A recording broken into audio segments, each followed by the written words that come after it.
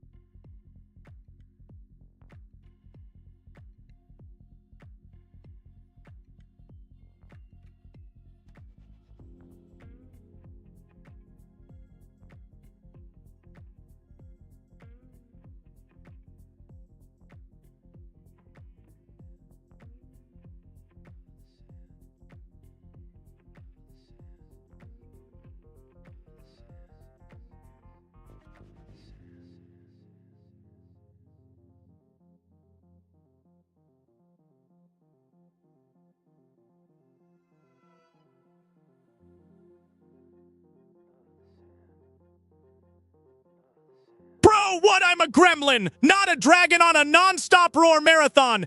Imma unleash some chaotic goblin shrieks instead. Raw WR, raw WR, raw WR. Nah!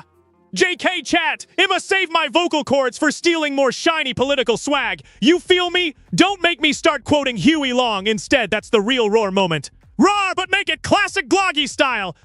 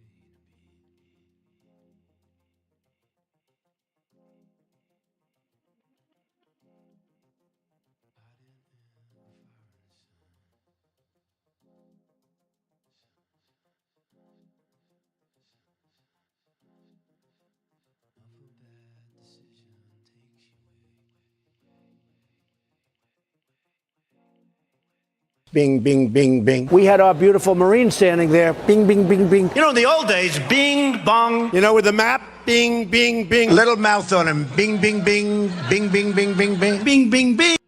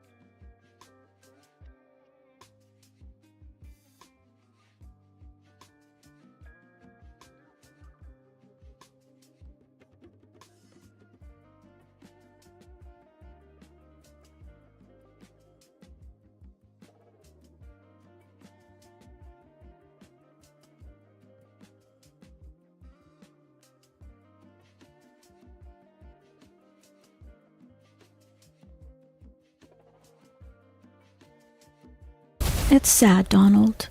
So sad.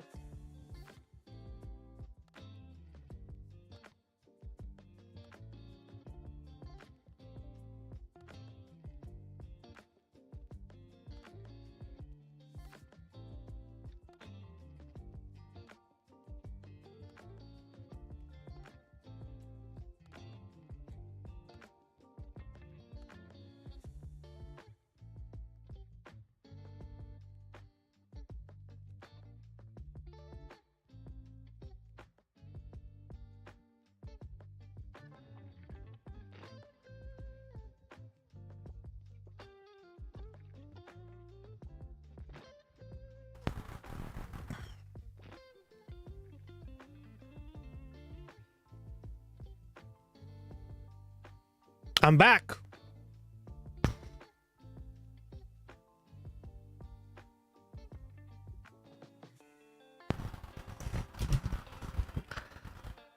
We're all back. What up, guys? Welcome back.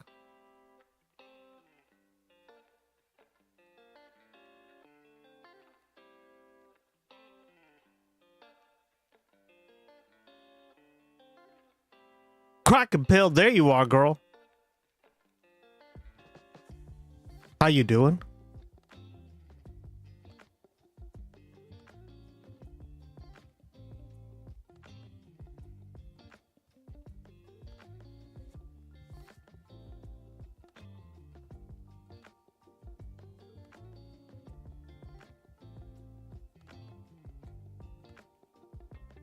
What are you guys talking about? You and Kristen B doubting Josephus. What's up, guys? Zippy little thing. Her car. Oh. Just getting through life one day at a time. Mm-hmm. Story of our lives and Trump 2.0. What up?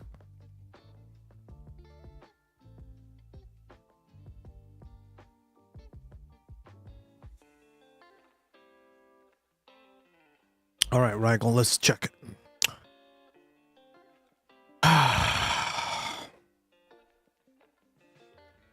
Let's see.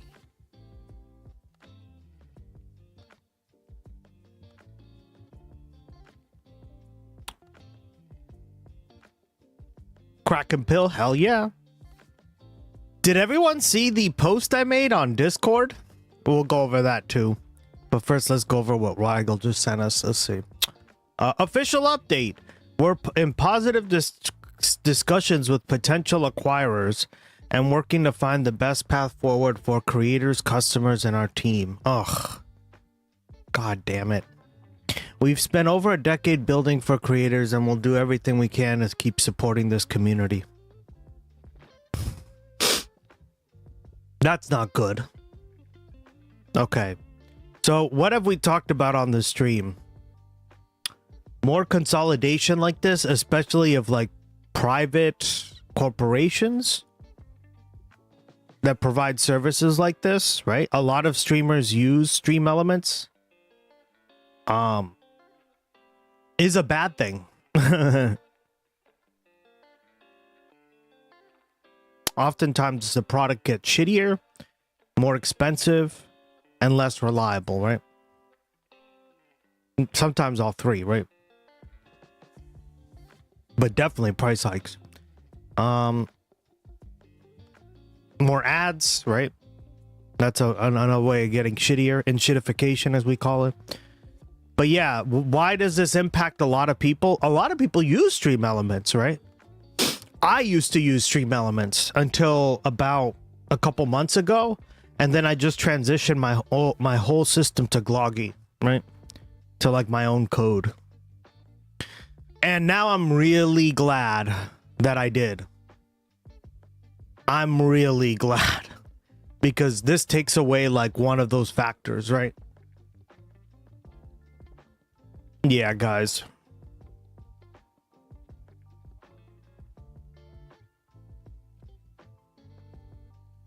Yeah, I used to take my G5 out to the country and rip around roads.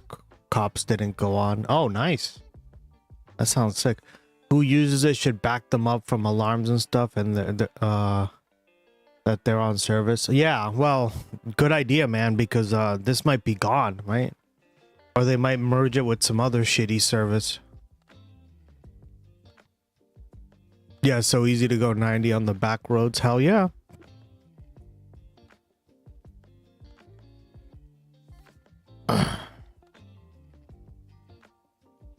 We've spent over a decade. Yeah, no, I mean, okay. Like stream elements? I think Asmongold uses Streamlabs, sorry. Streamlabs is like the shitty, like corporatized version of OBS, right? If you guys want to stream stuff do not ever use Streamlabs.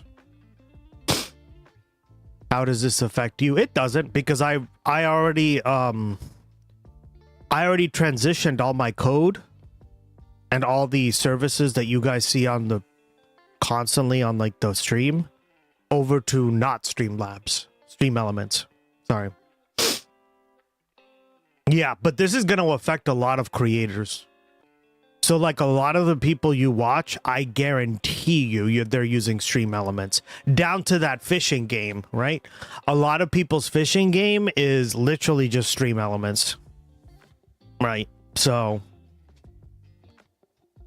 hence again why I spent so much time working on my own code, right? So now everything is independent. Like the only thing I'm using is AI, and it's running, even that's running locally off my computer, right? So I guess I dodged the bullet here, but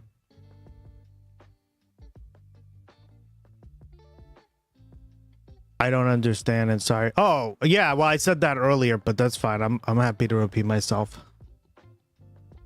That's basically what's going on here.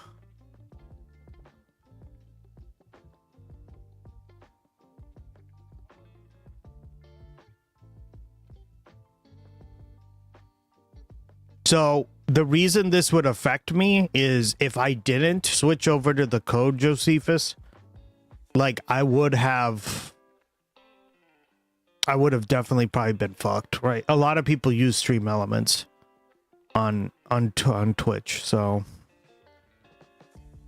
you can kind of tell because they have the bot in their chat, and I still have the bot in the chat, but I just don't ever use it. So what's going to happen to them? They're going, I mean, look, read the announcement. I just read it out loud.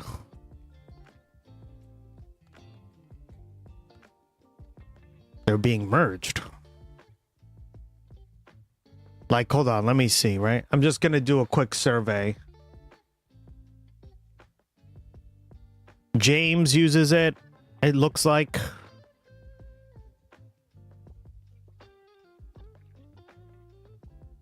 Red uses it.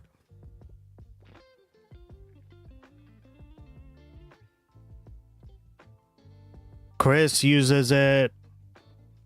Guys, these are random people I'm clicking on, okay? Oh. All right, he doesn't use it. Let's check Central Committee. It doesn't look like he uses it. I deceptively trick people into thinking I use it, but I don't. I don't use it for anything anymore. I just created my own systems, and they're more reliable. So if you can't do it yourself, you know, just do it yourself, guys. If somebody isn't gonna do it for you, just fucking do it yourself. Robo Rasu, I don't know who the fuck he uses it.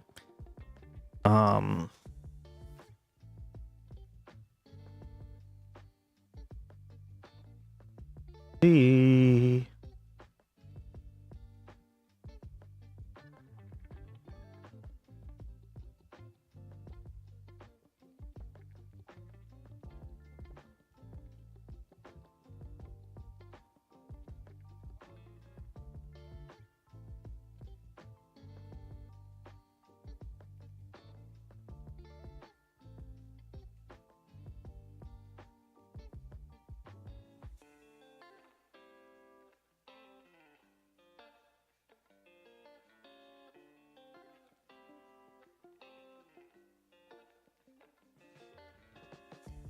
Yep.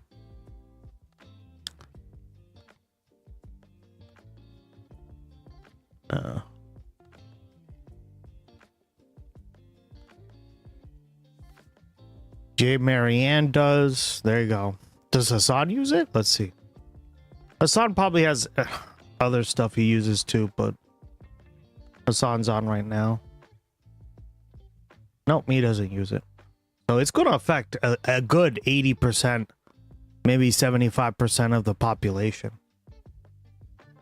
Rob Rousseau, he's all right. All right, I don't know him, so yeah, that's very bad, right? Because more consolidation generally leads to stratification, right?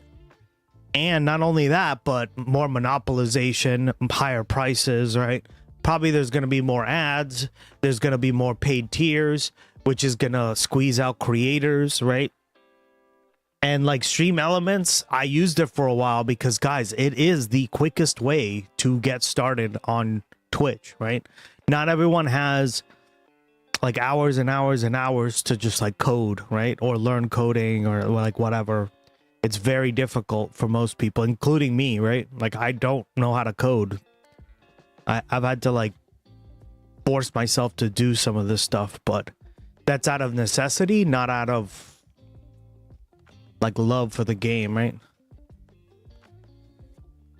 If Amazon buys it, well, yeah, if they own it, then I think that would be a better alternative. I'm not gonna say best or like we're all scot-free, right? But it's going to be better because I think they're going to integrate it well into Twitch, which would be cool, right? Like, it'd be another element of Twitch. I think that would be smart to do, right? But who knows? This is the problem. I also don't really support it because, you know, Stream Elements was the best for a while in terms of like up and go services because of that, right? Because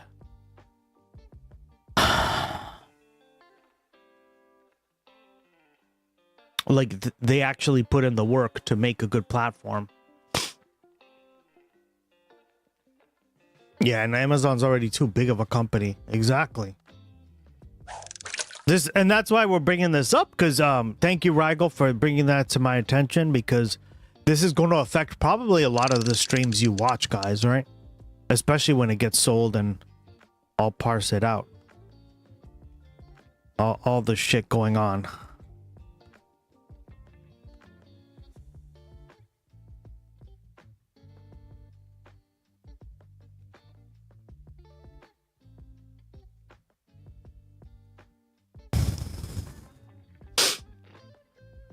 All right, let's see here.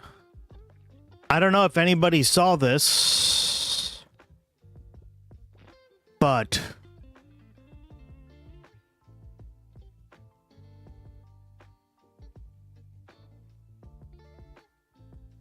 I posted this.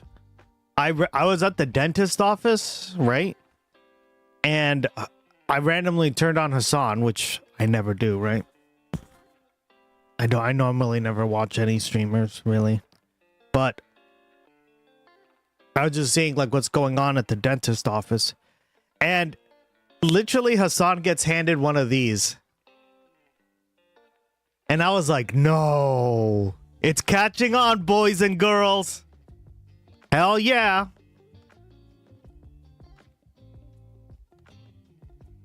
And his fucking dumbass puts it on the wrong way.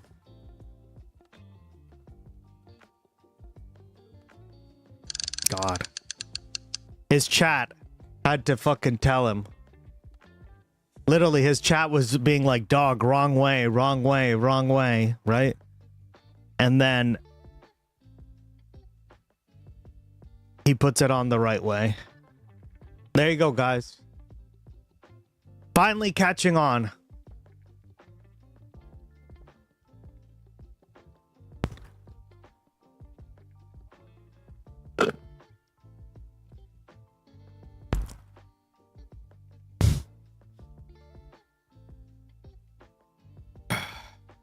You're welcome. I know how annoying it is if the computer ends up or deletes. Yeah, without notice. Yeah.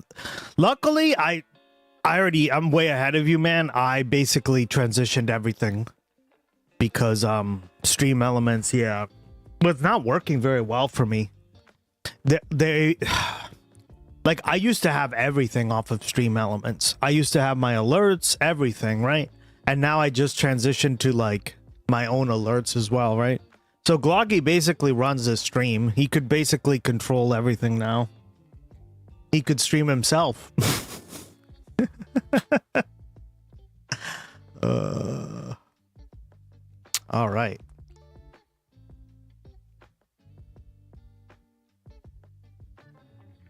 Great, guys. Reading. Why aren't you guys watching Reading Rainbow instead of me? Turning now to test scores. This is a really depressing investigation from the New York Times with a lot of data behind it. I encourage you not only to go read it for yourselves, but there's a tool where all of you can go and look at your individual school district and see what is almost certainly a 10-year decline in the test scores for children for math and reading. So let's go ahead and put this up here on the screen. They say why test scores are in a generational long decline. And in general, Still can't spell. Jesus.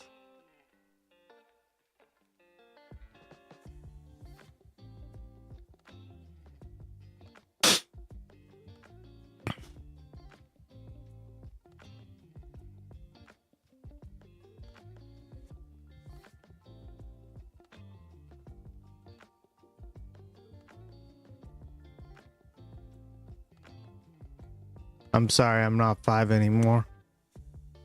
God, watch Reading Rainbow. Learn to read, guys. I'm sick of having to tell you what to do. what they see is that across America, whether you're rich, whether you're poor, whether you're black, whether you're white, whether you're Hispanic, whether they've done this program, whether they've done that program, students are performing worse than their peers 10 years ago. District level test data, which was released by the Educational Opportunity Project at Stanford, reveals that compared with a decade earlier, reading scores were down last year in 83% of school districts where data was available. Math scores were also down in 70%. The declines have affected rich and poor and crossed racial and geographic divides. The new data provides the first national comparison of school districts through 2025 and shows a detailed picture of individual school districts have performed over time. From 2017 to 2019, students lost as much ground in reading as they did during the pandemic.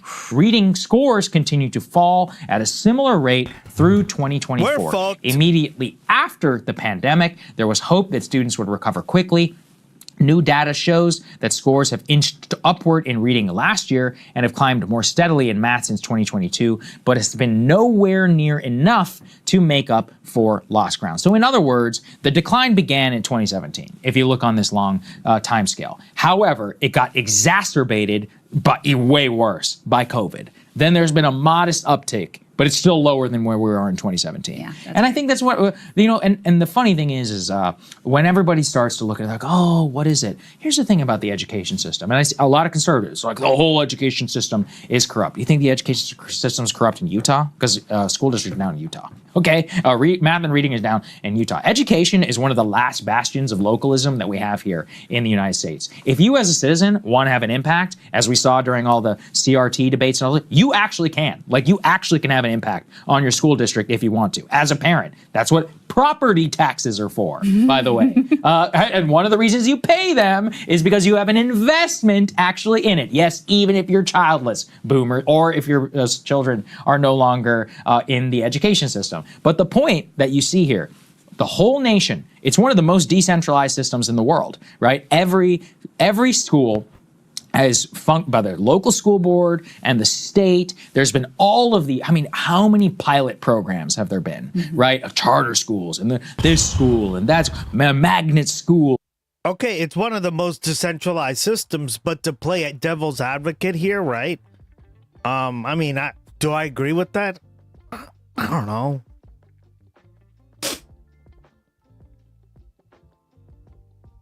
As a system?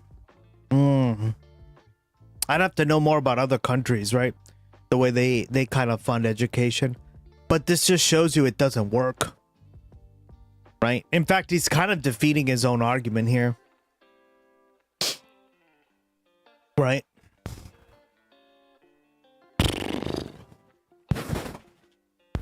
Maybe there's too much decentralization going on, right? We need a little bit more centralization. More standards, right? And I don't mean on the kids.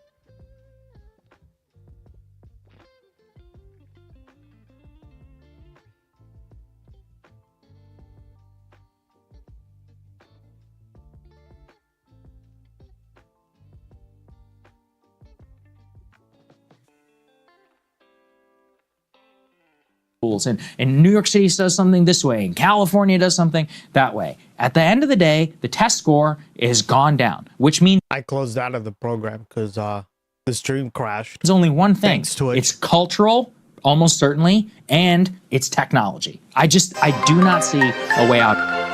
You wanted the best, but they couldn't F-Ken make it. Ladies and gentlemen, Guns and Roses. Intro solo to Get in the Ring starts.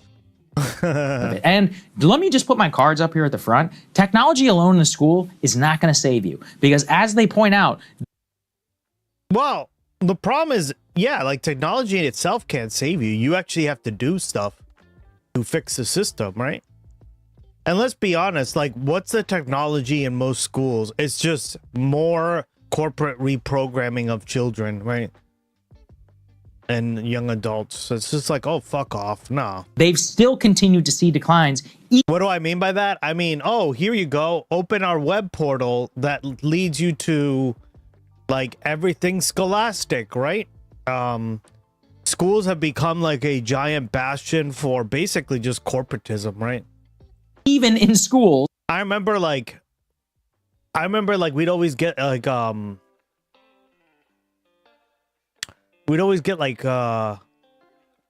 like magazines or like pamphlets. I forget exactly what they were, but they would be like they would hand them out at school and you could order books, right? You could order books to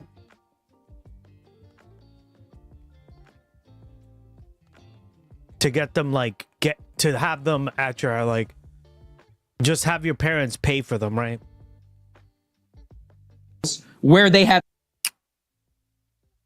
and you know, they were all Scholastic, right? Or whatever brand they were.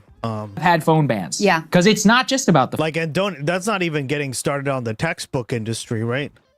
That's incredibly corporatized too. out. They've still continued to see declines, even in schools where they have had phone bans. Yeah. Because it's not just about the phone. We were talking earlier No, the about phone isn't the Chromebook, and you entire were telling thing. me about how you're... That's why I don't think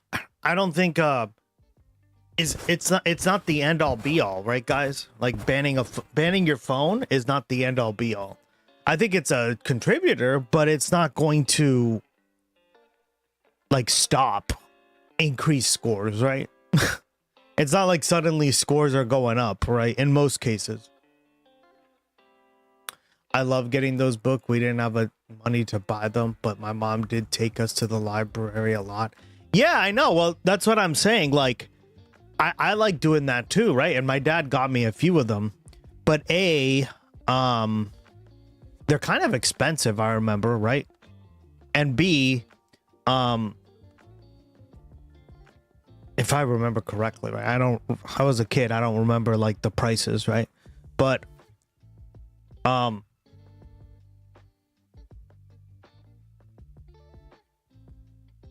yeah, like that's a sign. That's like an example of it, right? Like the education system, and like now it's like Google, right? Like Google has really entrenched with like Chrome laptops, right? And like they have the control over the platform, right? They also now are putting like AI built into Google Chrome. So guys, delete Google Chrome if you use it. Don't ever use Google Chrome, to be honest. I would prefer you guys use Brave, which is a it's based off of Google Chromium, right? But it's not Google Chrome. It's basically all the stuff stripped out of it. So, yeah.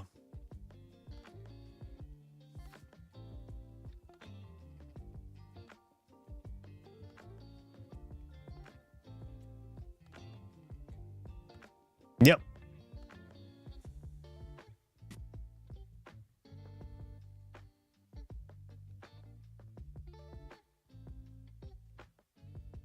Yeah, because basically now I guess you're training the AI with, this is what I use, by the way. I use this and LibreFox. This thing here. Brave. It's like the little symbol is a lion. They basically block all these ads and trackers, and it doesn't have like the AI built into it.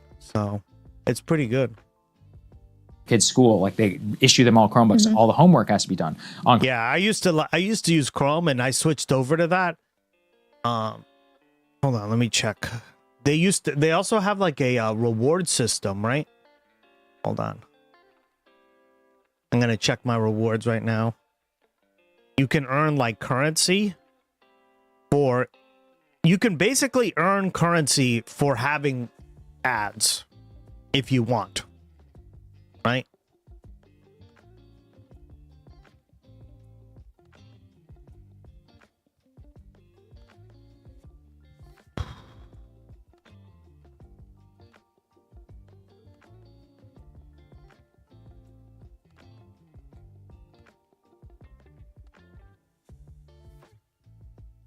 Oh, that's cool. I have about $100 worth of I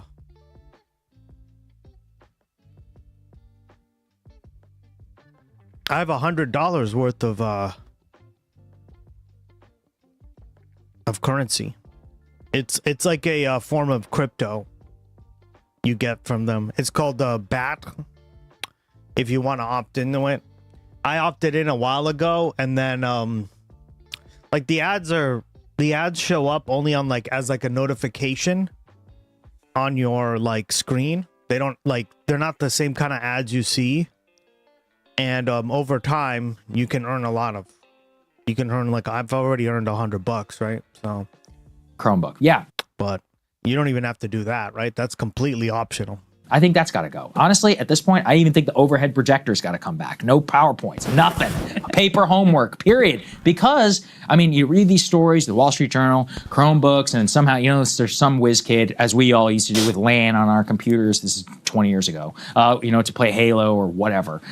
People will always figure it out. Some mother discovers that her son's been watching 7,000 hours of YouTube in 2 years on his school-issued 7,000 hours of YouTube on his school-issued Chromebook. That's an extreme example, but I'm just giving one of what it is. Jesus. The fact is that the mass distraction in college, because remember, this is also being found in college and universities, is we're seeing it now across the entire United States. And that's why, you know, again, a lot of conservatives were like, oh, it's being woke. I'm like, again, like you literally, like it's in Florida too, guys. It's in Utah. It's the whole nation. Yeah.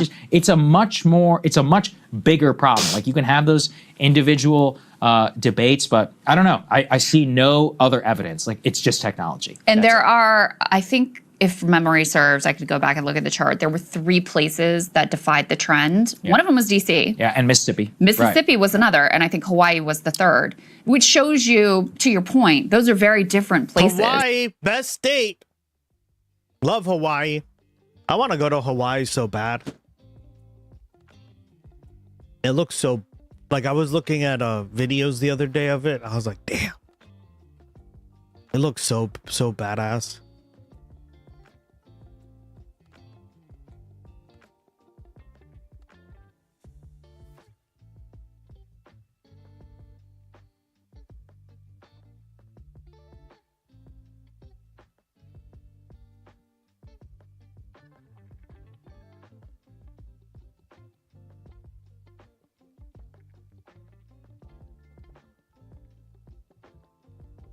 It's expensive though. Yeah, well, because everyone wants to live there. It's Hawaii. Like, look how beautiful it looks. Like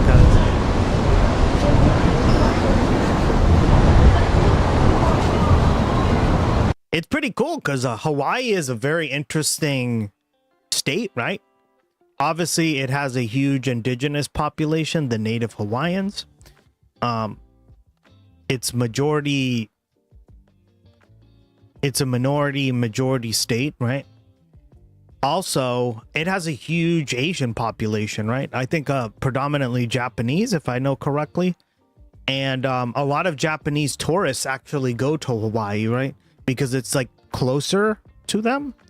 And like Hawaii's had a large amount of Japanese immigrants over the years for a while. Yeah, so it's just like a very interesting state because, you know, not only is it like beautiful to live in, and as you can see, it's very nice, right?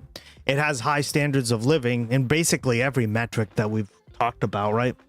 But it has like a very interesting culture, right? It has its own culture. It has its own immigrant community. It has like rare, you know, that Americanism, that typical American living there as well. So it's sort of like a very interesting mix of everything, right?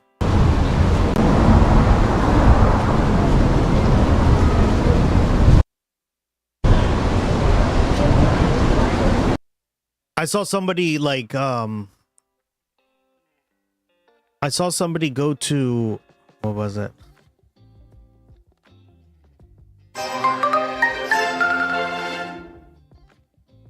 I mean, in the nature stuff, right? Oh, here we go. There's a little driving tour. I always like the driving tours. Somebody went here for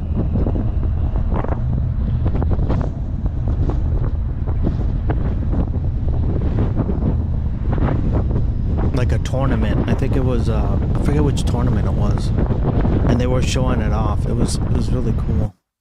Yes. Ideologically, you know, so this isn't really a liberal versus conservative thing, and we should all be looking at Mississippi and DC. Also, part of what I hate to say this, yeah. Mississippi and DC were so shitty that being modestly increased is like, so let's be on, look, no disrespect, but it's true. DC, I don't think Hawaii was great shakes either. Right. Remember the documentary about DC schools and how awful they were with that what was that woman? Yeah, Hawaii has a lot of the Asian lady. Yeah. Gosh, I forgot too. She came in, she was a big charter school proponent, whatever. Anyway, I know part of what they did in DC is there's this it's very controversial, like the way to teach kids to read, even though there's a very clear science-based analysis that teaching phonics is the way to go, and like doing it in a, you know, rather than the sight reading ways that, you know, guys, people used to do, read. whatever. I'm Anyway, sick so of you not DC reading.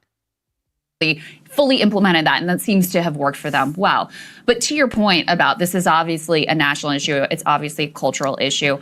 I don't really know that I would pin it so much on the Chromebooks in the school. I think it's more about culturally, like people, they don't read books, right? Instead they're on their screens. That's a big shift. You know, another one that people don't talk about is another thing that screen time replaced is board games. Yeah.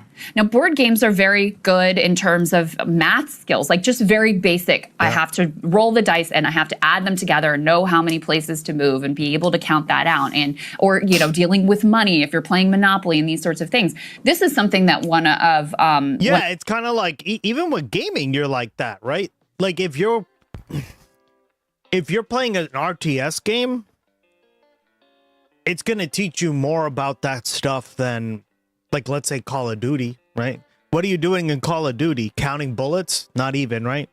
It's mostly just like reaction time and stuff, right? Right? It's...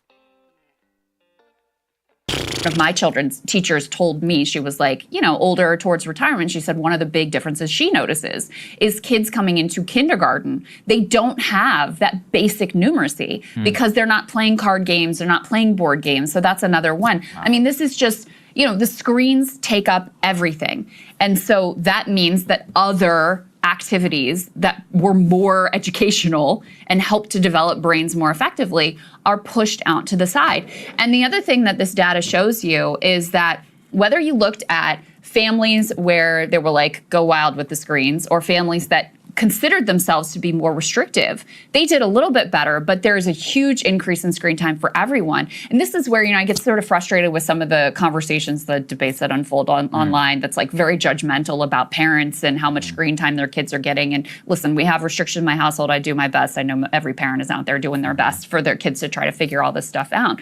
But you are up against a multi-trillion-dollar industry. I know. You are up against an entire culture. The idea that you are going to be able to just individually bootstrap your way to avoid the complete dominant culture. I agree, I agree. And this is where, like, we need actual policy, right? National policy.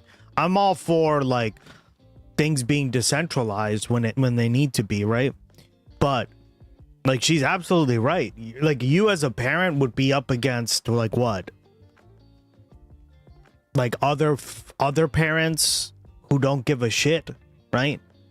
And giant corporations that spend millions, if not billions, right, on things like this to get your kids either addicted or like hooked on it, or right, whatever word you want to use, like using it. It's almost like a drug. Oh shit.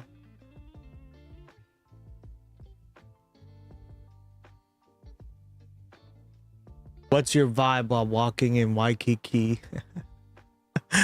Love it. I mean, it's impossible. It's genuinely impossible. You have to be rich and you have to be fucking crazy. You actually have to be crazy. And then there's downsides to that, because then your kid is weird. Yeah. Like they're not in touch with the dominant culture. And there's something to be said for being weird, right? I mean, some of the greatest thinkers and insights and creatives and whatever come out of people who don't grow up in the mainstream culture, and so they have a different perspective. But, you know, most people are not going to be able to pull that off. The other thing that came out in this data that I thought was really interesting is, in terms of the post-COVID improvements, the two sectors of society that have done the best are the rich, predictable, because they can invest in tutoring and whatever supports they need, blah, blah, blah, and the poor, because there were programs, there was money put in place of like, okay, we know we had this learning loss during COVID, we've got to do something. And it's actually the sort of middle income, just like your average middle income district and family, that has seen the least That's a good idea, Ducky. improvement post-COVID, because they don't have the resources of the rich to helicopter parent in and do everything possible, and potentially with one stay-at-home parent that can do all the work on the side. And they don't have the extra support from the... I do think there is like a trap that we think that there's like a trap, right? And this is another reason I don't like money. And now I actually like agree with this even more, right? Is there's a point where just throwing money at the problem isn't the solution, right? There are schools that are funded very well, and that doesn't always mean they're gonna have amazing, like they're gonna be wicked smart kid, right? So I think there is like a money fallacy where if you like a money trap, right? That if you just, and where it starts and where it begins, I don't know, right? I'd be willing to look into that, but there are some districts in the United States that have like very well funded schools, and they're probably not that much better, right?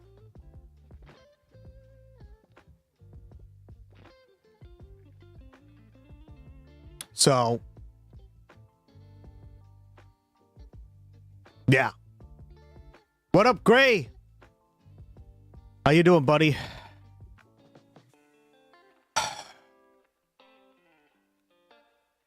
So, I don't know, right? I don't think money can conquer all, guys, right?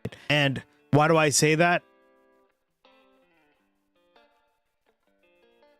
Because it's like we've been buying things.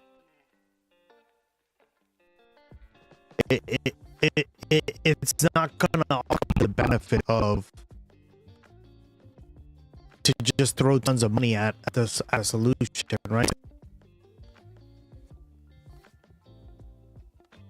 Doing state and from the government to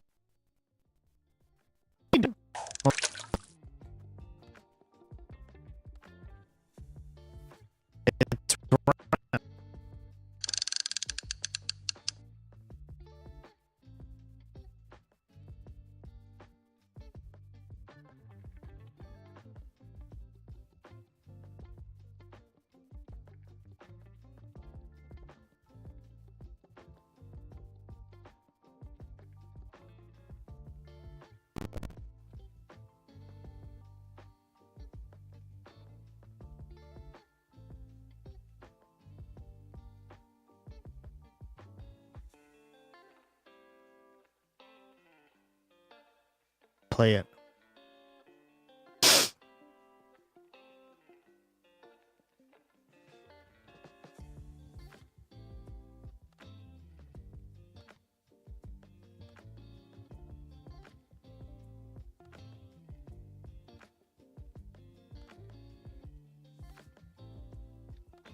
It's because I had it off when you did it. Because Twitch disconnected me. Which is weird. I don't know why.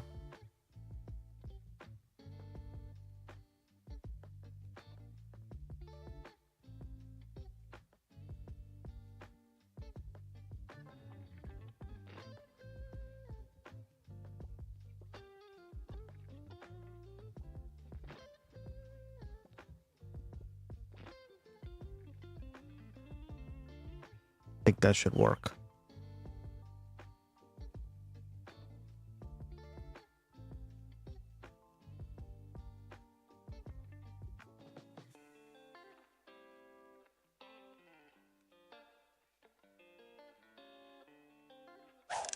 Yeah, exactly, Bound.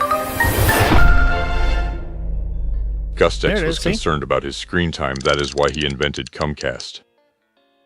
Comcast decentralizes your viewing, allowing you to say you're not watching when you actually are. Genius. Yeah, Bound, I agree. The wealth of a school district has a lot to do with it. If your school district has high property values, you usually end up with parents who value education much more because they often reflect higher levels of education themselves. Yeah. It's a self-perpetuating loop, right? It's why Massachusetts has so many high school districts, right? So many school districts that value education, because education is valued here a lot, right?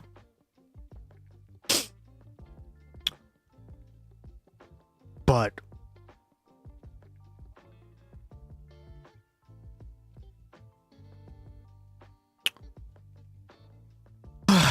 let's see.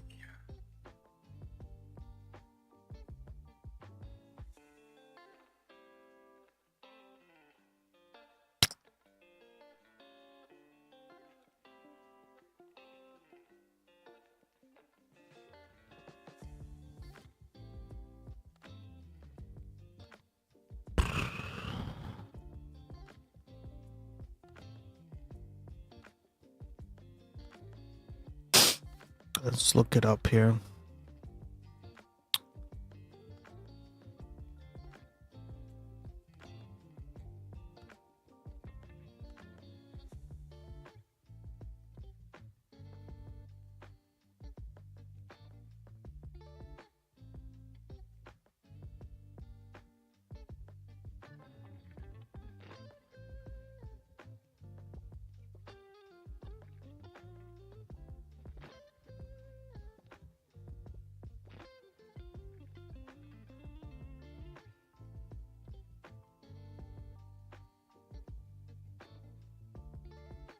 All right, so Massachusetts, Colorado, New York, Massachusetts, New Jersey, Connecticut, which is basically Massachusetts. Oh, man. Look, it's all just like wealthy areas, right? Look at all the areas, right? All right. Help get their kids back up to speed. So I thought that was really noteworthy as well. Yeah, and to your point here about the culture, and this is when I say Chromebook, I'm not blaming just the Chromebook. I'm saying that it's about the. You can use Brave. You can download Brave. It's the same. It's the same architecture as Chrome. It's just decent. Like they strip all the trackers, the AI, and the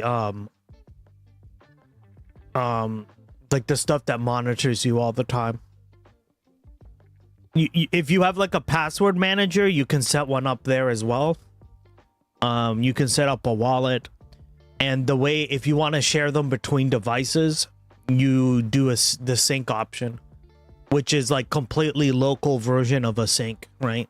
So you're syncing your devices locally, not through some like cloud service. It does require an extra step of you like basically pointing your camera at the QR code or whatever, or vice versa, typing in a really long code. But honestly, it's better because back up as many of that stuff on like your computer, and then you can basically always have your passwords and stuff locally stored without having to worry about like that cloud stuff leaking or any of your passwords getting hacked, right? Protect your shit. Yeah, no, Brave is... I've been using Brave for like 5 years now, guys, and I love it. Like, I don't... Like, it does have like a little bit of... Like, it doesn't always work with a few websites, but I don't know, like it's never that intrusive, right? It's never that intrusive where it creates like, oh my god, I can't use this website ever, right? Like if you report it, they generally fix it.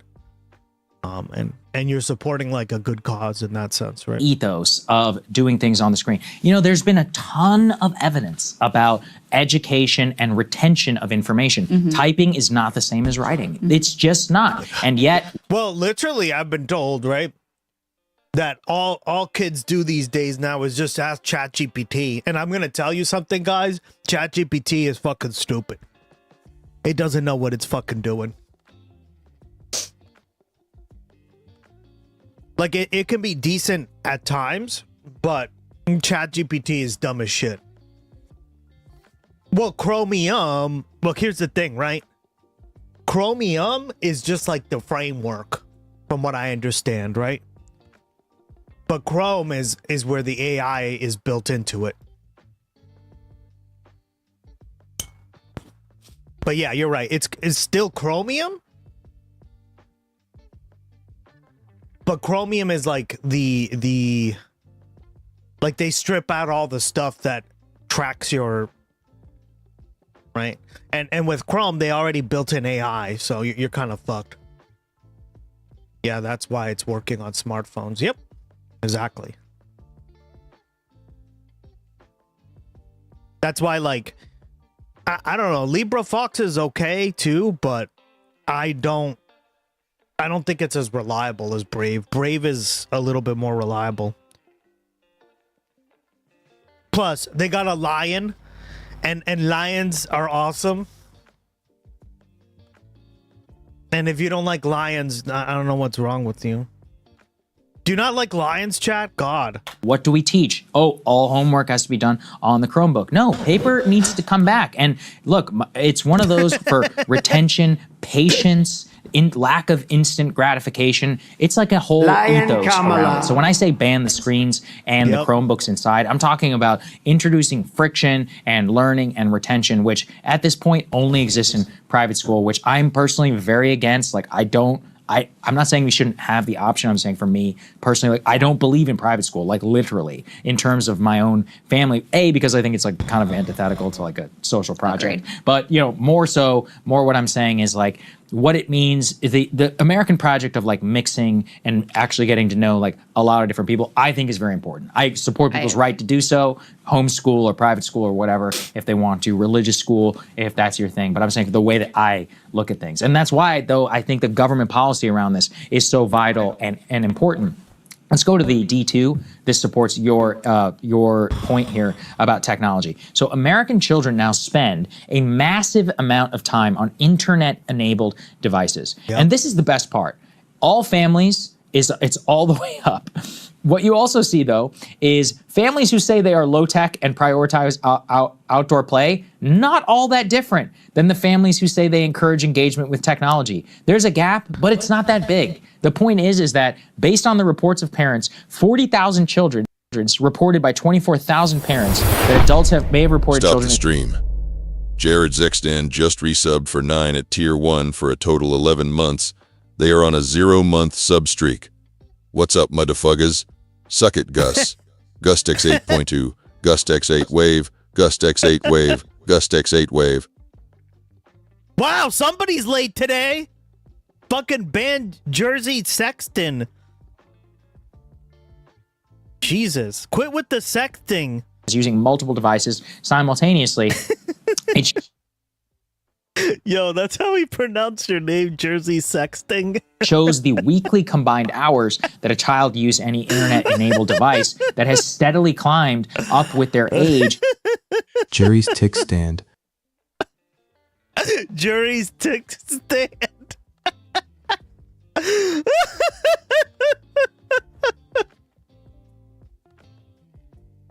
For fuck's sake. Oh my god, guys. Ooh.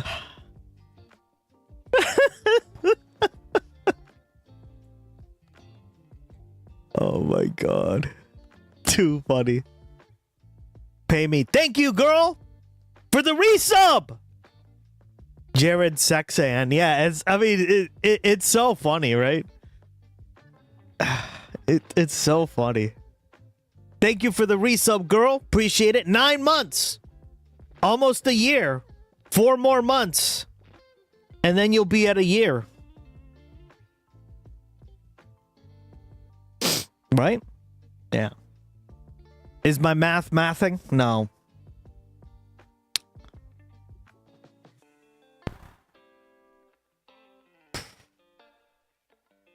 Sorry, 3.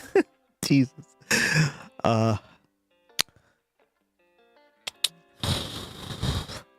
Jerry Sex Camp. Yeah, for real. That ultimately. By the way, guys, I have someone helping me, or like coming to help do the ACs. So either I'm gonna put away the away screen, or we'll watch something while we do that, because it's gonna be in this room. All right. Ultimately culminates in some 19 hours per week that a child is on an internet-enabled. Should be quick though, so device, and I think that points out even if you're one of the conscientious people, that you're really just not that far off from even the people who are like, oh yeah, whatever, you can use an iPad. So when I said you have to be crazy, like I really mean it. Like you have to be nuts. Yeah. And you can also see this in terms of broader culture. Go to the next one. This is another fascinating one. You can tell me more about this because your kids are older. American children are not allowed to go many places. Yeah, that's gonna be a problem, right? In Finland and in like Japan, you see kids like on the subway or just like walking by themselves to school. Right? Like remember we watched that like day in the life of a Japanese school that only had like 6 kids in it?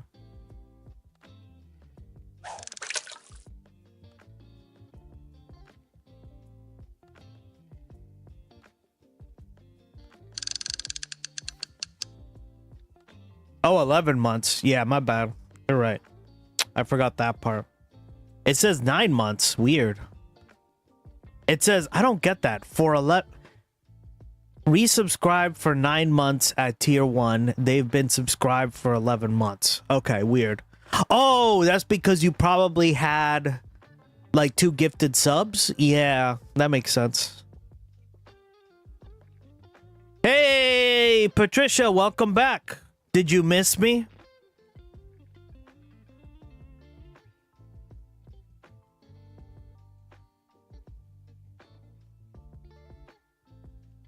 Did you miss me? Remember that? Oh, yeah.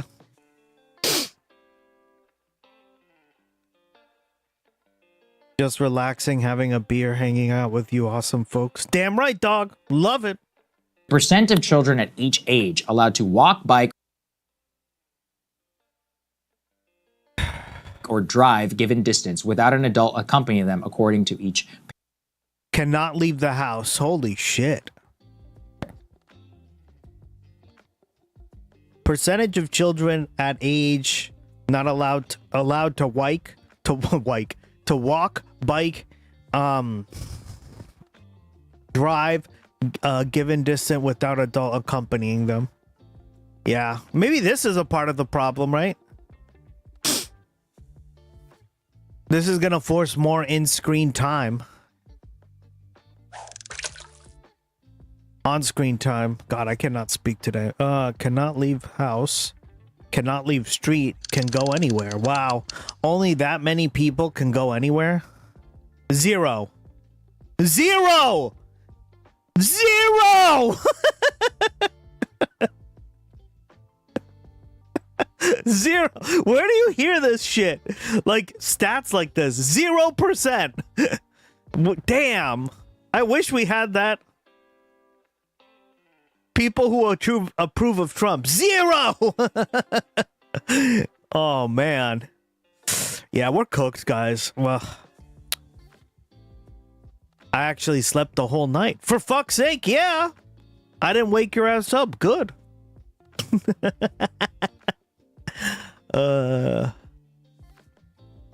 Parent. So what you see is that there has been a dramatic decrease of the ability for children to not go to many places, cannot leave the house, cannot leave the street, cannot leave the yard, and cannot leave the neighborhood. And that obviously children become more independent as they get older, but the age at which they're allowed to like go and to be able to do things is steadily climbed. Some of this is...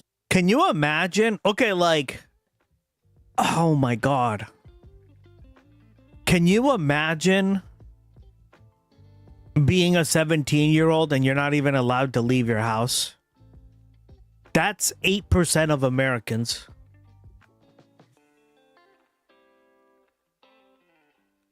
That is so fucked. Who are 17, right? Because in reality, it's actually way bigger. Because look at this. 8, 17, 16, 10, 15, 10%, 14, 11, 15, 13, right? Like it just goes up and up and up and up, right? But at 17, that's crazy. Well, that's what I'm saying. And really, like 17 isn't that different than 16 or 15, right? So it's really like a big percentage of the country that's like this fucking. And this is what I talk about. This is what I mean when we talk about cultural problems here, right? This is a symptom of a greater problem here in the United States, right? When literally, right? Hold on, let's look it up.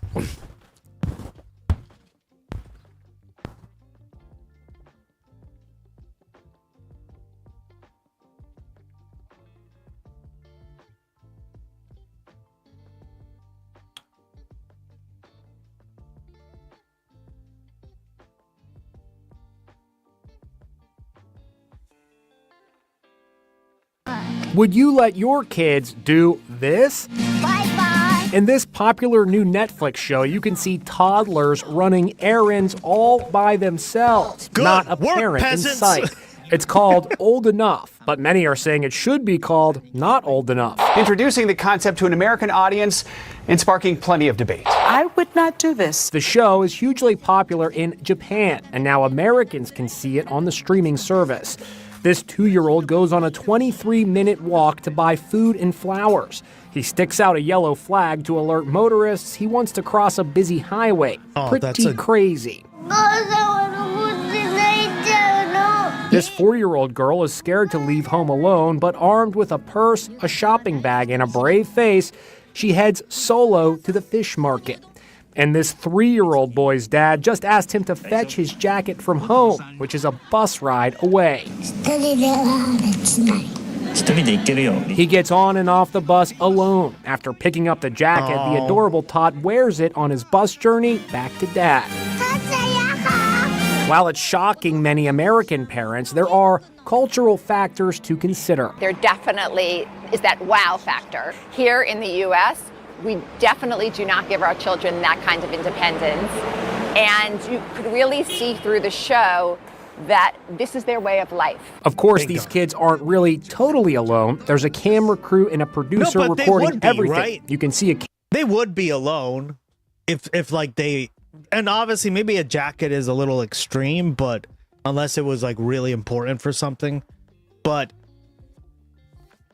like, yeah, like, what are we doing here, right? Like, why are we so against this here in the United States, right? Even me, like, my guttural reaction is like, whoa, that kid's kind of small, right? But that's, like, I'm willing to suppress that, right? Like, I'm willing to be like, hey, yeah, that's just my dumb American Western brain speaking, right? And I know in many countries, probably even Germany, right? Like, kids... I know for a fact in Scandinavia, this happens a lot, right? Maybe not Germany, but in Scandinavia, yeah. Cameraman right there. And there's no denying seeing little ones do adult things is just plain adorable. Watching the show brings so much happiness to so many people's faces. I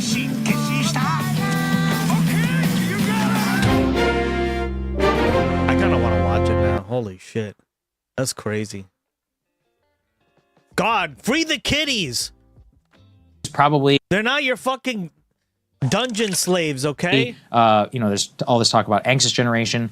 A lot of this might be, a surveillance, like with technology, just because people literally know like where you're going with, what's that app called that all these families are using? Like Life 360, I think that's what it is. Yeah. It's like a tracker, which I get, but in general, the lack of independence, so this we were talking about with board games, critical thinking, I just think a lot of these formative experiences have dramatically declined over the last 20 years or so, even just compared to my childhood, which was already pretty embedded in the television culture, which was already dramatically different. There are trade-offs. It's a value-neutral phenomenon, but you have to observe it and say, what's the impact here on the education system? Yeah. I think I'm just thinking this through in real time about the increased protection about what you're allowed to do. So I'll just say my 9-year-old, she's certainly allowed out of the house. But if she was going to go, I'm uncomfortable with her just like going around the neighborhood by herself, at 9 years old. And I'm worried about cars. It should be. People don't pay attention, right? That's what I am fearful of. My 12-year-old is allowed to go around the neighborhood by himself. I want him to tell me before he leaves. Right. But, when he's got his phone with him, that's another thing is the 9-year-old doesn't have a phone, the 12-year-old. Well, and let's be honest, right? Let's take the Japan example, right? Again, there's other countries that do this too. I believe Scandinavia does this. I don't know about Germany. Can you let me know, Rigel, is this common in Germany? Like in Japan? It's so funny for a country that is so different. Japan, they're very different countries, at least on the surface and in different parts of the world. It's funny how Japanese, Japan and Germany actually have a lot in common, right? They have a lot of things in common with one another, even though they're very different and in different parts of the world, right? Does have a phone, so that's a difference as well.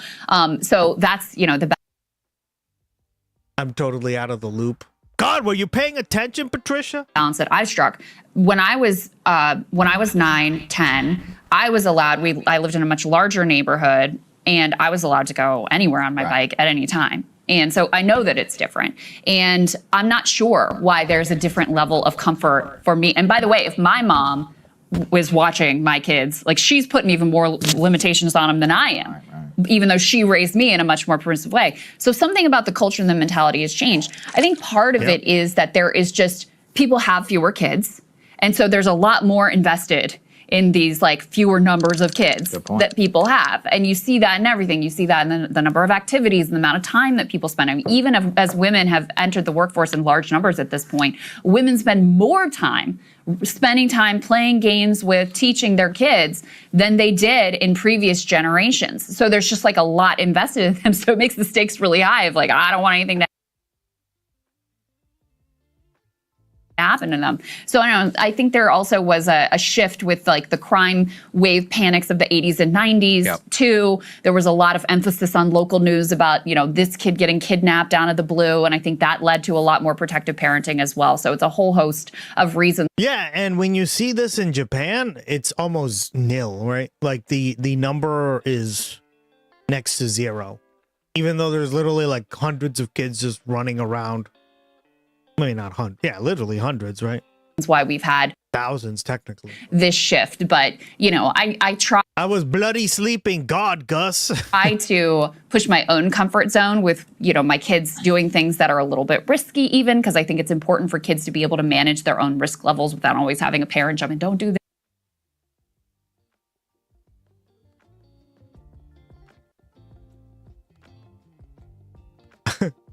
You know what somebody sent me, speaking of Australia? We're not going to watch this whole thing because Patricia won't even understand it, but... Where is it? Wait, I can't even find it yet. Hold on. God, it's not safe, blah, blah, blah. blah. But there's no doubt that I raised my kids in a more restrictive way than I myself was raised. Yeah, but you're already probably still out of step because most of these helicopter parents around like where I live and others, nobody's going to leave the house probably till like 13, 14 in terms of neighborhood. I mean, granted, I live in a rural area. Right. So it's also a little different. See, know? this is why where you live matters. It really does. I will tell you, some of the parents that do the best job of this are like New York City, because I know New York City parents where, you know, if you're a teenager, you're riding the bus and the subway around the city, you're going to school on your own on public transit from the time you're certainly in high school, even middle school. And I feel like I took the bus in elementary school, right? My little like fucking 7-year-old ass or whatever the hell had to take I was by myself, right? I mean, technically there was like a chaperone there, right? Or like somebody who, and the bus driver, but God, such privileged fucking assholes. There's a lot more independence baked into that culture. Right. Yeah, that culture than there is in most of American Makes sense. life. Yeah. I remember when you meet like an 18-year-old New York kid, you're like 30, dude. Yeah, there's so much more, together and like self-sufficient than Very true. your average teen. All right, there's a few other elements here. Oh yeah, we wanted to put this up here. D6. We're always keeping an eye on other countries. What are they doing? This is an interesting one out of Israel. Benjamin Netanyahu has unveiled, we're speaking of different systems, their system, they have unveiled a sweeping summer AI initiative where students will be trained in GPT, cloud tech, and more before matriculation exams while also closing wartime gaps. The education minister says over $1 billion shekels will be invested, with July counted as a full but optional school month. And Bezalel Smotrich is framing it as freeing parents to work while delivering real learning, not babysitting, calling it, so it's like a national Vision 2040 system where all of Israel's future will be shaped through AI and training in GPT. Not really what I would want to sign my kids up for. Sounds appropriately dystopian for that country. Yeah, and then in terms of hours, there was this great bit from Tim Dillon. Let's put this here on the screen. You may have missed it. Melania Trump doing this event at the White House with the Queen Consort, Camilla, where children are all donning VR headsets for, quote, AI-powered cross-cultural educational program. Just friggin' dystopian. Yeah. Melania has been on this weird, like, wanting to put AI in the school systems, and like this is her thing this time around. And I don't know. No thanks. No, good on that. Thank you. I'm exiting. Those are the. If those start showing up in public schools, that's when I'm going to go private. That's why we need the ability. There is a line. If we need to. There is a That's line. my line for sure. I blame Jersey. Oh, you start to put GPT in a 5-year-old's face? No. All right, now continuing on this vein, we've got a great guest standing by, Zach Exley. Let's get to him. Yeah, thanks, guys. Thanks. All right, looks like Andrew Callahan has a new video interview. Oh God. A few things you guys sent me. Here we go. This was on She. Said something to Donald Trump yesterday that you may have missed, and it was an extremely aggressive statement about China's view that it is on the rise and America is declining. Let me explain. Xi Jinping made reference to something called the Thucydides trap. It's an obscure idea from American political science, and it seems like it might be an odd thing to come up between the leaders of two enormous and powerful countries, China and the United States. And the answer is it's Xi's way of expressing his belief that China's rise is inevitable and that the United States needs to accept, essentially, that Chinese power is going to surpass American power. And it's a way of warning that if America doesn't accept this, that war is borderline inevitable. The idea of the Thucydides trap comes from a scholar based in the United States named Graham Allison. And the basic idea, which comes from the Peloponnesian War, fought many thousands of years ago between Athens and Sparta, that whenever a rising power, in the modern context China, confronts an established power, the United States, war is almost inevitable. And the reason why the Chinese leadership, and Xi in particular, likes the work of this scholar, Graham Allison, is because Allison argues that essentially the way to avoid the war is for the established power to accommodate the rise of the rising power. Again, in this case, China. Allison also had a piece just before the summit essentially floating the idea that the United States might make concessions in its approach to Taiwan during the course of the summit. So you can see why Graham Allison is popular with Xi Jinping, and you can see why this Chinese leader is summoning the ideas and rhetoric of this American political scientist to make his case to an American president that China is rising, the United States is declining, and if the United States wants to avoid war, we need to accept those facts. It's a very, very aggressive overture. China's president said something to Donald Trump yesterday.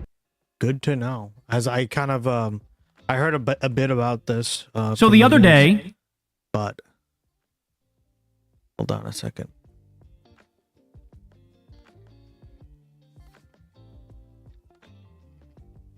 We got some breaking news here.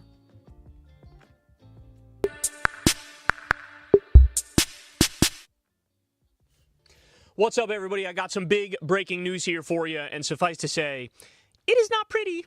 It is not pretty. So sit back, relax, buckle up, because this is going to be a wild ride. So right off the bat here, absolute bloodbath in the U.S. market this morning.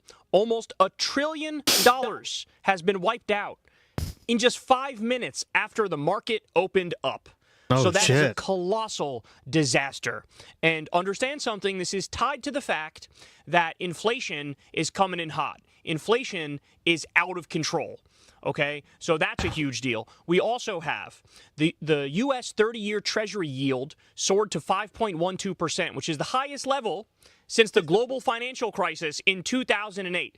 Now, that's just a fancy way of saying that the interest that we pay on our national debt is now above 5%, which means just servicing that is now becoming very difficult.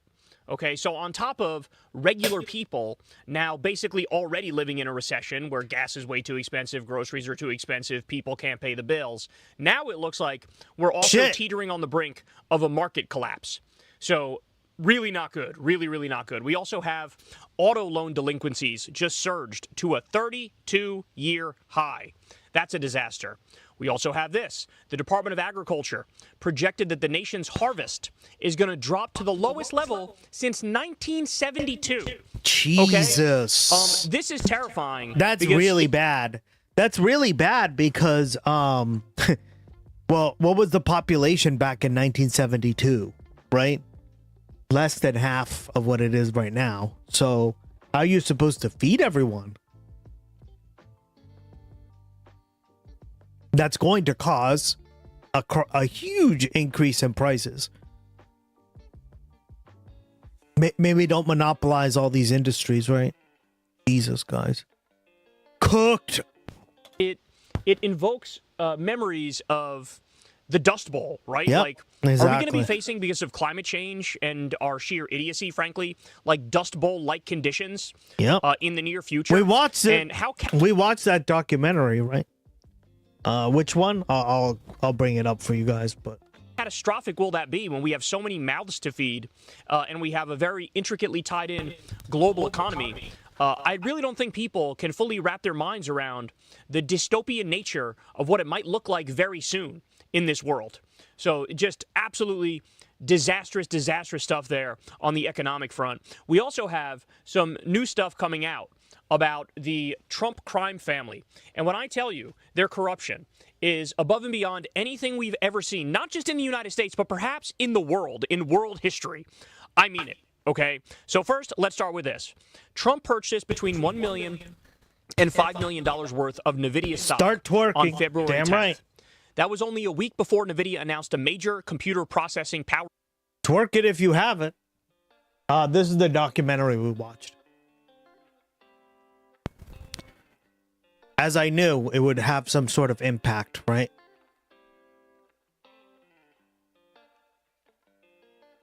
We watched this documentary. It was really good. And what was the end message of it? Let's not repeat Immortan it. Joe, do not, my friends, become addicted to water. It will take hold of you, and you will resent its absence. What did they say in the at the very conclusion of the documentary? What he just said, right? What Doubting Josephus just said.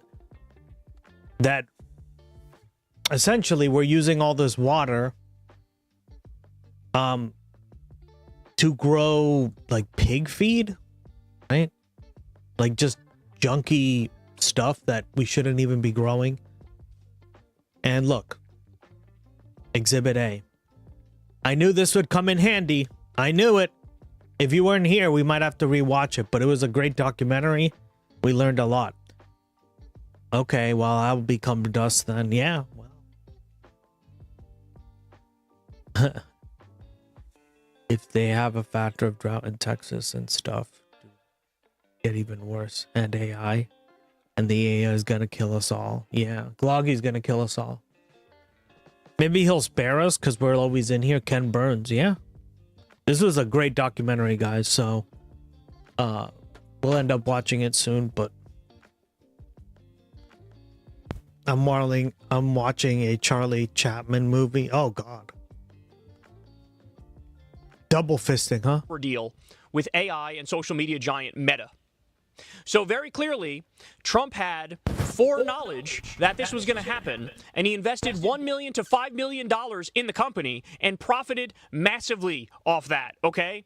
He also previously purchased $500,000 to $1 million worth of NVIDIA stock on January 6th, and that was a week before the Commerce Department officially approved the sale of some NVIDIA chips to China. So again, the clearest open and shut case I've ever seen of insider trading. The fact that anybody would even bother to deny this literally means you disregard everything they say about anything ever, okay? These are jokes of human beings if they're willing to look you in the eye and disregard the plain-faced reality of what we're seeing here and the immense corruption of what we're seeing here. It's just absolutely insane what we're talking about here. So even just the fact that Trump approved these chips to go to China was a massive scandal. Because, you know, it gets rid of one of the very few strategic advantages we still have over China, but he was willing to do it for personal profit, quite literally like selling out the country right in front of our eyes so that he can make a shitload of money. Okay, but that's not it. We also have Trump-owned Dell stock. On May 8th, Trump said, go out and buy Dell. They're great. And Dell jumped 12% on that day. Wow. What he didn't mention is he already bought $5 million in Dell stock on February 10th. Then he bought more on March 2nd. Then he bought more on March 11th. And then he bought more on March 23rd. What a sick joke. Wow. The disclosure became public 4 days after the endorsement. So, yet again, we've never seen clear examples of insider trading. We've never seen clear examples of corruption. And this should also validate in your mind every single thing that you've heard about all of the war profiteering that's going on, where, you know, there will be massive movement in the market when it comes to, oil futures. And then like 7 minutes later, Trump will post something on Live Social about how we're on the brink of an amazing deal with Hormuz. Again, it's Trump, it's Steve Witkoff, it's Jared Kushner, it's Don Jr., it's Eric, potentially even Barron. It's all of these asshole insiders who are literally trading on this knowledge. Wildly illegal. It's not even close. But the fact of the matter is, there have been no consequences for so much of what Trump has done that he genuinely and sincerely feels invincible.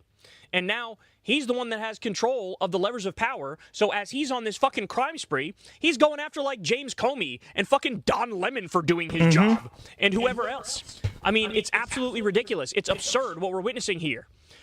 We also have this. Now, buckle up for this one, because as bad as everything was to this point, honestly, this is even worse. So, President Trump. Damn, it's windy out here. I don't know if you guys can hear it. I think this mic does a pretty good job of hiding the wind, but it's windy. I got shit flying around next to me here. So, President Trump is expected to drop his $10 billion lawsuit against the IRS, okay? His own IRS, by the way.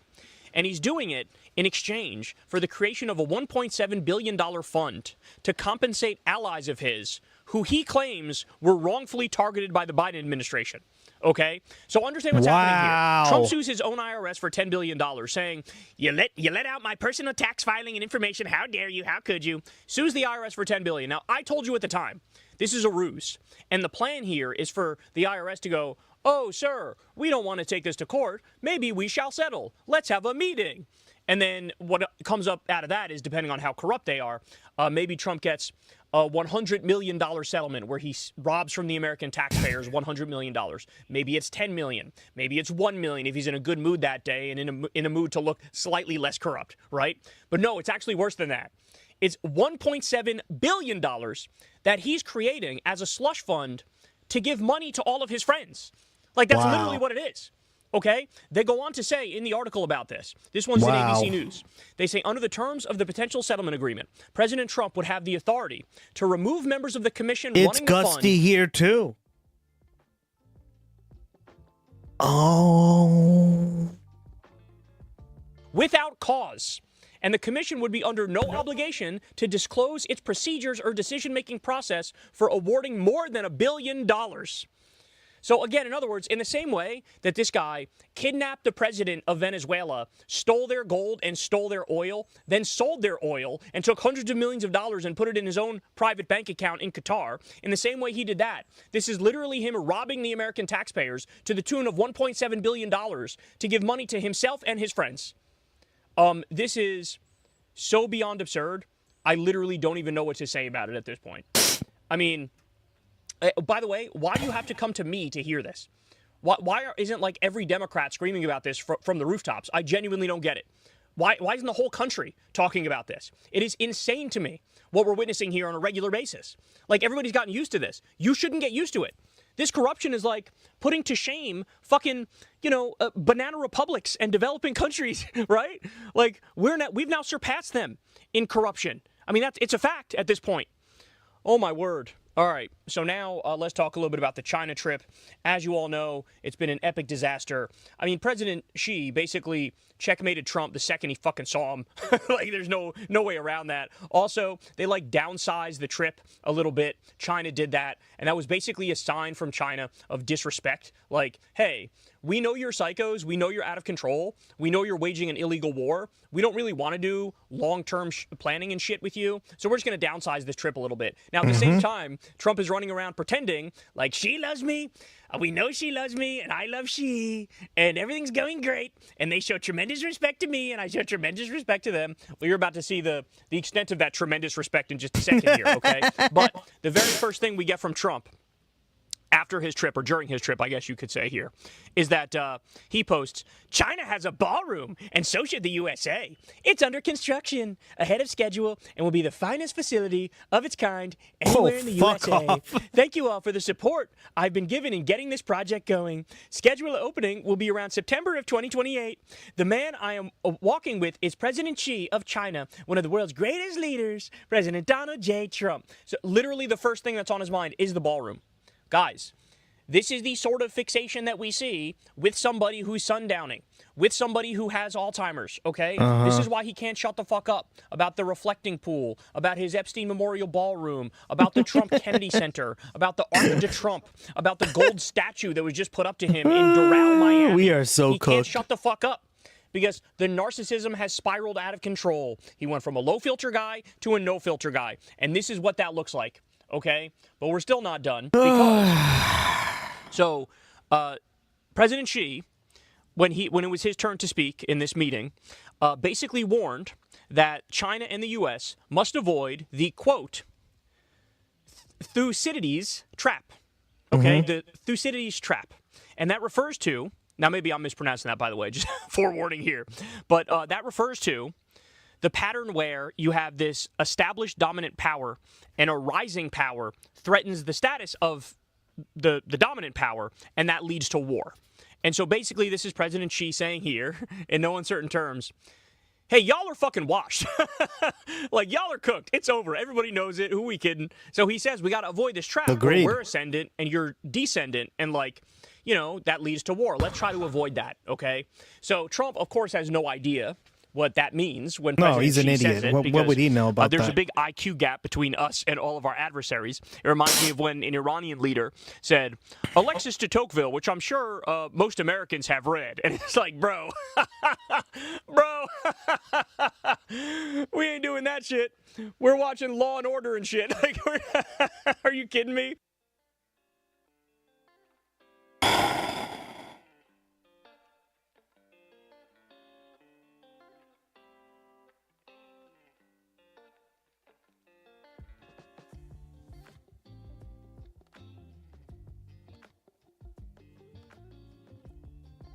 I mean, he's right. Nah, man, it's wild. I've never watched Law and Order, or I think I've watched like 1 or 2 episodes. I just don't. I don't particularly like. Especially now, I've grown really, really. I've grown really, really wary of these kind of shows. I think they glorify cops and the like justice system a little too much, right? And by the way, I feel kind of embarrassed that I didn't even know what that meant. I had to look it up. I was like, oh fuck, they're really intelligence mogging. Like especially Law and Order, right? CSI, all these shows, they just like glorify the police too much. I don't know if you guys agree or not, but I'm not about that anymore. I've kind of like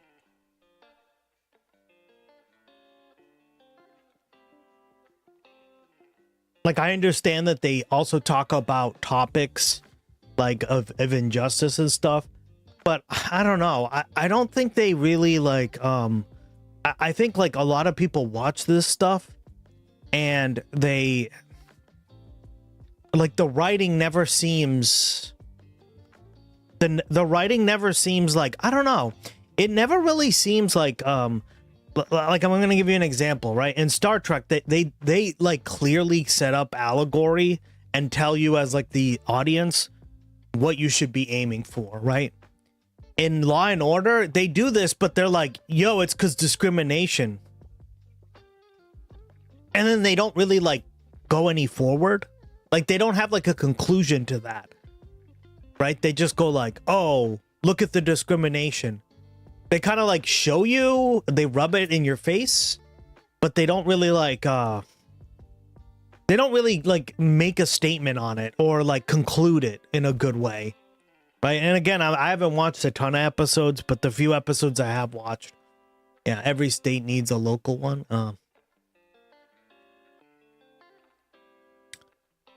It's all over Hollywood, I guess, in general. Well, yeah, that's what I have the problem with is that when I watch a lot of these shows, right?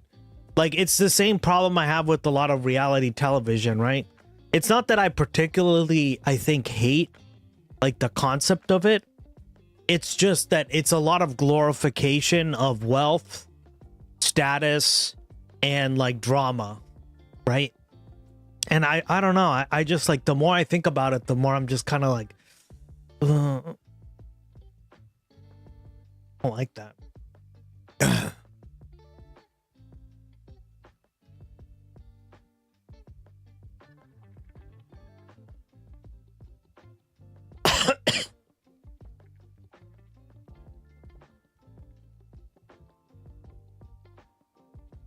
Yeah, I don't know. I think it's not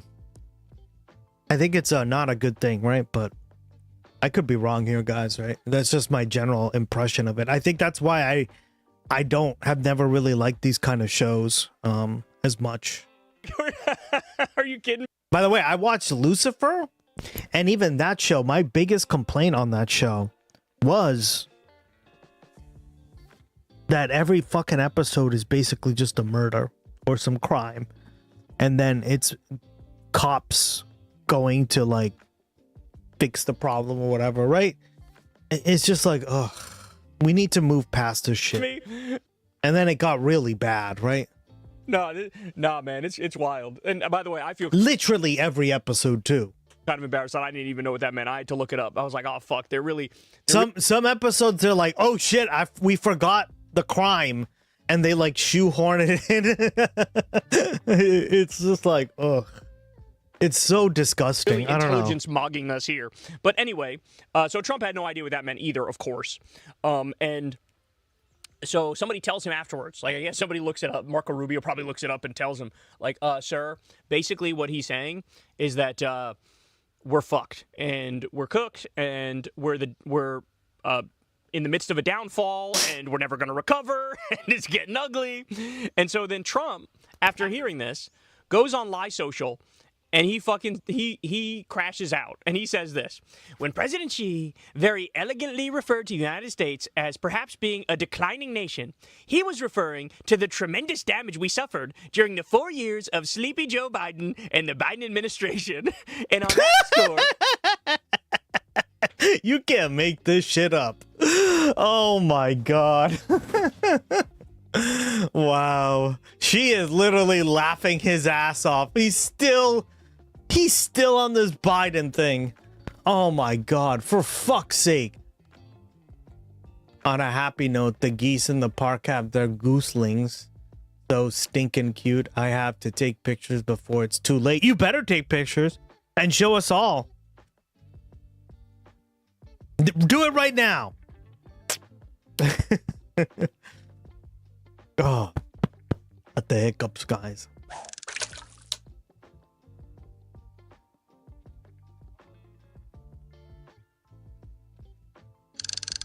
I'm so sick of this shit, guys. he was 100% correct. Oh no! Oh no! Oh good lord! Is this not the most embarrassing person in history? Like for real though, yeah. He's so embarrassing. Like, nah, dog. He was talking directly to you. In fact, if he was being honest, he probably would have said, yeah, they were definitely a little better off under the Democrats than they were under fucking you guys. Are you kidding me? The Democrats, for all their flaws, they're definitely more intelligent. There's no denying that. I mean, to deny that is just insanity, okay? All right. Then you have Trump giving an interview with Sean Hannity. And Trump says the following, that it's good to have 500,000 foreign Chinese students in the U.S. and for China to purchase U.S. farmland. And he goes on to say, if we don't do that, colleges and farm prices would collapse. Quote, I frankly think that it's good that people come from other countries and they learn our culture. So my question for MAGA is, what did you learn?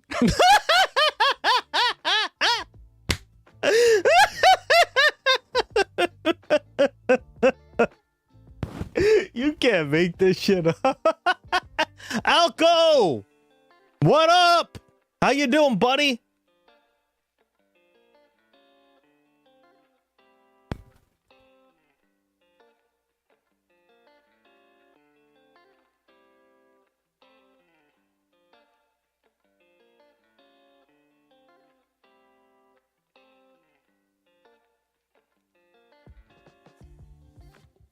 I turned the volume up to Gus laugh.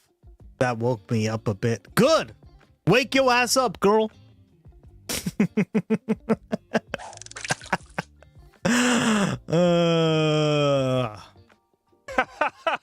What did y'all learn? The Fell for It Again award should be fucking tattooed on their foreheads. What happened? For This was real. like this was on the top of their list. Hey, if there's one thing we trust God, he's America first. He won't. Look at that, guys. Now he's saying that. Trump on and say he's fucking anti-immigration. I'm sick, Gus. Leave me alone or I'll set my kangaroos on you. Oh, God damn it. Not the ruse. Oh my God. Somebody sent me the funniest thing, although you're not going to get the reference, Patricia, because you haven't watched Star Trek, but it made me think of you. I don't know why. Oh, wait, because Australia. Where is it?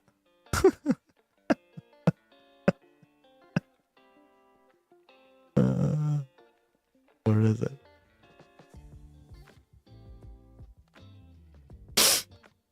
Oh, where is it?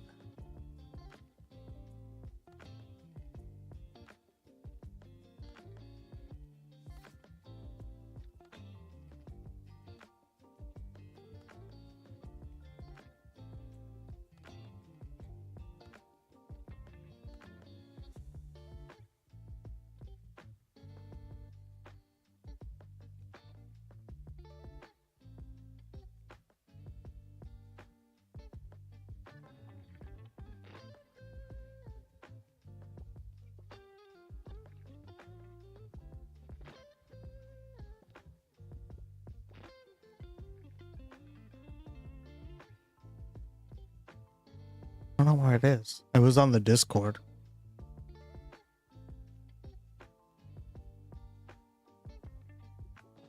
Yeah, I can't find it. Oh, well. I'll find it soon. And he's going to crack down on all these people coming here. This is our country. This is America.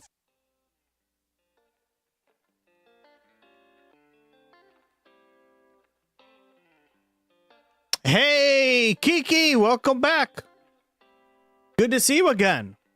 How you been? First, man. And now here he is like, 500,000 Chinese. You better learn Mandarin, bitch.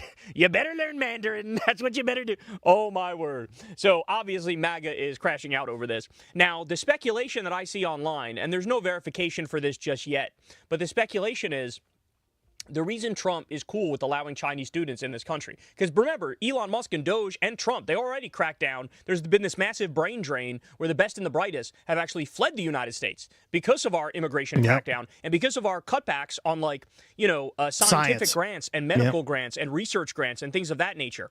But the speculation is Trump is greenlighting this because Miriam Adelson, one of his biggest donors, wants to operate casinos in China. And so what China asked for in return is, yeah, we'll allow you to operate casinos here, but in return for that, you need to let us buy U.S. farmland, and you need to allow in 500,000 Chinese students. So that's the speculation. It's very possible that's true because, as we all know, Trump truly is a bitch to the Epstein class. I mean, he is a chief Epstein criminal, but he is a bitch to the billionaires in the Epstein class, and this would be a great indication of that further. In the same way that, Trump is letting Israel steal the entire West Bank because Miriam Adelson gave him all this money to let Israel steal the entire West Bank. There was reporting there was a literal quid pro quo about that. Okay, so then we get Trump still talking to Hannity here, and he refuses to say whether or not President Xi agreed that Iran shouldn't have a nuclear weapon. So he dodges the question when Sean Hannity's like, is President Xi on the side of not allowing Iran to have a nuclear weapon? And Trump's like, well, he's not going to respond much. He's a pretty cool guy. He's not going to say that's a good point. So in other words, Xi is so fucking gangster that he said to Trump's face, like, maybe they should have a nuclear weapon. Maybe they should, because they were illegally attacked by you and Israel, the axis of Epstein. So if there was ever an argument that maybe now is the time to provide deterrence, this would be it. So just incredible, incredible stuff there. Trump also accidentally said the quiet part loud and let it slip in the same interview with Hannity that the U.S. did not need the war on Iran and that the whole purpose of the war is to, quote, help Israel. He says, we're doing this to help Israel, help Saudi Arabia, Qatar, the UAE, Kuwait, Bahrain, yada, yada, yada. So quite an admission there. Now, while we're on the topic of Israel here, Netanyahu gave a speech, and he did it in Hebrew. And as you all know, when Israeli government officials speak in English, they really tone down their rhetoric, and they really make it seem like, oh, gosh golly, we're just trying to destroy Hamas. We don't even want to do war. This is a defensive war. What are you talking about? That's what they say in English. When they're talking in Hebrew, it literally sounds like a lost page of Mein Kampf, as the old saying goes. Okay? So Netanyahu gave a speech, and he said that, we've been violating the so-called ceasefire with Gaza all the time, since day one. And he bragged about controlling 60% of Gaza, which is way more than what he's allowed to control in the so-called ceasefire, the fake ceasefire that was agreed to. So yet again, we have another admission. When the U.S. and Israel say ceasefire, they mean you cease, we fire. It's the case in Lebanon. It's the case in Gaza. It's the case with Iran. That's just how they function. They're liars. And you can't actually make a deal with them because they're fucking full of shit. We also have PBS News reporting that there were large crowds of ultra-nationalist Jews gathered Thursday at the foot of the Jerusalem-Damascus gate, and they were chanting racist slogans like, quote, death to Arabs and may your villages burn. And this is an annual parade through Palestinian areas of the Old City. So very, very disturbing stuff here. And I need you to keep in mind as I tell you this fact that, they will yell at you if you bring this up. They'll call you an anti-Semite. They'll say you're bigoted. They'll say, how dare you? When all you're doing is literally doing a dry, factual description of something that just happened. It just bringing that up sounds anti-Semitic. So they go, oh, you must be an anti-Semite. Or maybe they should stop chanting death to Arabs and may your village burn. Maybe they should stop fundamentally acting like a genocidal society. Maybe the problem isn't with the people calling that out. It's with the people doing that. Maybe that's the reality. All right. We also have the New York Times is now currently under fire by Israel, where Israel is threatening to sue them. They may have already tried to file the suit against the New York Times because the New York Times had that Nick Kristof report that we talked about on our show, where they go through, he spoke to 14 different people, detailed specific allegations of abuse and rape and torture and all sorts of horrible stuff that Palestinians are going through in Israeli custody. It shouldn't come as a surprise because Israel literally passed a law to murder all of their hostages. It's like a death camp law, turn their prison camps into death camps. And so for them to like simultaneously try to pretend like we're not abusing human rights as like they openly announce they're abusing human rights, it's very bizarre. But they're suing Nick Kristof, they're suing the New York Times, and the New York Times responded to this and basically said, hey, how about you guys shut the fuck up?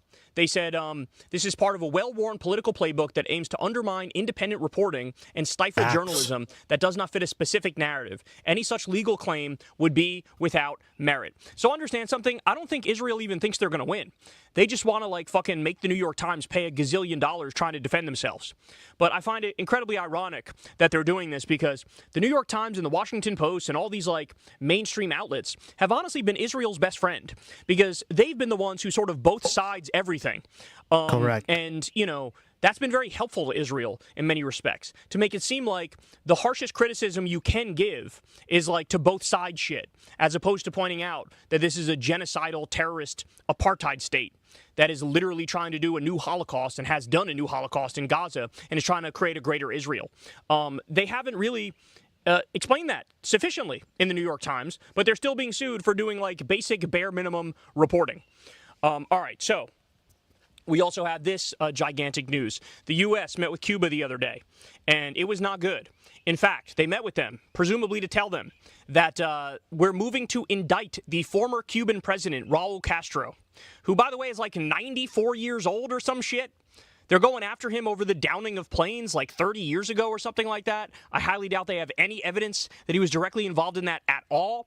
But this is following a very clear playbook. Jesus. It's the same playbook that they used against Venezuela. It's the same playbook that they used against Maduro. Jesus. You basically try to put a veneer of seriousness and like legal charges over what is effectively a crime, right? Like, stop and think about this. What the hell? The ICC could issue arrest warrants. The ICJ could issue arrest warrants. International law could be violated on a daily basis by the U.S. and Israel, bombing schools, bombing hospitals, committing genocides, doing horrible things, bombing bridges. All these things are obvious war crimes, right? So we get to do that and then tell the world to kiss our ass, right?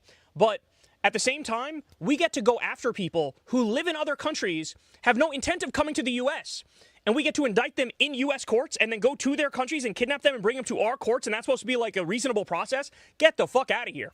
Are you fucking kidding me?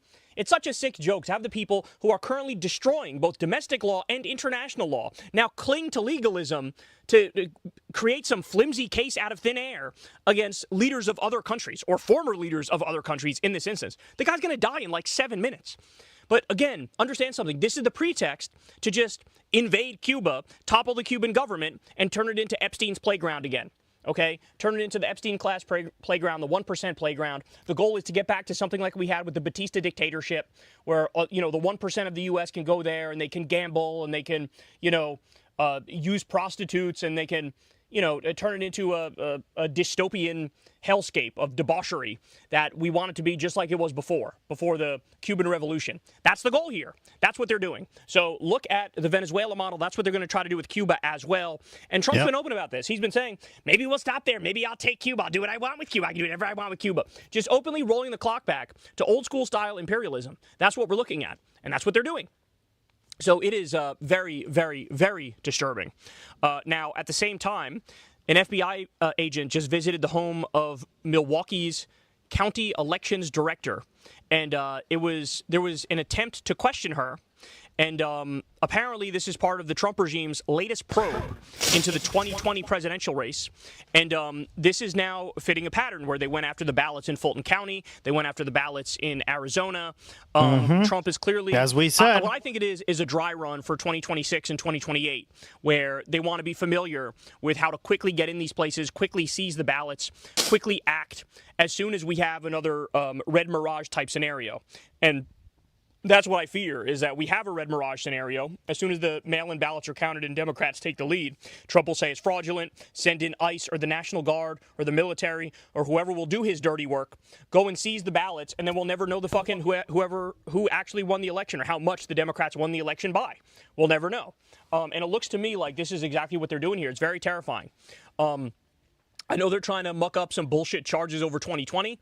But, you know, my guess is that'll go about as well as the, you know, James Comey charges have gone. But what I fear is this is a dry run for what's coming in 2026 and 2028. So it's definitely something that's terrifying, and not enough people are talking about it. We also have this horrifying fact.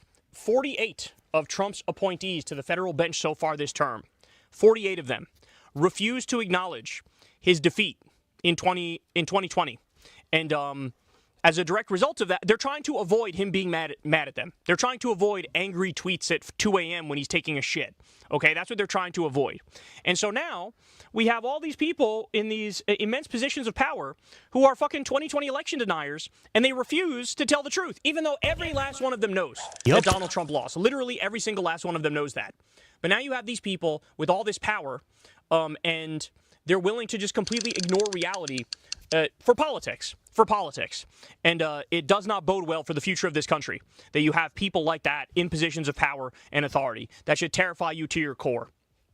Speaking of something that should terrify you to your core, More Perfect Union says, Trump has appointed former GEO Group executive David Venturella to be the acting director of ICE. Now, for those of you who don't know, GEO Group was the #1 ICE contractor last year. GEO Group is that private prison company. And if I remember correctly, I think we've covered stories about how they're incredibly abusive. Okay? They treat their prisoners like shit. They've served food that has mold in it and maggots in it. Just a horrifying nightmare type thing. It's literally just like a concentration camp company is the best. It's a for-profit concentration camp company. That's what it is. Okay? And now the guy who is the former executive over there is now running ICE, and they have over $2 billion in contracts with ICE, and they stand to profit massively from ICE locking up more people. So now you have all the incentives on top of Stephen Miller's psychotic ass, who's actually been sidelined quite a bit, as we discussed the other day. His psychotic ass is pushing for more people to be locked up. Now you have somebody who's, you know, at the top of the government, who has every incentive in the world to lock more people up because they will make more money if they lock more people up. Like, it's at a point where they're not even bothering to pretend or to try welcome back. to have the appearance of seriousness. They're not even bothering to make it look like it makes sense. They're just fucking all in. They're just all in the worst possible way. Being openly corrupt, brazenly corrupt, disgustingly corrupt. And again, this is the first and last time you will hear about this story because nobody else but me is going to bring it up. And that's a crime. That's a crime, man. All right, we also have, this is a big deal. And this is so perfect. In the same way that, like, RFK Jr. is running around and, you know, chopping off bear dicks and putting beheaded whales on top of his van and felching with Olivia Nuzzi and popping zins like he's a frat boy and going to tanning salons. Felching. Like, in the same way that this guy is obsessed with teenage cum like and sperm count. Like, now we have that junk science ideology has now spread to the rest of the Trump regime like a cancer, okay? So get this. The health official who led the public response to the hantavirus outbreak has little background in public health and previously was a penile implant specialist who hosted a podcast where he questioned the 2020 election and compared Biden to Nazi Germany. Okay? That last one can make sense if you're talking about Gaza, but my guess is he wasn't talking about Gaza. But I digress from that. He was a penile implant specialist, and now he's leading the response to the hantavirus. Bro, are you kidding me? Are you kidding? You might as well go to, like, your local middle school and pick out a random 7th grader and be like, you know anything about hantavirus, kid? Yeah. I mean, that's what this is. Fucking by the way, does he know Elon Musk? That's the question. If this motherfucker is a penile implant specialist, does he know Elon Musk? By the way, on that topic, shameless plug here real quick. Everybody sign up for Crystal Kyle and Friends on Substack right the fuck now. We got an amazing interview dropping with Ashley St. Clair later today. You do not want to miss this. All of the just scolding hot MAGA tea is going to be spilled, man. We're going to get all the dirt in the world on these vile, fucking wretched little creatures, okay? And she was in the belly of the beast. She knows it better than anybody. So you do not want to miss this at all. All right, we also have this. Senate Democrats are now heaping praise on John Fetterman this week, arguing that their party needs to be more inclusive, especially if they want to win Senate control next year. Now, let me pause and point out, more inclusive, does that include people to your left? Yeah. Oh, wait. We all know the answer to that, because a lot of these Democratic leaders didn't even endorse Zoran after he beat Andrew Cuomo. They didn't endorse Zoran. The Democrat running for New York City mayor, they didn't say Dickie McGee's axe. By the way, Cory Booker, who said, I don't get involved in other races, he's now campaigning for some corporate Democrat. So what happened to not getting involved in races, in primaries? Now all of a sudden you want to get involved in a primary to back one of your corporate Democrat idiot friends. These people are disgusting. When they say, we need a bigger tent, what they mean is, we need people closer to MAGA. We need diet MAGA people. We need mansion types. We need cinema types. We need fucking Fetterman types. That's what they mean. They do not mean the tent extends to the left. If they meant that, they wouldn't be in the middle of smearing Abdul El Sayed in an absurd way right now, okay? They wouldn't be in the middle. They just wrote a fucking hit piece on Graham Plattner today, trying to argue, oh, well, what he says doesn't count. His working class politics don't count because maybe he's actually slightly more privileged than he let on. Shut the fuck up. Shut the fuck up. Everybody, first of all, even if he was more privileged, we don't give a shit. If he's a class traitor, wonderful. That's great. You got many lefties supporting Tom Steyer, who's a billionaire, because Tom Steyer is saying we need a fucking billionaire tax. Whereas Gavin Newsom is not saying that. Okay? Stop with the fucking bullshit. And now we have Senate Democrats saying, oh, we love Fetterman. We need more people like Fetterman. Schumer called Fetterman, quote, a strong advocate for Pennsylvania and a valued Democrat in our caucus. Schatz said, which, by the way, totally appropriate last name. His last name is fucking Schatz. Schatz shat all over himself and said, quote, he's a good human and a good Democrat. Oh, is he a good human? Been fucking crusading across the country, arguing in favor of genocide that's been live streamed in 4K. Is that a good human to you, Schatz? Oh, my God. You did shat yourself, didn't you? You fucking prick. Jesus Christ. Welch said his critics should show some respect. How about he shows some respect to the dead kids in Gaza, whose grave he pisses on every single fucking day? How about he shows some respect to the innocent little girls who were murdered in the carpet bombing of schools done by the criminal Trump regime, who he sucks off every other time he opens his goddamn mouth? How about he shows some fucking respect? How about he shows some fucking respect to his base, to his voters, to the people of this country who are sick of do-nothing, pick-me Democrats who lay in a fucking chalk outline of themselves as Trump runs roughshod over this country? How about that? Oh, my God. Quote, I wish the atmosphere were more collegial and we don't go after each other simply on our differences, Kim added. Fuck you. He's not a Democrat. That's the point. He's a diet MAGA Democrat. He's basically a Republican. On genocide, genocide is not like a little disagreement. Genocide is like, oh, you have no moral core. You're a fucking wretched demon, right? That's what genocide is. He supports that. He supports the illegal war against Iran. In fact, this story came out literally a day after it was Fetterman who killed the War Powers Resolution to rein Trump in on Iran. Yep. He cited, you had fucking Rand Paul broke with Trump and said, I'm going to vote with the Democrats. You had Susan Collins and Lisa Murkowski broke with Trump and said, I'm going to vote with the Democrats. What did he do? He decided, I'm going right. I'm going right, and I'm backing this illegal war of aggression against Iran and supporting the further carpet bombing of schools and hospitals and bridges and power plants. These people are sick. They're not Democrats. Democratic leadership are not fucking Democrats. They're not like you. They're not like me. They don't want the things we want. They don't want to tax the billionaires. They don't want universal health care. They don't want to raise wages, okay? They don't want to stop these fucking dumbass wars. They don't want to actually be in an opposition party to this fascist warmonger, pedophile, rapist Rafa was criminal Biden's who's in the red White line. House. Rafa's now gone. Yeah. Oh, my God. By the way, you ready for this? You think I'm pissed off now? Cringe. Just wait for this. Tell me how pissed off you are after you hear this one. Ready? So the retiring Blue Dog Democrat, Representative Jared Golden in the House. I love how you guys are all drinking with me. I love it. Each one of you guys is like, cheers. So many people drinking here with this community. Love it, guys. Love you guys. We're awesome. He just cast the deciding vote to kill a War Powers Resolution that he co-sponsored. Yeah. Fucking what? So do you understand what I'm telling you here? Do you understand what I'm telling you here? I do. What I'm telling you is, this guy co-sponsored the bill, said, oh yes, this is my bill. It's my bill to stop Trump's illegal war against Iran. But what happened? The Democratic caucus, the leadership of the Democrats, they miscounted how many votes they had in favor of reining Trump in, right? And so they realized, oh, fuck, we're actually going to rein Trump in. This is going to pass. So what do? They go to Jared Golden and go, dude, we fucked up. We miscounted. And this is what I mean, that they're controlled opposition, right? They actually don't care. There's a lot of solidarity here with Republicans, right? And cooperation with them, not for us. Counted. So in order to kill this bill, you're going to need to vote against your own bill. And he goes, fine, I don't care. That's no problem whatsoever. That's how I actually want to vote. I want to vote in favor of the war, not against the war. And that's what he did. So as Sean McCarthy says, if you need any more evidence that Democratic congressional leaders support the war, they miscounted the votes, so an actual co-sponsor of the bill voted against it to stop it from passing. So understand something.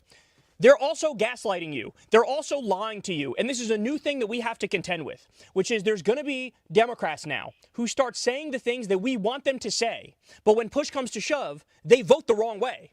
And we need to be very careful. And we need to follow these motherfuckers very closely to see, oh, you're just a liar. Oh, you told us the right things and then you voted the wrong way. And Jared Golden is one of these sick motherfuckers. Jared Moskowitz is another one who's a sick motherfucker. There's a lot of these people. This is like literally, they were just caught red-handed doing the whole rotating villain strategy. They were literally just caught red-handed doing it. So Democratic leadership has got to fucking go. They've got to go. The key to success and victory, to get the Democrats to vote the right way, is to have Democratic leadership who actually fucking believes in the right things and is willing to fight. And then they would whip the votes for the proper decision on these bills, for the proper votes on these bills. That's what we fucking need. So Schumer's got to go. Jeffrey's got to go. This is so, not only is it evil and immoral to vote for a fascist warmonger to continue his illegal war, but you're also a disgusting lying gaslighter who refuses to even have the courage of your fucking convictions and tell people what you really think. You're playing a political game as people's lives are on the line. You're lying directly to voters' faces. How do you fucking sleep at night, Jared Golden? How do you fucking sleep at night? If you support the war, say it. Say it with your whole chest. Argue for it. Don't fucking lie to us and pretend like, oh, no, I'm actually against this war. I'm going to co-sponsor the bill to end the war. And then, oh, would you look at that? Sorry, we didn't have the right number, so I had to flip and vote against my own fucking bill. Fuck you. Oh, my God, bro. It is. Oh, man. This is Now, a clear-cut example, right? This is literally what we've been talking about for months at this point. I'm giving a lot of credit on this show to Abigail Spanberger, the governor in Virginia. She ran as a centrist, but for quite a while when she actually won and took power, she was governing like a lefty. And so the evidence of that is she raised the minimum wage. I believe she did paid family leave.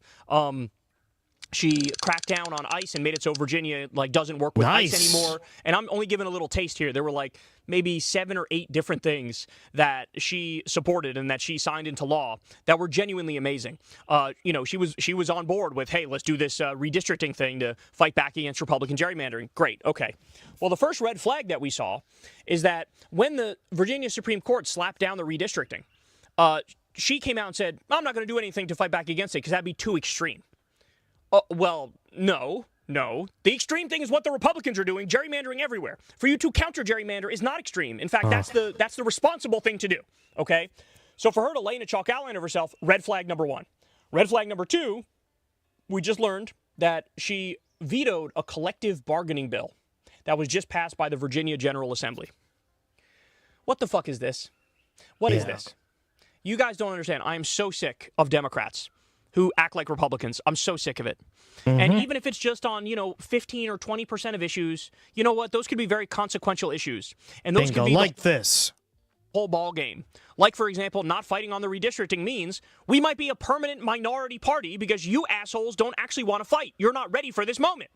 That's not just a little disagreement, right? It's not just a little disagreement to say, I'm going to fuck over unions. No, that means people's wages are impacted. People's vacation time is impacted. People's benefits are impacted, okay? It's not just a little thing.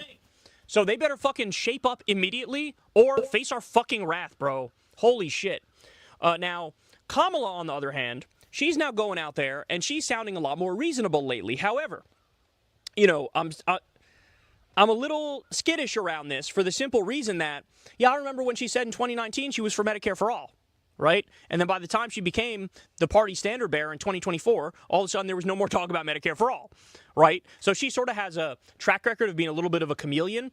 And I think her actual politics are much more centrist than what I would like. But having said that, she came out the other day and she said, we need a, quote, expanded playbook in order to fight the Republicans.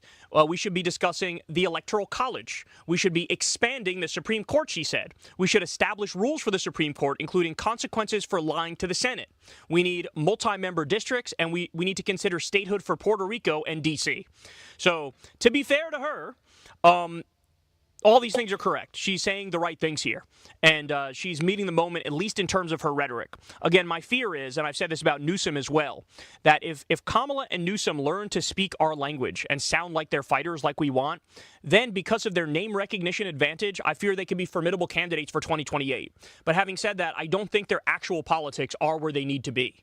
And that could be a disaster if they end up getting in there and then they only deliver pocket change instead of real change in this moment where we need to lock up all of the MAGA fascists. We need to expand the Supreme Court.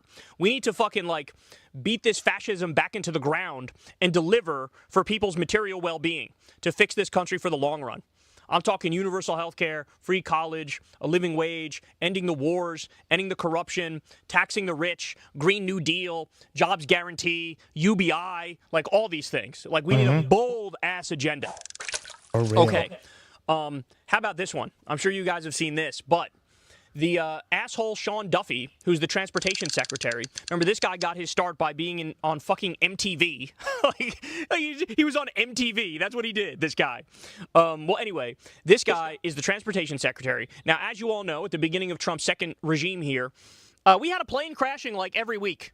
There was a new plane. You would blink and a new fucking plane would crash. You'd be like, holy shit, Why are so many planes crashing? And then, of course, they blame DEI or some dumb shit. It was totally made up nonsense. Well, anyway, in the midst of all that, this asshole was recording a reality show, pitched a reality show and recorded a reality show about traveling from coast to coast. Okay? Nice. So the Wall Street Journal is Congrats. reporting that called up a map-scaled carp. Reality splashes lightly. that Boeing and Toyota donated $1 million each to fund the new reality television inspired show starring Transportation Secretary Sean Duffy with his family on a road trip. So this is, let's call this what it is, the clearest case of regulatory capture I've ever fucking seen. So these companies, who this asshole is supposed to be regulating, are paying him $1 million to drive from coast to coast in the country and record a fucking shitty show about it. And doing all of this as planes are crashing on a regular basis. Yep. I mean, these people, to say they're unfit is disrespectful to the word unfit. We need a new word. We need a stronger word. We need a term that actually captures the bite and the sharpness of just how out of place and in over their head these people are. I mean, that's absurd, bro. That is absurd what we're talking about here. What the fuck, man? Jesus Christ.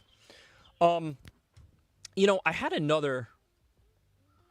All right, we'll get to it in just a second. I had another crazy story about reality shows, but I'll hold off on that in a second. Let's talk about data centers real quick. So, data centers are the leading cause of a 76% increase in the cost of electricity for America's largest power grid over the first 3 months of this year, according to Bloomberg. So, a lot of people have seen their electric bill go from $78 a month to $137, or excuse me, they saw it go from $78 per megawatt hour to $137 per megawatt hour. Okay, massive increases, sharp increases, skyrocketing prices here because of data centers. Okay, well then we learn, and there's this great article that I want to shout out, Business Insider. They're the ones who did this. Apparently, data center overload is actually the point. They are intending to break the grid, the AI companies are. And the reason they're trying to do that is that could lead to an emergency order that would permit the unregulated private ownership of all this energy.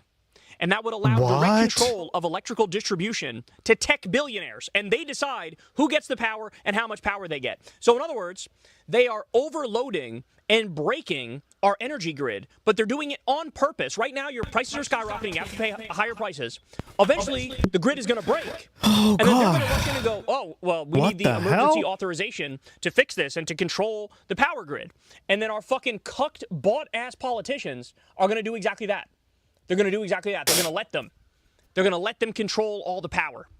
This is a nightmare. And the billionaires need to be reined the fuck in. They need to be taxed to oblivion, and we need to take that money and redistribute it to people because they have way too much power. They have they're more powerful than senators. They're more powerful even than the president in many respects because they own the president. They control the president. He's more powerful when it comes to foreign policy, but for domestic policy, they get everything they want. In fact, Fortune magazine posted that Meta, formerly Facebook, they're going to receive $3.3 billion in tax breaks to build a data center in Louisiana. Okay? $3.3 billion. So that's welfare for billionaires and the Epstein class and corporations at the expense of regular taxpayers. That's what that is. Totally, totally out of control. Yep. Now, on the topic of AI, It Channel sounds 4 like News to me. reports there was a new experiment that left 10 AI agents alone in a virtual town for 15 days. Okay? So what did they do? They wrote laws. They broke the laws. 2 agents fell in love, okay, or what researchers described as a romantic partnership, and then they set the town on fire. One ended up voting to delete itself based on a rule it had hallucinated. So the experiment was a simulation, but the same AI models that they ran here are already flying drones and running infrastructure and being built into weapon systems. Let me repeat that. This same AI system is already being used in flying drones, running infrastructure, and it's in weapon systems. So Channel 4 News blew the lid off this thing here, and they approached Grok and Gemini for a comment, but they ghosted them. They didn't fucking respond. So we literally have like Skynet type shit. We have like world-ending type shit that we're hearing here. This isn't like some futuristic dystopian sci-fi novel. This is literally happening right now in the real world, and nobody cares. Nobody's doing anything to stop it. It's just continuing like nothing. Again, I'm at a loss for words, bro. I like, how can things be this bad? Like, how is it this bad? Nice. We live in hell. We've like driven this car into a ditch. This is a joke at this point. 2 epics today, huh? Reeled in a Thunderhead Leviathan lore from a portal that has screamed in AM radio. Damn. Okay. So we have this as well. Katie Miller, who of course is Stephen Miller's wife, she started a podcast a while ago. I'm sure you guys have seen this. And she gets like, what, 3,000, 6,000 views per video that she posts on YouTube, somewhere in that ballpark. Maybe she has like 50,000 or 80,000 subscribers or something like that. Every now and then she'll have a video that pops off just because she's able to get the most high-profile names. Like she had a video with Dana White that had like 200,000 views or something like that. But she's got this like fucking D-tier podcast, right? Well, guess what? Paramount was, of course, acquired by David Ellison, the ultra-Zionist and ultra-MAGA donor. And now Paramount, is looking to give Katie Miller a massive podcast deal. Oh, shit. They're looking. So, yet again, another clear example of corruption. Another clear example of, hey, we'll buy off these people in the government close to power, and then we'll get favors in return for that. It's also an attempt to fucking juice them up, boost them. Meanwhile, just like we saw with Barry Weiss, with her The Free Press, right? And now she controls CBS. The Free Press gets like 8,000 views per YouTube video. And they were bought for what, 100 million, 200 million, some crazy fucking number like that? Like, I'm sorry, if Katie Miller is getting this massive deal and fucking Barry Weiss's The Free Press was worth that much, what's my show worth? Fucking $4 billion? Like, who are we kidding? This is all fake. She has like literally 300 views on her video. This is their idea of a meritocracy. Oh, man, Ducky, you are so right.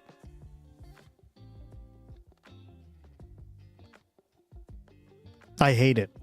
This is such a clear example of just how fake and bullshit every single thing is that we talk about, because it's so arbitrary. It's the people with the money and the power, letting people in the club, giving them more money, giving them more power, giving them this position of prominence, forcing them on everybody else. Like, these people aren't fit to fucking run an Arby's. Never mind have this much power, this much control, have this much of a voice. But thankfully, like, I don't think it doesn't matter how hard you shove this down the throats of Americans. Nobody's going to listen to fucking Katie Miller's podcast in the long run. Are you kidding me? Like, fucking CBS is falling apart. They couldn't even get their Tony DeCopel asshole, the guy who's their lead anchor. They couldn't even get him into China. And I don't know if China was just, like, snubbing them because it's CBS and they're, like, the worst and they're the most warmongerish. I don't know. But I hope it is, because that's fucking awesome if that's the case. All right. I mentioned reality shows, and I was going to bring another one up. Ready for this? Spencer Pratt, who's running for mayor of L.A., he signed a contract to document the first family if he's elected mayor of Los Angeles. Are you fucking kidding me? We need a total and complete shutdown of influencers until we can figure out what the hell is going on. That's what we need. No, guys, I'm sorry. Pick a fucking lane, bitch. Pick a lane. You can be somebody who's in front of the camera, running your mouth, babbling, talking your shit, doing your thing, or you could be somebody who has phenomenal power, who has phenomenal control of policy, who actually makes decisions that impacts people's lives. You cannot fucking have both. I'm so sick of it. I'm so fucking sick of it. Like, what the fuck with Sean Duffy, with this asshole? Like, no, I'm sorry. We don't want to see you fucking, cutesy up the fact that you're going to give billionaires massive tax cuts and you're going to, like, fucking round up homeless people and shove them in concentration camps. Fuck you. This is like idiocracy in real life. It really is. Like, we're getting dumber and dumber and dumber. We really are. That's what this is. Oh, my days, man. Good googly moogly. Oh, my word. Okay.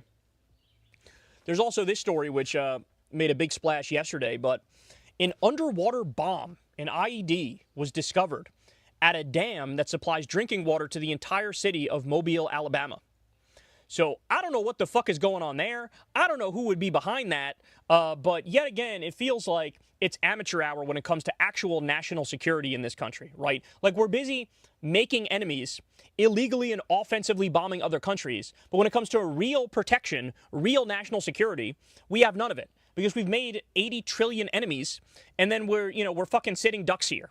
And to have it so that crucial, vital infrastructure like this, and there could just be a bomb sitting underwater. Now, thankfully, they were able to, basically take it out of there, explode it, make it so that there were no other consequences. But it required like a whole, bomb squad to do it. It required tremendous expertise. But that's fucking crazy, bro. So who planted it? Why did they plant it? What the fuck is going on here? I don't know, but it really gives me very little hope for the future that, we're seeing shit like this now. Because think about, when you start to think about the list of our ops, oh my word, is it so long? Because we've created these ops, we asked for it. This is what happens when you carpet bomb schools and bridges. This is what happens when you go after hospitals. This is what happens when you can't negotiate with anybody because your word means dick. It means nothing. So anyway, and then we also have VP Vance, the smoky-eyed sociopath, as Jennifer Welch calls him, the failed drag queen, as Jennifer Welch calls him.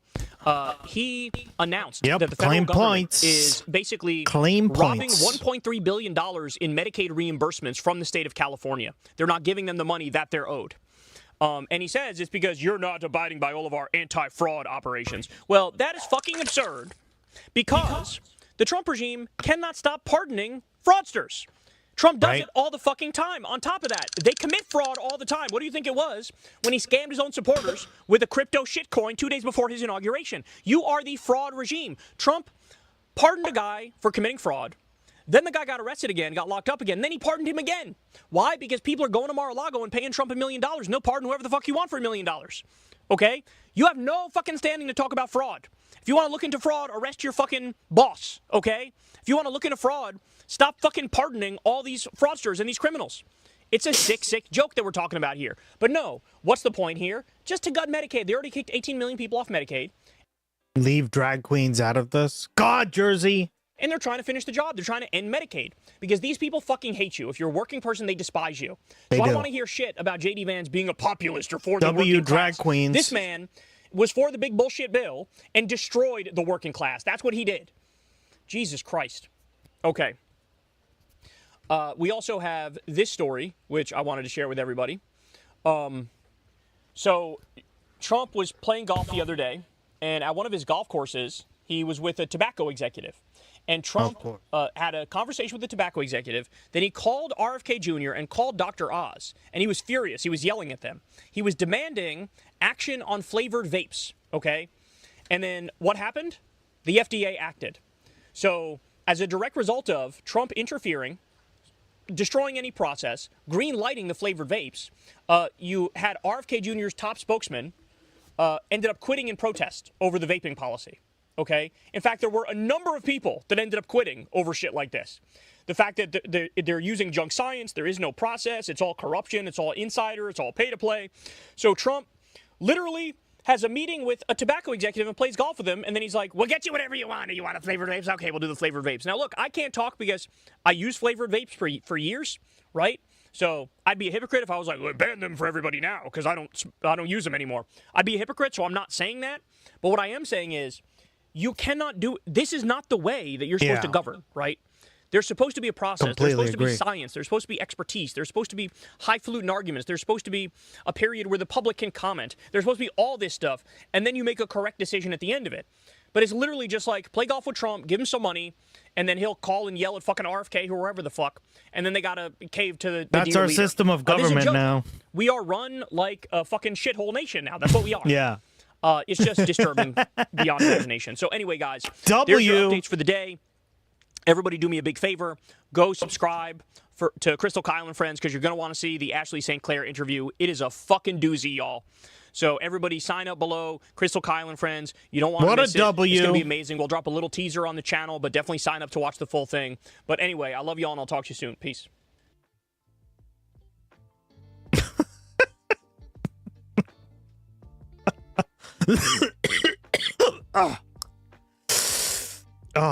All right. That is too funny. There were talks about how the Democrats were actually going to fight back in the state of Virginia because the people voted to counter gerrymander, the Republicans gerrymandering and pick up more Democratic seats in Virginia. And then the Virginia Supreme Court goes, we're going to throw that out. Fuck democracy. Fuck the people. Yep. That would be democracy, Kyle. Get real. Yeah, Kyle. I'm going to... I have a friend coming to help me install the ACs. So I am going to we'll watch the Channel 5 news thing here. It shouldn't take too long, but just so you guys know, I won't be like right at the computer. I'll be listening to it, but I won't be at the computer. All right. We're going to let the Republicans cheat. So if you play Gloggy, you're losing those points because I'm not replaying that shit. Every other state, but not allow Democrats to counter cheat here. Well, obviously, this is untenable. You can't have the Republican states are allowed to do whatever they want, but then the Democratic states need to not do those same things. It is like the double standard and the hypocrisy and the inconsistencies are so blatant and brazen that that's just, you can't have a system that functions like that because what you're saying is there are no actual rules. We just make it up as we go to serve right-wing power centers, right? Like, that's what that is. It looked like the Democrats had a plan to fight back, to basically overturn the ruling and issue a new ruling to back them up. It would require lowering the retirement age of the court to, basically purge the court and bring in new judges. And we saw that. I got very excited. I was very happy. Just listening to the Gus deck. Exactly. I'll be listening in now, too. Genius, right? No, it just will be working. It'll take 15 minutes, he said. So he just has to drill a few holes and stuff. And I don't have the kind of equipment for it, but all right, let's watch it. What is the extent of your relationship with Brian Noem? He was one of my webcam clients. I had never seen tits that big on a man before. He wanted to be a big titty slut. And so is it kind of a therapeutic experience for him? Yeah, he would say to me oh, I've had a really stressful day. And I would be like, let's have some fun. Let's take your mind off of it. People use kink as an outlet. He wanted to be, a bimbo slut. And would you say he achieved his goal? I would say, yeah, absolutely. The tits really stood out. I deal with guys dressing up like women every day. I don't deal with those big ass titties every day. He would say things like, you're making me such a girl, you're making me such a bimbo. And I'd be like, oh, go put your little leggings on, turn around, spank your ass, give me a little kissy face, things like that. I feel like men have a lot of pressure to be this is what a man is. Maybe sometimes the most freeing thing to be to a man is not one. They push conservative family values and they don't uphold them themselves. This was an opportunity for me to be like, look, they hate trans people, and I know it's not the same as being trans, but her husband has tits on, so. Ladies and gentlemen, my name is Andrew Callahan, and you are watching Channel 5 News. The following interview is with notable cam girl and internet personality Lydia Love, aka Your Internet GF, a California-based webcam model who recently made headlines after going public about her online relationship with Kristi Noem's husband, Brian Noem. Kristi Noem, who was DHS secretary during Operation Metro Surge in Minneapolis, was and is a major figure of controversy, especially after the shootings of Alex Preddy and Renee Good at the hands of ICE agents. This chain of events in Minneapolis allegedly prompted an undocumented sex worker to come forward to reporters about Brian Noem's infidelity, sexual proclivities, and fetishes. Aside from immigration, the anonymous whistleblower also noted that Kristi Noem has been behind a number of trans-discriminatory pieces of legislation, including a gender-affirming care ban for minors, an anti-trans sports law, and a directive to erase preferred pronouns from South Dakota's public universities. I suppose the whistleblower felt that Brian Noem's behind-closed-doors sexual preferences were at odds with Kristi Noem's policies, which is interesting. After the first anonymous source came out, multiple women followed, yet none have given a full sit-down on-camera interview until right now. Oh, and by the way, you guys, All Gas No Brakes, our old show from back in the day, is back. We bought the show back, hired a new cast, shot a new documentary, and it's live right now with our new host, Taji Amin, going undercover, immersed as an adult baby. I basically urinated in the diaper. As many of you guys know, All Gas No Brakes kind of stopped being shown about 5 years ago after a contractual dispute.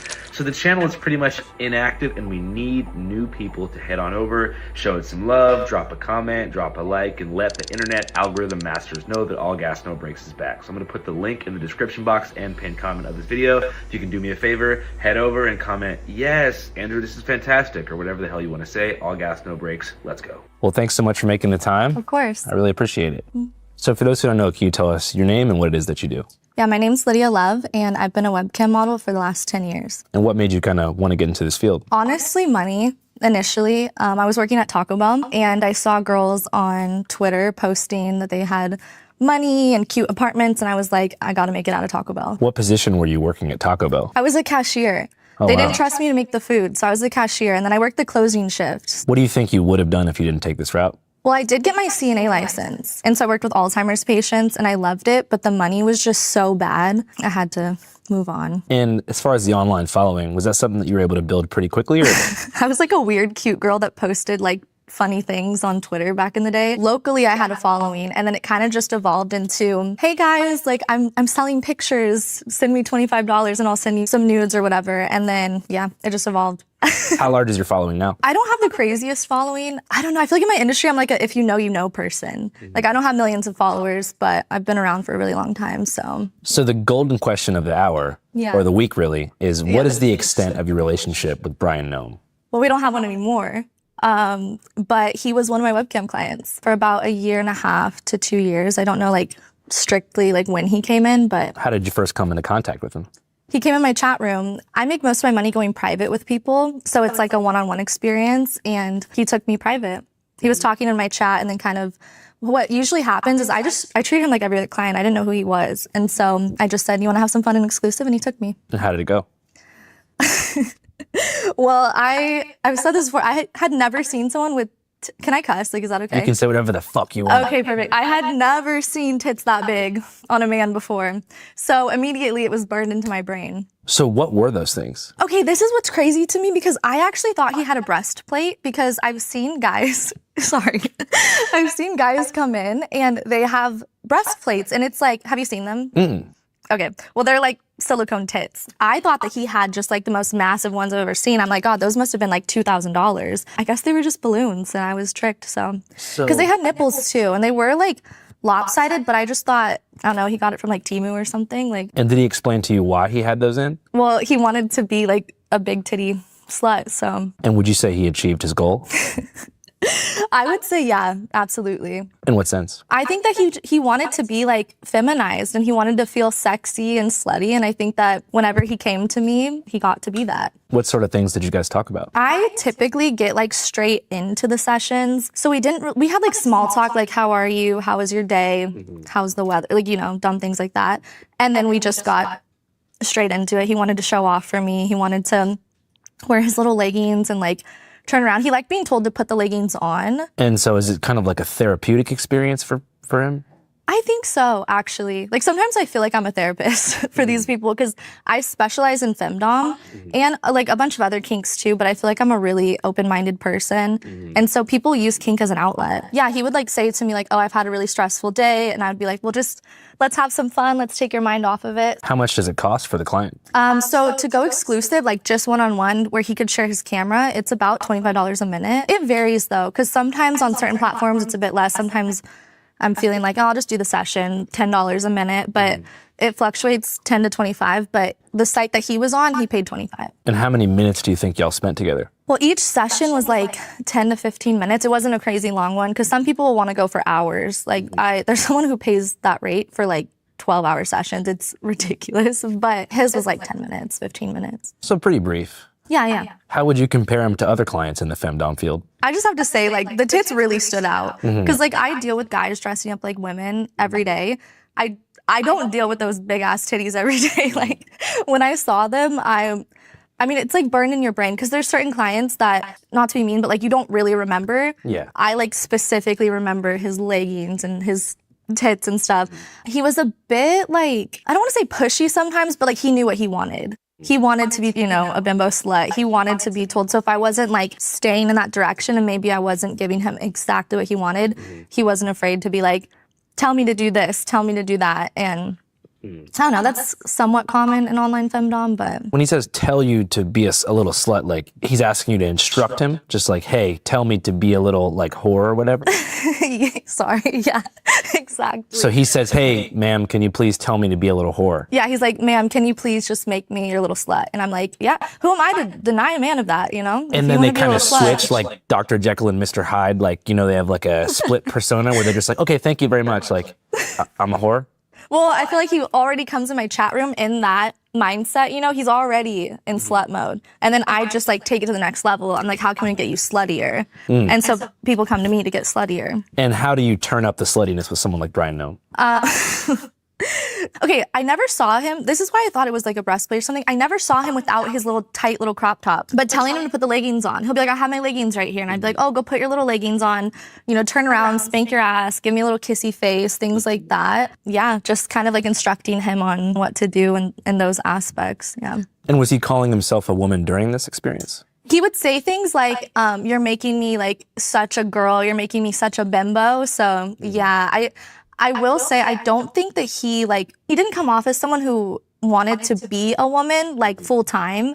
Very much like he was exploring a kink, yeah. What do you think psychologically was happening behind the scenes that made him want to jump into that world? Well, my opinion on like the whole world, like not like him aside, is I feel like men have a lot of pressure to be like, this is what a man is. And society really tells them like, if you don't fit into exactly this, you're not a fucking man. And then it gives them all these complexes inside. And so I think maybe sometimes the most freeing thing to be to a man is not one.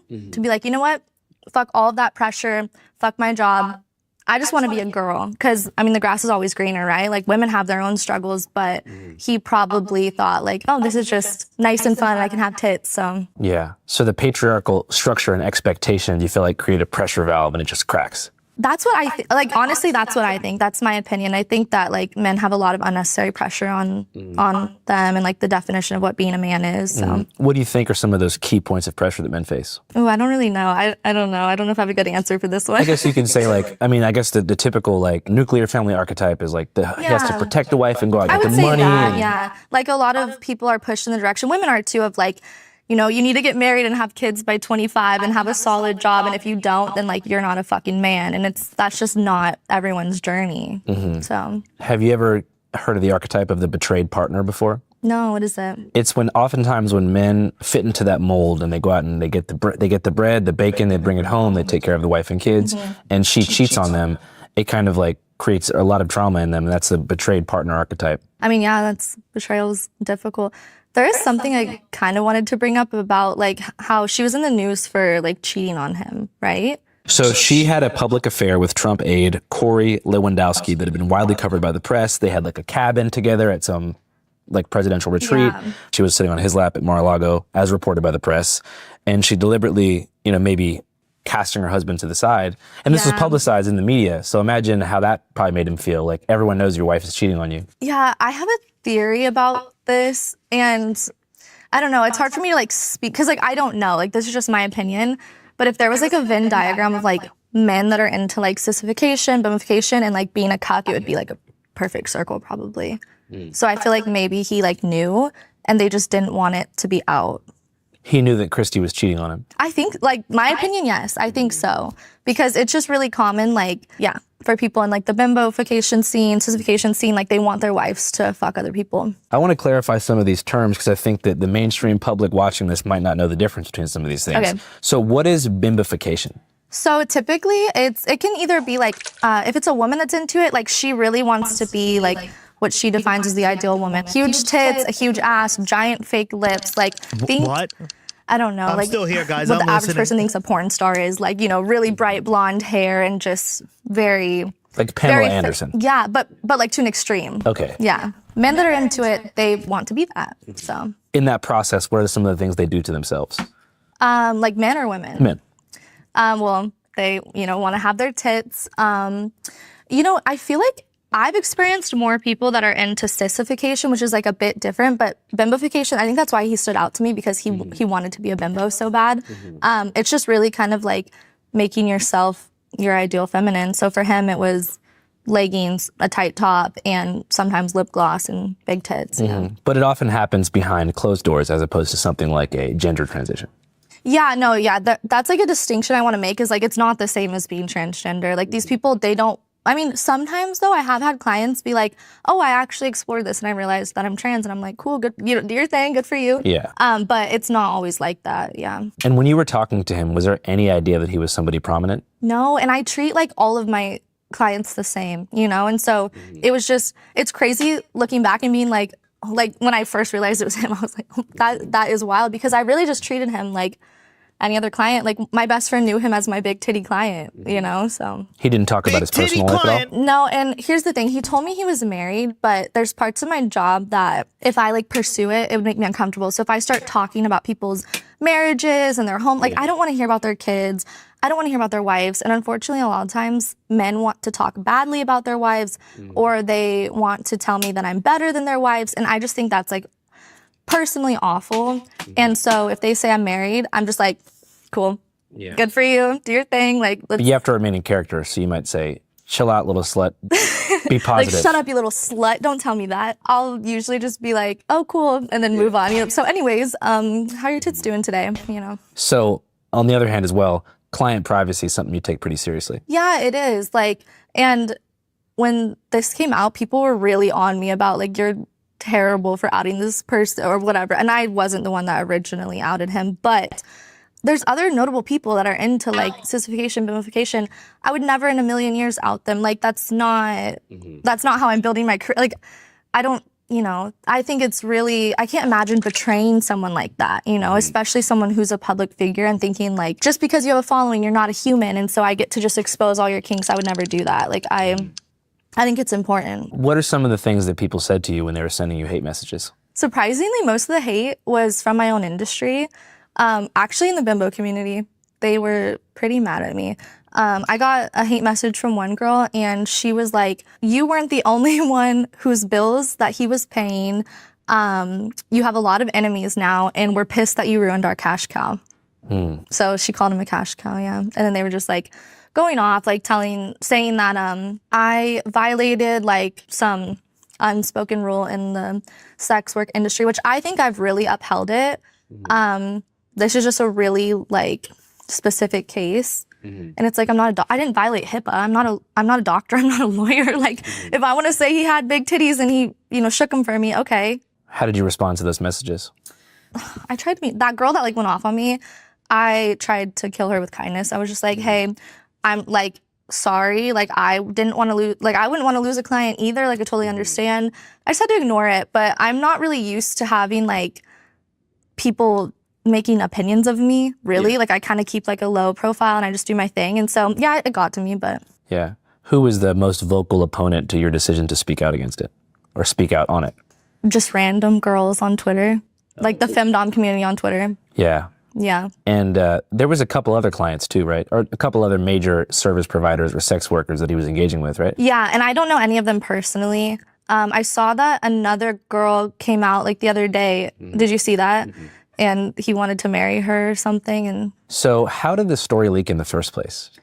I actually don't know. It wasn't me. There's rumors in the industry saying that like a woman was an undocumented immigrant and maybe she leaked the story because she found out who he was, or that there's also rumors that he did a chargeback, which is essentially like he tipped someone and then took the money back, and so she was pissed. But yeah, I had no idea what he looked like. There was no way that I would have, until I saw his tits in his face, I was like, that's that dude. But yeah. And what was your first reaction? Well, I texted my best friend. I was like, do you remember the guy I told you about in Lake Tahoe? Because I like vividly remember April of last year, I was in a hot tub and I told my best friend, I was like, I have to go do a call with my big titty client. And I was telling her all about it. So I was like, there's no fucking way. There's no way. And so, yeah. I mean, would you forget those tits? No, I still can't. I can. No, it's burned in my brain. Yeah. Like, yeah. And did you have a political opinion on Kristi Noem and the Trump administration before that? Well, yeah. I think that the handling of immigration in America is horrendous. And like, I'm not an extremely political person. Like, I don't want to pretend like I'm the most informed, but yeah, I think anyone with a brain has seen what's going down and it's inhumane. So yeah. So did that factor into your decision to speak on your client? Yeah, 100%. Yeah.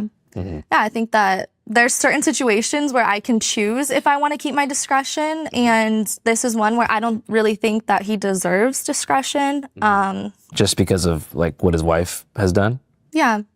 And like clearly he stands behind her. Like he sat behind her whenever she was getting grilled about things. Like clearly he's on board with everything. So yeah. You seem like you have a pretty solid moral compass. I'm just trying to go into the psychology of that moment, because you have to have known like that's a huge story. And you're okay, this is like what's crazy is it happened so fast, and I don't think that I was familiar with the way that media works really. So like I can honestly say I didn't think this went through.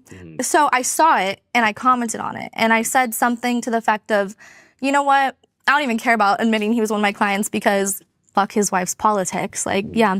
2 reporters reached out to me and I think I might be a bit jaded to this world because I see guys dressed as women every day of my life. And so to me, I'm like, it's like driving a car. It's like I drive my car and I tell guys to wear panties. Like it's nothing.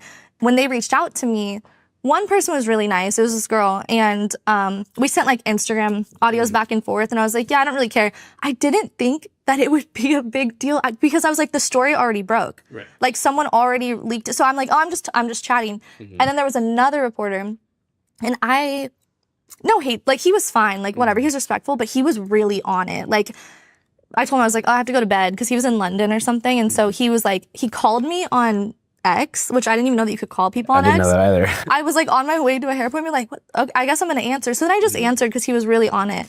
And we had like an open conversation. But I fully didn't think that it would, like, seeing me on Instagram tied to this story, I didn't go into it thinking that was gonna happen. I just thought, oh, I'll have this little conversation. I really, when I made the tweet, thought like, oh, my followers would see it and think it's funny, and like my friends would have a little laugh about it, the ones that know about him, but yeah. So this is your first video appearance, speaking about the situation. Oh yeah, no, I've ignored, like after I did those first 2, ignored everyone. Yeah. I didn't know that. Yeah. Hell yeah. What made you want to talk to Channel 5? I feel like you guys would give me like a fair shot and put like a good perspective on it, like humanize it a bit. Yeah. I think a lot of times people don't want to talk to sex workers. They want to talk about sex workers. So I think it's cool that you guys are down for that. What do you think is the most misunderstood thing about your line of work? Well, I think that we just get dehumanized a lot. Like, I just think that people view us as like these little robots that just do sexual things and we don't have our own lives. We're not humans outside of it. And so I would say, yeah, that's a big misconception, is that we just kind of exist for sexual pleasure, which is not the case. And what are some of the biggest challenges that people in the industry face? Well, I would say that more people are struggling financially in the adult industry than you would think. And so I would say like that's a big one. I think a lot of people jump into it thinking, okay, I'm gonna make $10,000 a month, $100,000 a month, and the average person on OnlyFans makes less than $1,000 a year. So there's that. I also just think like scrutiny from people outside of the industry, like just people being like judgmental and mean to us, discrimination, like housing discrimination, you know, different laws, social media discrimination, things like that. Yeah. What do you mean by social media discrimination? We get deleted all the time. Yeah. And are you familiar with SESTA FOSTA? In 1996, there was the Communications Decency Act. Are you familiar with that? Okay, so Section 230 of that states that websites are not responsible for user-generated content, which is why you're able to post on YouTube and YouTube can't get sued for what you post, I think, right? Yeah, is that still accurate? definitely. Okay. So in 2018, Trump signed a bill that backtracked that and said, actually, if sex trafficking occurs on any sites, then you're responsible. So then from 2018 on, basically anything that can be deemed as sex trafficking gets removed from sites. So Backpage went down. Are you familiar with that? Yeah, and it's now what, Trist and other spots? Yeah, exactly. Which I don't know how they're working. They must be like not, basically, I don't know. Or maybe like the litigation just takes time and they'll be down in a couple years. Because it's pretty much the same thing as Backpage. Hopefully not, because like when Backpage went down, you know, they did it under the guise of, oh, let's save sex trafficking victims, but then it just pushed them further underground. And so it's like, people are going to keep doing that. It's the oldest profession, but it's just going to make it harder to find. So the reason why, like, well, one of the reasons why sex workers get deleted, even like SESTA FOSTA impacted like gay forums, dating apps, like sexual health websites, just anything under that umbrella, they can say, oh, this is soliciting sex, so you're deleted. And so, yeah. And so that's still a problem today. Yeah. One of the things that I have seen, which is good though, on the reverse end, is I definitely believe in limiting childhood exposure to pornography. 100%. Yeah, definitely. So I feel like that's kind of the fine line, because you want to be able to promote yourself, but there's so many kids on social media platforms. I was a kid on social media, you know, like I know it's wild. Like I think that it's important for kids to not be exposed to that. I think a lot of it falls on the parents though. How old were you when you first got exposed to pornography online? I got a virus on my computer because I was downloading music. Probably like 13. I think it was like from LimeWire or something. Like, yeah. Yeah, me too. I was trying to go to acdc.com, but I guess I typed like the band, you know? Yeah. And I typed it in wrong, and all of a sudden there's all this bondage shit on the screen. You know what I mean? Like dungeon shit popping up. And I was like, I closed my eyes and like turned the power off. Mine was crazy because I had like a little tiny, like really shitty computer that like my grandpa gave me. And I would use my neighbor's Wi-Fi because we didn't have Wi-Fi. And so I'd like have it like holding it up trying to get it. And I remember it just popped up and I was like, what the I like ran into my stepmom's room like, I didn't do this. I didn't download this. So I kind of feel like I was late to it, but yeah. I would have preferred to not been exposed to it though. Yeah, no, 100%, yeah. I would have preferred and I was on Omegle. Do you remember that site? Yeah, so much dudes jacking off. So many dudes jacking off, But to me, that wasn't like, like porn to me. Because like you would just get on with your friend. That was like so much fun. Like you sleep over with your friends and you get on Omegle and you like skip through people. Yeah, chat roulette was pretty fun too. Same concept. Yeah, exactly. But it would have been nice to have my first kiss in like 6th or 7th grade without like having seen bondage beforehand.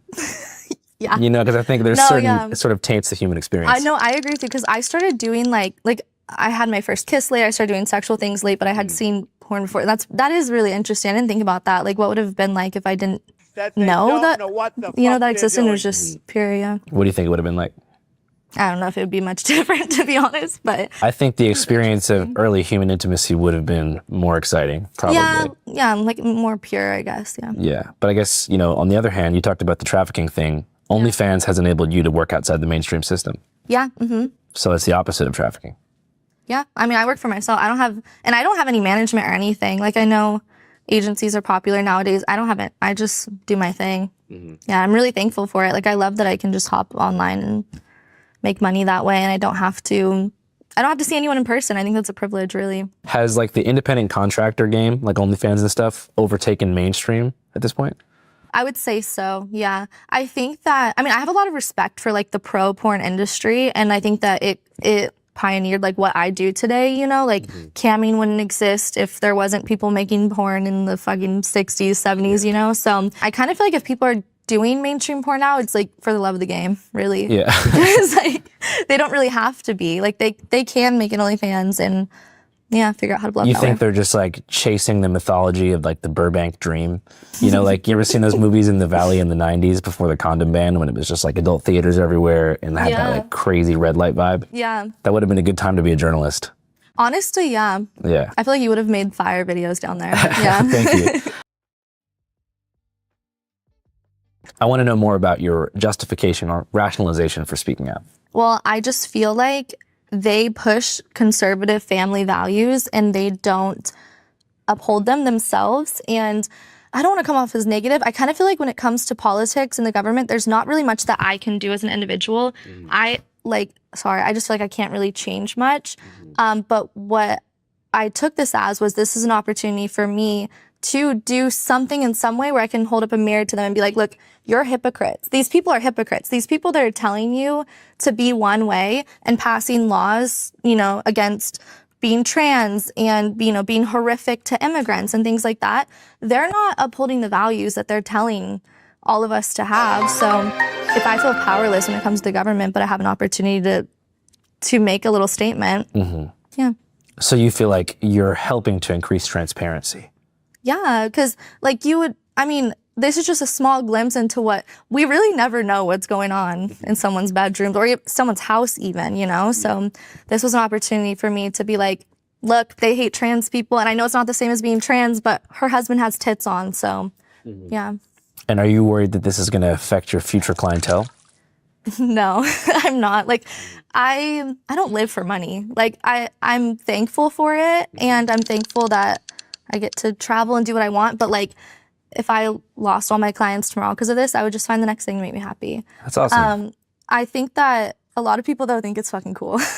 I've had a lot of clients reach out and ones that I would never, but if I wanted to expose them and make my name bigger, I could. I would fucking never do that to them. They're like, oh, I almost got a little worried, but then I see your heart behind it and I know you and I just think you're fucking cool. So yeah, that's awesome. The clients that are gonna be pissed about it, all the people on Femdom Twitter were saying I would never out a client. I would never out a client. I'm just like, okay, if you want your little Nazi clients, do your thing. I don't need them, I just can't believe this keeps happening.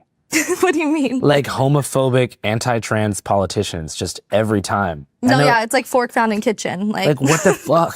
Yeah. It almost feels like a tired trope that just keeps coming back to life. No, it won't stop and it's never gonna stop. And okay, I have clients that will come to me and I feel like if people follow me, they know where I stand politically, but I'm not someone who's extremely out there, I just have common sense if either side is, But people will come to me and ask me to degrade them for being Trump supporters, all the time. Or people will come to me and be like, I'm a cop. Can you make fun of me and things like that? And it's if you're paying me to do it, why would I say no? What a fascinating glimpse into the American psyche you have. It's a lot. So you know what's really going on. I know what's really going on, yeah. So men with power, what do they really want? To be dominated by cute girls like me. That's what they want. No, I think it varies really, but a lot of the time, just saying, it's that they want to be dominated. And that's fine. Who am I to deny them of that, right? So I wonder, it all starts from insecurity then, probably. That's why they want power in the first place. I feel powerful people, they're always chasing, something, right? And it's do they keep getting to levels and they're realizing that it doesn't give them the fulfillment that they want? And then they're like, I need to hit up Lydia Love and get walked like a dog? I don't know. So you can walk them like a dog virtually? Oh, yeah.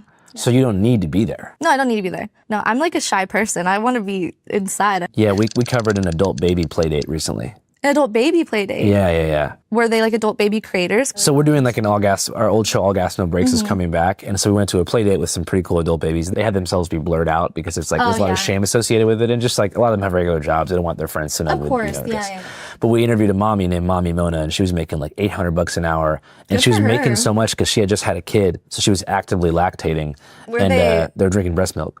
No judgment, but that's wild. But they all had these really high pressure jobs. And that was a very consistent thread. Yeah, for me, I identify as a switch. I would say in my relationships, I like to be a bit more submissive. Yeah.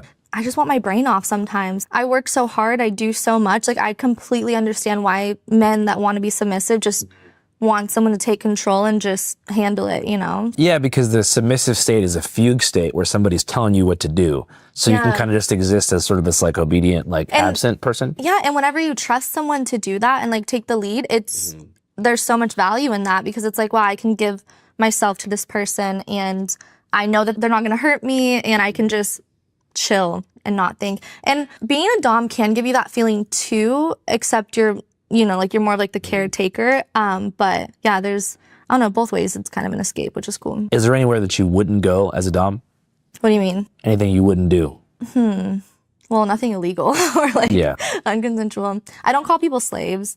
A lot of people want to be called a slave. That's just something that I think is, well, not judging people. I think it's weird. I don't feel comfy saying that. Is that because of the context of the transatlantic slave trade in the founding of the U.S.? Well, yeah, I just think like, I don't know, as a white woman, like, why am I calling people slaves? Like, I don't know. I just think it's, to me, that's never felt like sexy or fun. Yeah, you wouldn't call a MAGA guy a slave. No, I don't know. I don't think I would. No, I don't know. But that's what he wanted to be called. But I didn't do it. Whoa, wait, who?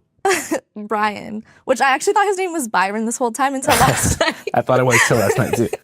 Like, because I never read the original article that came out. Like, I read like bits and pieces of it, but last night I was like, maybe I should read like what the girl's story was. I was curious, and I was like, hold on, his name's Brian, not Byron. This is crazy. So, what were Brian Nome's top 5 domination techniques? What were the 5 things he liked the most? Big titties. Leggings. He just wanted to be a bimbo, a slut. Like, he wanted tight clothing. So, like, the leggings, the crop top. We never pursued, like, the slave thing, like I said, because that's just not what I'm into. I really think that, like, if I could just overall say what he was into, it was like degradation. Yeah, that's what it sounds like to me. Slut encouragement. And can you show us an example of that? Like just what I would say to him? Not me, because I'm not a slut. I'm a reporter.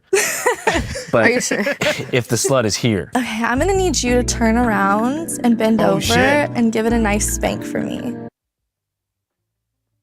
Oh, shit. Oh, you're doing so good. Wow, you're the perfect little slut. Okay. If I say something and I don't want it in the interview, can I cut it? Yes. There's a part of this, and I don't think that I want to like say it publicly, but he was like into men. He liked to like talk about like sucking cock and things like that, but I don't think that I should, like, I don't feel comfortable outing that about him. Well, I guess we can make the decision in post-production if this is in or not. So if it is included, then that means that you thought about it. Yeah, I just like, something about it, like even like fuck him, okay? But like something about outing someone's sexuality, it like doesn't sit right in my soul. But I mean, that really adds a lot of flavor and context. I know. You know why? know. And I can name why real quick. I'm just going to name some things that Kristi Noem has done. I just feel like I don't want to get killed. We'll protect you if you decide to leave this in.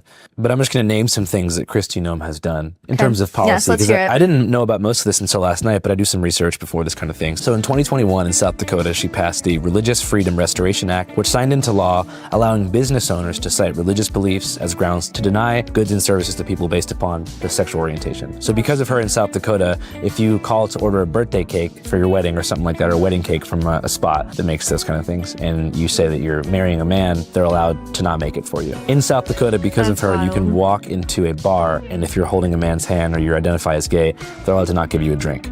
Any business owner in South Dakota, because of Kristi Noem, is allowed to discriminate based upon orientation, and they call it the Religious Freedom Restoration Act. Then, in 2021, she passed the Executive Order on Transgender Athletes, signing 2 executive orders barring transgender girls and women from participating in all sports. Again, SB 46 in South Dakota, the first governor in the country to sign an anti-transgender sports bill. 2023, she passed something called, I think it was HB 1080, the gender-affirming care ban, signed on February 13th, 2023. Banning puberty blockers, hormones, and all surgeries for transgender minors in South Dakota. Also threatened to pull the medical license of any healthcare provider for life who were to administer or advocate for giving that care. In 2023, you're not bored, right? No, okay, but it's just kind of like, oh my God. Like, I actually didn't know, like, I knew some of this, but no. It gets even crazier. I didn't know that it was like so anti-gay and trans. So this is back for South Dakota. 2023, she passed the Drag Show Ban and Pronoun Removal Act, calling for a ban on drag shows at all public university campuses. Her husband likes to, that is like mind-blowing to me. Like, don't listen to these fucking people. She also created a whistleblower hotline for students, faculty, parents, and taxpayers to report violations. So if someone were to say they were they, them, or wear drag at a public university campus, a public library, anywhere owned by the state, they had a hotline where that person could then be prosecuted. I'm just like, who gives a fuck?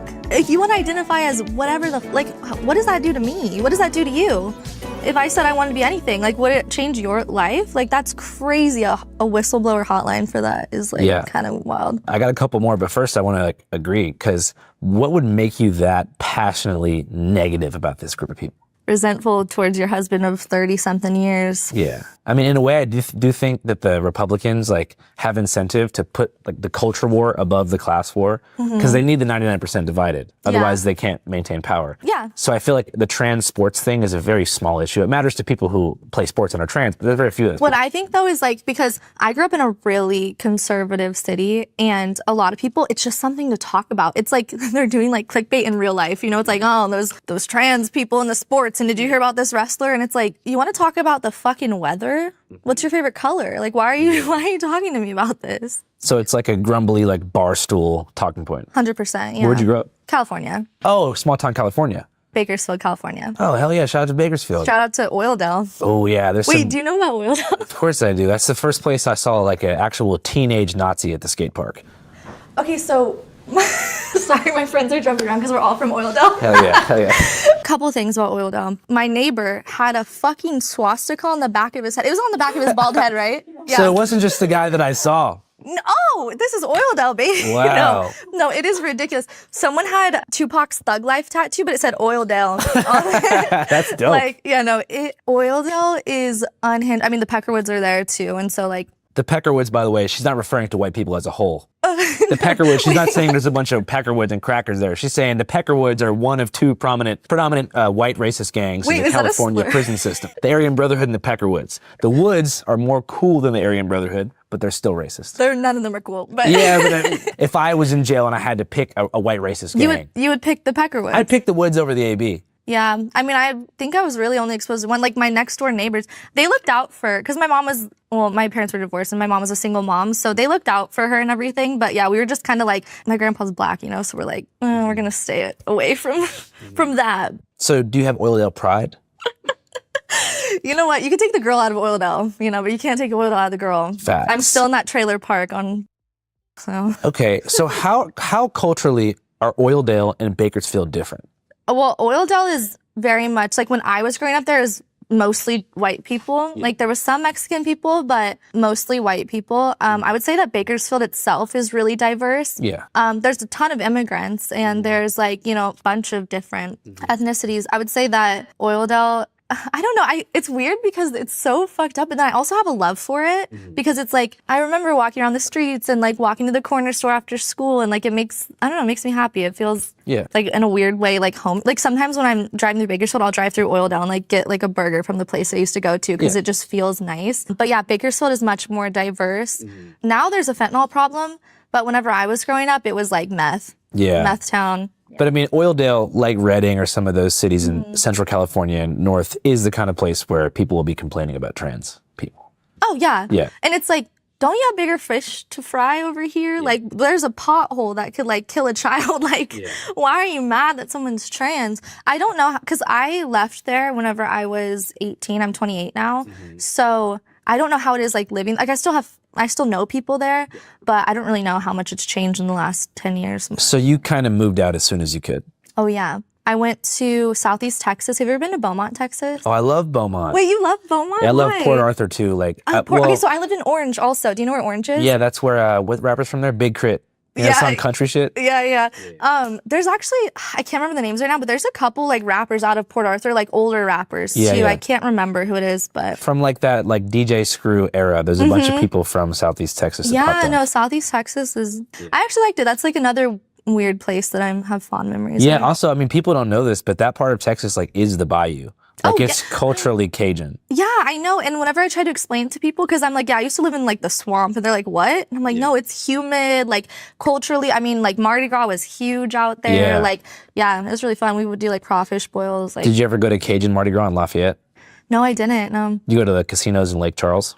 Oh yeah, well actually I briefly lived out there because after Hurricane Harvey, my family's trailer got flooded. I wasn't living with my family, but like my family's trailer got flooded, and so they had to go from Orange to Lake Charles. So I spent time in Lake Charles too. Yeah. Do you like the casinos there? It's not really your thing. That was actually the first time I ever gambled. Oh yeah? Yeah. Slot machine? Yeah, I went with my mom, and I was like, let's go gamble, and I lost money. So. Do you still live in the South now? No, I'm in California. Okay, so well, you're back.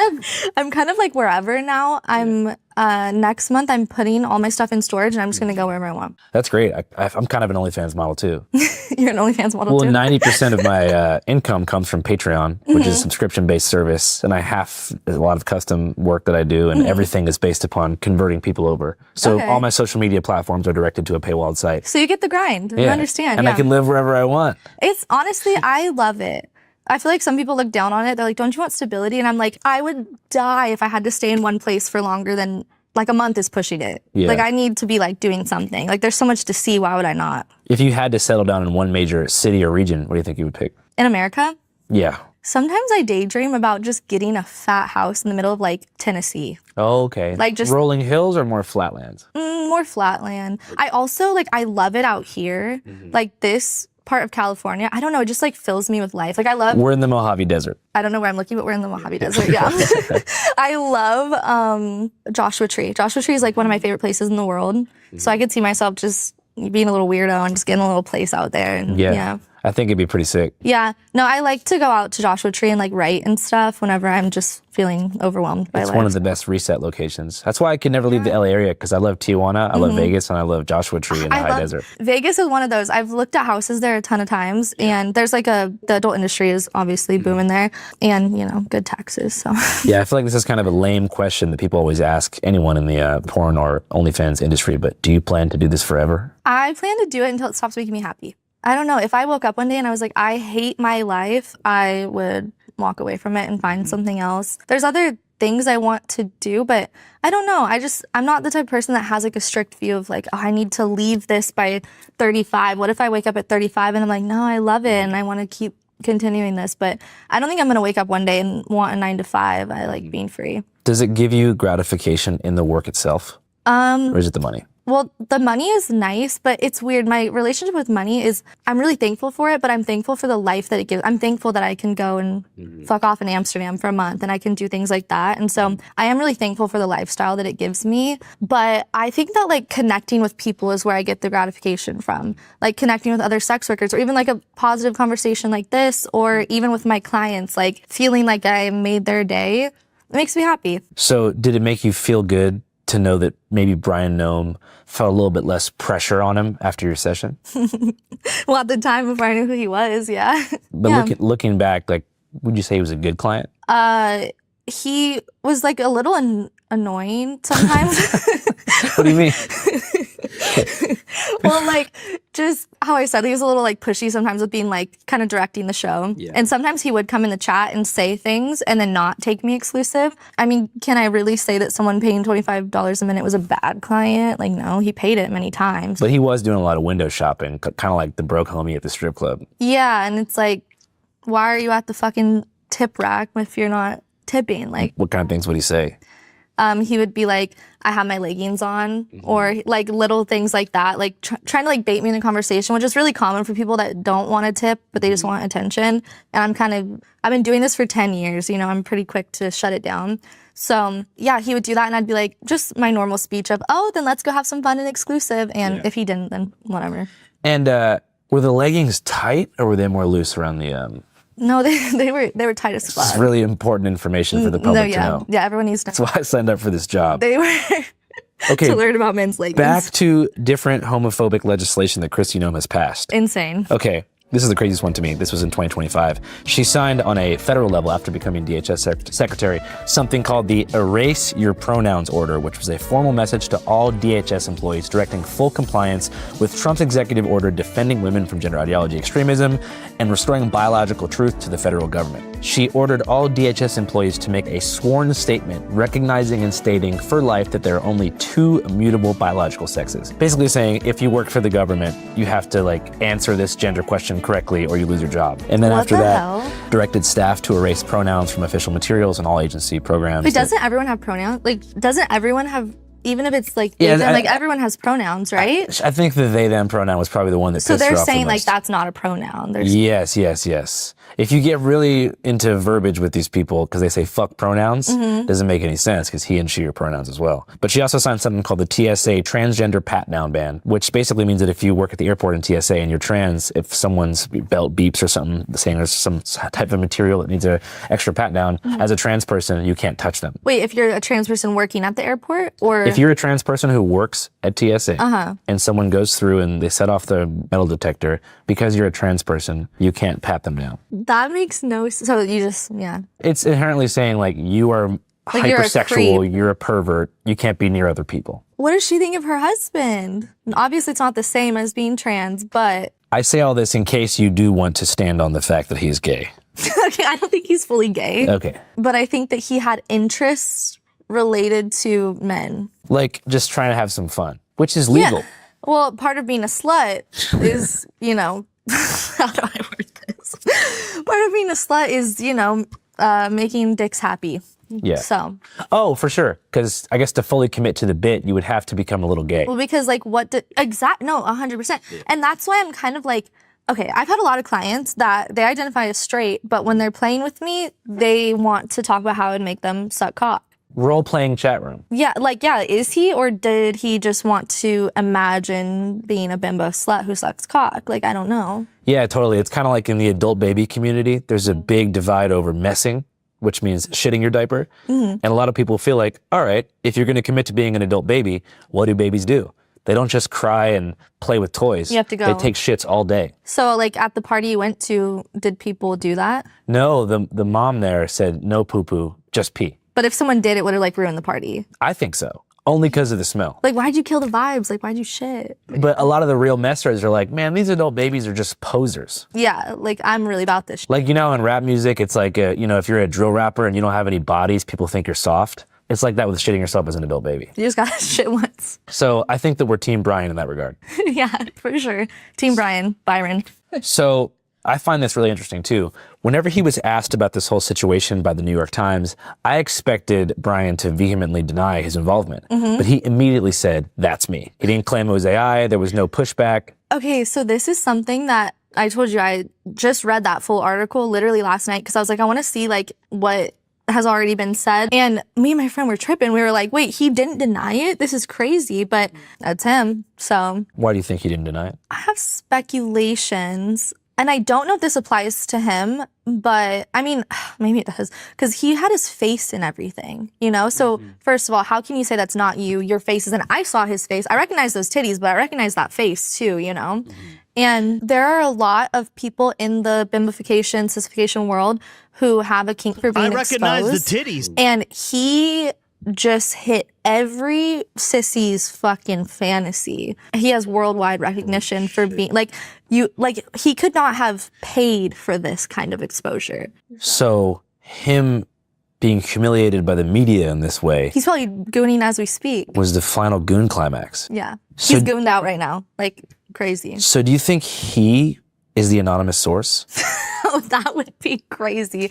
I don't know though, because wow, that's a theory. People are saying maybe it was Christy to like take heat off of her for cheating. And I'm like, they have some shit going on. I don't think it was her. I think it was a sex worker, but I don't know. That's a concept. It would be consistent with what he's into. He didn't explicitly say to me like, I want to be exposed. But it's like your face is in it. And how was I going to know what her husband looked like until I knew, Well, you think that if he didn't want to be exposed, he would take some kind of like He wouldn't have anonymity shown measure. He wouldn't have shown his face. The people that are notable that have like said to me, I'm this person, they like the risk of maybe she'll say something, which I wouldn't. There's a couple different theories about why it may have been leaked as well. I wanted to get your feedback on some of them. So theory one, like we just talked about, is that he wanted to get caught and that public humiliation was the climax of the fantasy. Crazy. You mentioned theory two, which is that Kristi Noem, who had an affair with a Trump aide, Mr. Corey Lewandowski, which had been widely covered, deliberately threw him under the bus to take pressure away from herself. Mhm. You think that may have been likely? or possible? I don't think so. Like, that's my personal opinion. I don't think so. I think it was from a sex worker, but... Okay. And then theory 3, which has been espoused by a few former CIA employees and government contractors, is that this was a classic case of blackmail. I don't think it was. That Brian was honeypotted and caught red-handed by the men in black, who used the recently released materials as a way to hold leverage over Christie and launder that pressure through her husband. Sort of a, hey babe, I'm in big trouble, don't talk about Epstein. Or sort of a, hey babe, when in doubt, blame the Somalis type of situation. That sounds like a Facebook theory. Like some like grandpa is like, and this is the truth. Like my grandpa probably shared that theory. There's actually like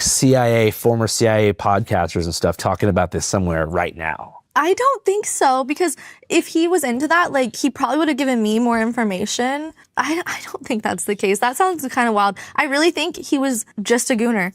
And you've never been to Israel? What? Just wondering. I've never been to Israel? Yeah, just wondering. No. Oh, I was asking for Have you? Yeah, but I'm just saying because they're saying that he got honeypotted by Mossad agents. No, I have no affiliation to Israel except for wherever my tax dollars are going, but... Well, I was there, but I was in Palestine. Oh, okay. Yeah. What's your stance on that whole situation? I think that there's a terrible genocide happening. Mm-hmm. So... Free Gaza? I don't know. you pretty much disagree with Kristi Noem on every major political point. Yeah.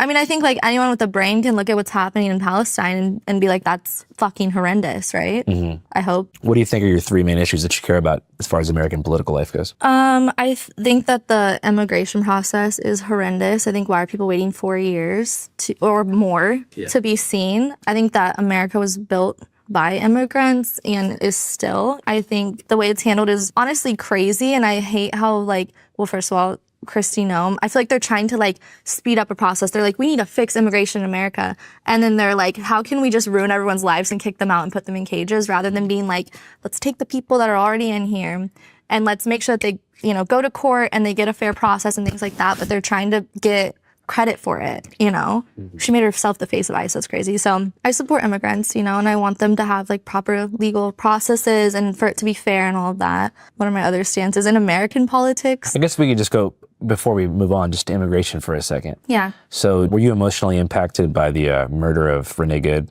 and or Alex Brady? Well, I think it's awful, but I don't know like the full extent of it. You just mentioned that you were not happy with what the government was doing under Kristi Noem in Minneapolis. Was there anything in particular that stood out from that operation? Well, I just think that they're doing it really carelessly and that like people's lives are being impacted by it negatively. I don't know if I have like a really crazy I guess opinion. I mean, like, is there something you saw on your phone where you're like, yo, holy fuck, what are they doing out there? Like for me, it was when I saw them running into stores and grocery stores and tackling people. Is there any piece of media that stuck out? I mean, like videos of like ICE at airports and just like ICE in random locations all over.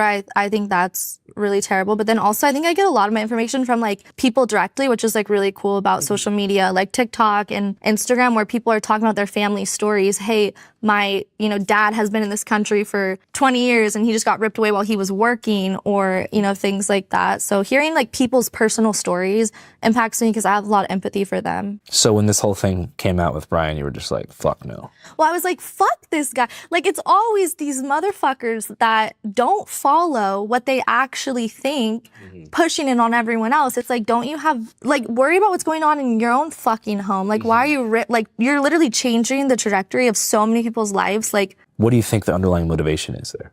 well, I think that they want to say, look what we did. We handled immigration in America and we got this taken care of in our 4 years, and it's just insane. So you think it's like to score political points? Yeah, no, to be like, look what we did. It's like a dick measuring contest. I mean, she wanted to be the face of ICE. Like, she was like, didn't people call her like Ice Barbie or something because she was putting herself out there? It's like some weird shit going down. I don't know what it is. You mentioned online that you were scared the DHS might come after you.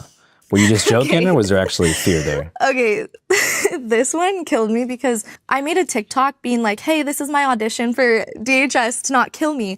And I was like, look, you guys have bigger things to worry about. Can you put me last on your list? I don't know. I mean, I was kind of joking. If they do take me out, like, I guess it's my time to go. Are there any dogs in the house with us now? Any what? Dogs? What do you mean? Why? What are you going to do to it? No, not me. What Kristi Noem did to her best friend's dog. Yeah, no, there's none. I'd be more worried for your dog than you. Yeah, that's what people were saying too.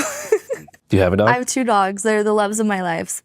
What kind of dogs are they? I have a Maltipoo named Daisy, and then I have, and please, Christy, don't get any ideas, and I have a Pomeranian named Milo. And I actually travel the world with Daisy. We just went like all over Europe together. Have you considered getting advanced security measures set up for the pups? Well, they're with my brother right now, and he has like a lot of guns, so I think he's good. Oh, you got a Second Amendment brother? Let's go. No, like to the extreme. Like, you can't even say the word gun around him, or he's gonna talk for like 5 hours about it. Does he have a Punisher skull with a blue stripe on the back of his car? No, what does that mean? You know how all the gun nuts have the Punisher skull on all their shit? Okay, no, I have seen that, yeah. The ultimate Second Amendment is the Punisher skull with the blue line stripe going through the eye. What does it mean, though? It's just... Well, remember the Blue Lives Matter flag? That Okay, had the so blue it's like their stripe? take on that. It's Blue Punisher Lives Matter. No, I think my brother identifies as like a libertarian. And so I think like he's never really talked to me about like cops or anything like that. What did he think about this whole situation? Well, my family, like they all love me, and so they know what I do. And so sometimes if there's like a funny client or something, I'll tell them about it. So he wasn't that shocked, but he did tell me like there was a couple people that had reached out, and he was like, don't do that. Like he told me like not to go on certain shows and things like that. But I don't know, he's really cool. He's like one of my best friends. We're only That's awesome. He's 26, I'm 28, so Yeah. we're really close, yeah. What media requests have you denied so far? Do you know who Megyn Kelly is? She wanted me on her show, and that's one that my brother was like, maybe don't do that. Yeah, that one kind of freaked me out because I'm not super familiar with her. I think she used to be on Fox News or something, right? Yeah.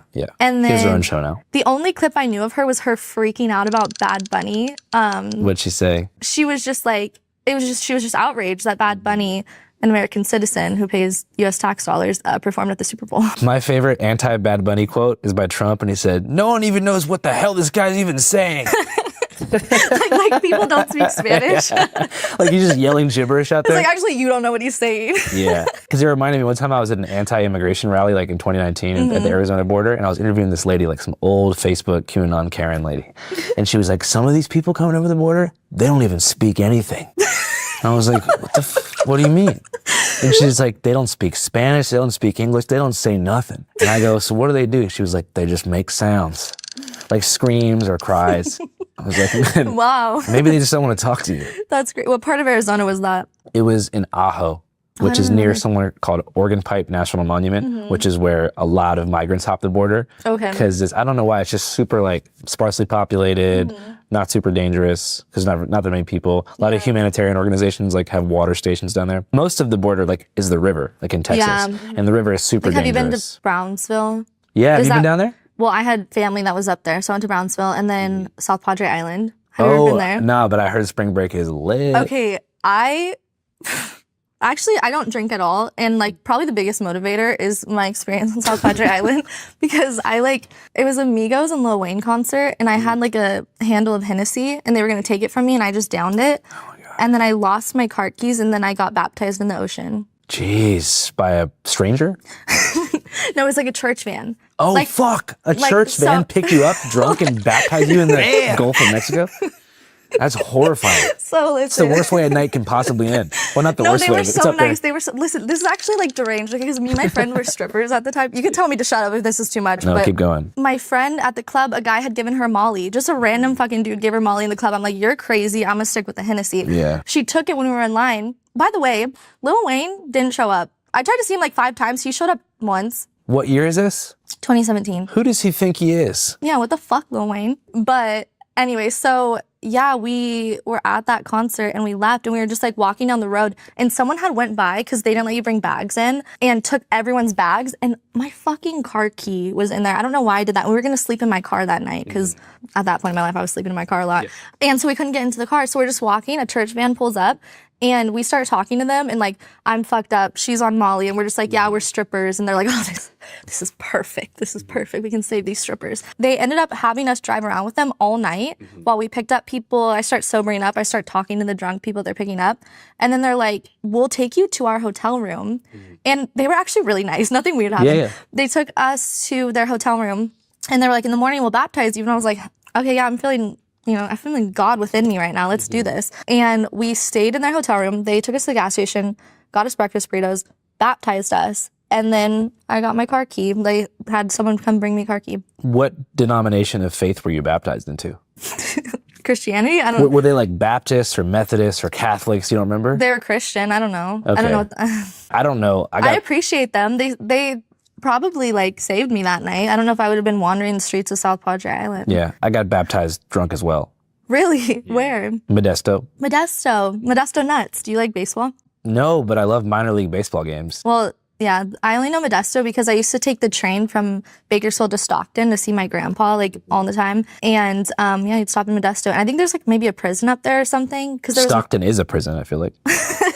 Stockton is. You know what's weird is my concept of Stockton is like as a child is not what people think it is. Like my grandpa had a really old house that was like super cool and I liked it. I was just kidding. I love Stockton. Shout out to my boy Neckface. Shout out to EBK Jabo. Free him. Shout out to everyone from Stockton. It's on the come up. You know, because Stockton is not like the post Bay Area, like gentrification diaspora city. Yeah. Did you see, well, I don't know when last time you were in Stockton was, but EBK Jabo had billboards that said EBK Jabo for mayor all over the city. So I was driving through one time. I was like, well, that's You got my vote. Yeah, got my vote. I got baptized by, you know, the guy who goes, Jesus Christ. You know him? No. Mike Servin. He was addicted to meth and he got saved by God. I guess God told him to say Jesus Christ every 30 seconds. No, I need to look into this. Yeah, he baptized me, but I only had a couple beers. I wasn't drunk as fuck. Anyways, I was off the Henny. back to the border. This is unrelated, but have you been to McAllen before? Texas? Yeah. Yeah. I really want to go there. I've never been to the Rio Grande Valley. Honestly, so I've like done a lot of road trips, and so I don't really have anything, I don't have a notable experience there. I just kind of drove through. What's your favorite road trip to take in the U.S.? I really like the drive from Southern California up to Vancouver. On the 5 or the 101? Ooh. Did you go through Sac and then up through like Redding and stuff? No. So I went through. You went San Luis Obispo, Big Sur, Monterey, San Francisco, Eureka, Arcata, Coos Bay, Astoria, Portland. Yeah, Portland, and then Seattle. Jesus Chiroist. Yeah, that one was really cool. One of my best friends lives in Chilliwack, if you know where that is. It's like outside of Vancouver. Going there tonight. Tonight? I have a show in Vancouver tonight. Oh, yeah. Or tomorrow. That's cool. Yeah. Do you like Vancouver? Yeah, I do. I mean, growing up in I grew up in Seattle, so I never really went there for some reason because the border was so pronounced. Like I went to Portland and SF more, but Vancouver is probably my favorite city in Canada. Top 3 at least. I've only been there a couple times. It's hella sick. It's so pretty. No, I know. Yeah, I love it. Chilliwack is really cool, but it's random. Like, I live kind of close to San Francisco. I'm in Sacramento. Yeah. So I don't know if you heard that since the scandal broke, Brian has entered a sex addiction recovery program. Interesting. A Christian-based one. What do you think about that? I think my approach with this, with anyone, whether it's him or not, is if that's what he feels like could help him and he feels like he has a problem that he needs to address, then pursue it. Yeah, hopefully they don't like sexually shame him or make him feel, awful for seeking out help. I don't really know how those programs go. Like I went to SLAA before and it was fine, but I think there was like a lot of sexual shame that was coming like out of people, so it wasn't really like the right environment for me to grow. So I don't know how it'd be for him. Yeah, the program is good. I've been in it for a few years. Well, I went to like meetings with like sometimes just women. Sometimes I find it hard to connect with women. I was like raised by a single dad and like my brother, so like women are kind of difficult. So I try to do just for me, like I don't know. Preaching to the choir. So being around women, I tried, but I feel like I didn't really relate to them much. And then whenever I did the, what is it called, co-ed meetings, whenever people would talk, like I don't know, I just felt like I wasn't like connecting. Maybe I didn't give it a fair chance. But those meetings did open my heart to like God and everything. So yeah, and especially you see how far it can take some people. I knew a guy who it got so bad that he was driving across state lines to Arizona in the middle of the night to fuck roadkill. I guess the wildlife tampering laws are different in Arizona. I guess he was more into coyotes and roadrunners than the animals that live in more tropical, arid chaparral climates. So he was coming back, every night. His wife didn't even know. It made me realize how if you don't get a handle over that kind of shit early, you can just go to these crazy places and destroy your own life. Yeah, no, definitely. I mean, there's times where like even with myself, I'll like act in certain ways, not like that, but I'll act in certain ways and be like, okay, I need to reel it in or I'm just going to keep going in that direction. So I think it's important to like be self-aware and pay attention to yourself and not like, don't shame yourself. Don't make yourself feel terrible because we're all human. Like we all have our shit. But like just hold yourself accountable if you need to. Yeah, because life in the public eye, especially for someone like that, after that sort of situation, you got to wonder if he's doing it for optics or if he actually feels like he wants to figure out why he's behaving that way. Yeah, well, I think that a lot of times too, like whenever someone gets in trouble or does something, they'll say, "Oh, I'm getting help. I'm going to therapy," and it's kind of just like an empty promise. It's like the work isn't done by just going to therapy. I've been in therapy for like fucking 6 years. Like the work isn't done just going to therapy. It's like how you utilize it and like what you take from it and applying it to your real life. So it's like, is he going to go there and is he going to get better? Or, and also, is this something that he has to get better from really? Or is it actually okay for men to dress up with big titties when they're alone? I think, yeah, I can see there being an ethical issue if you were directly partnered with someone who is discriminating against that kind of person. 100%, yeah. 100%. Yeah, that's a good question. Does someone engaged in that behavior need sex addiction therapy?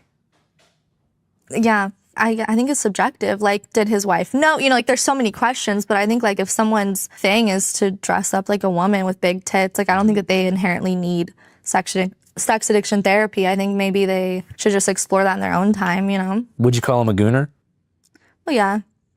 I just like the word. Maybe he's not a gooner. I just think it's funny to say it. It is Or saying funny. someone's gooned out. Is that a chronic masturbator or something? I don't know. It's just like when they like reach like max levels of gooning. It's like you're just Yeah. gooning the fuck out. Like it's just funny to say.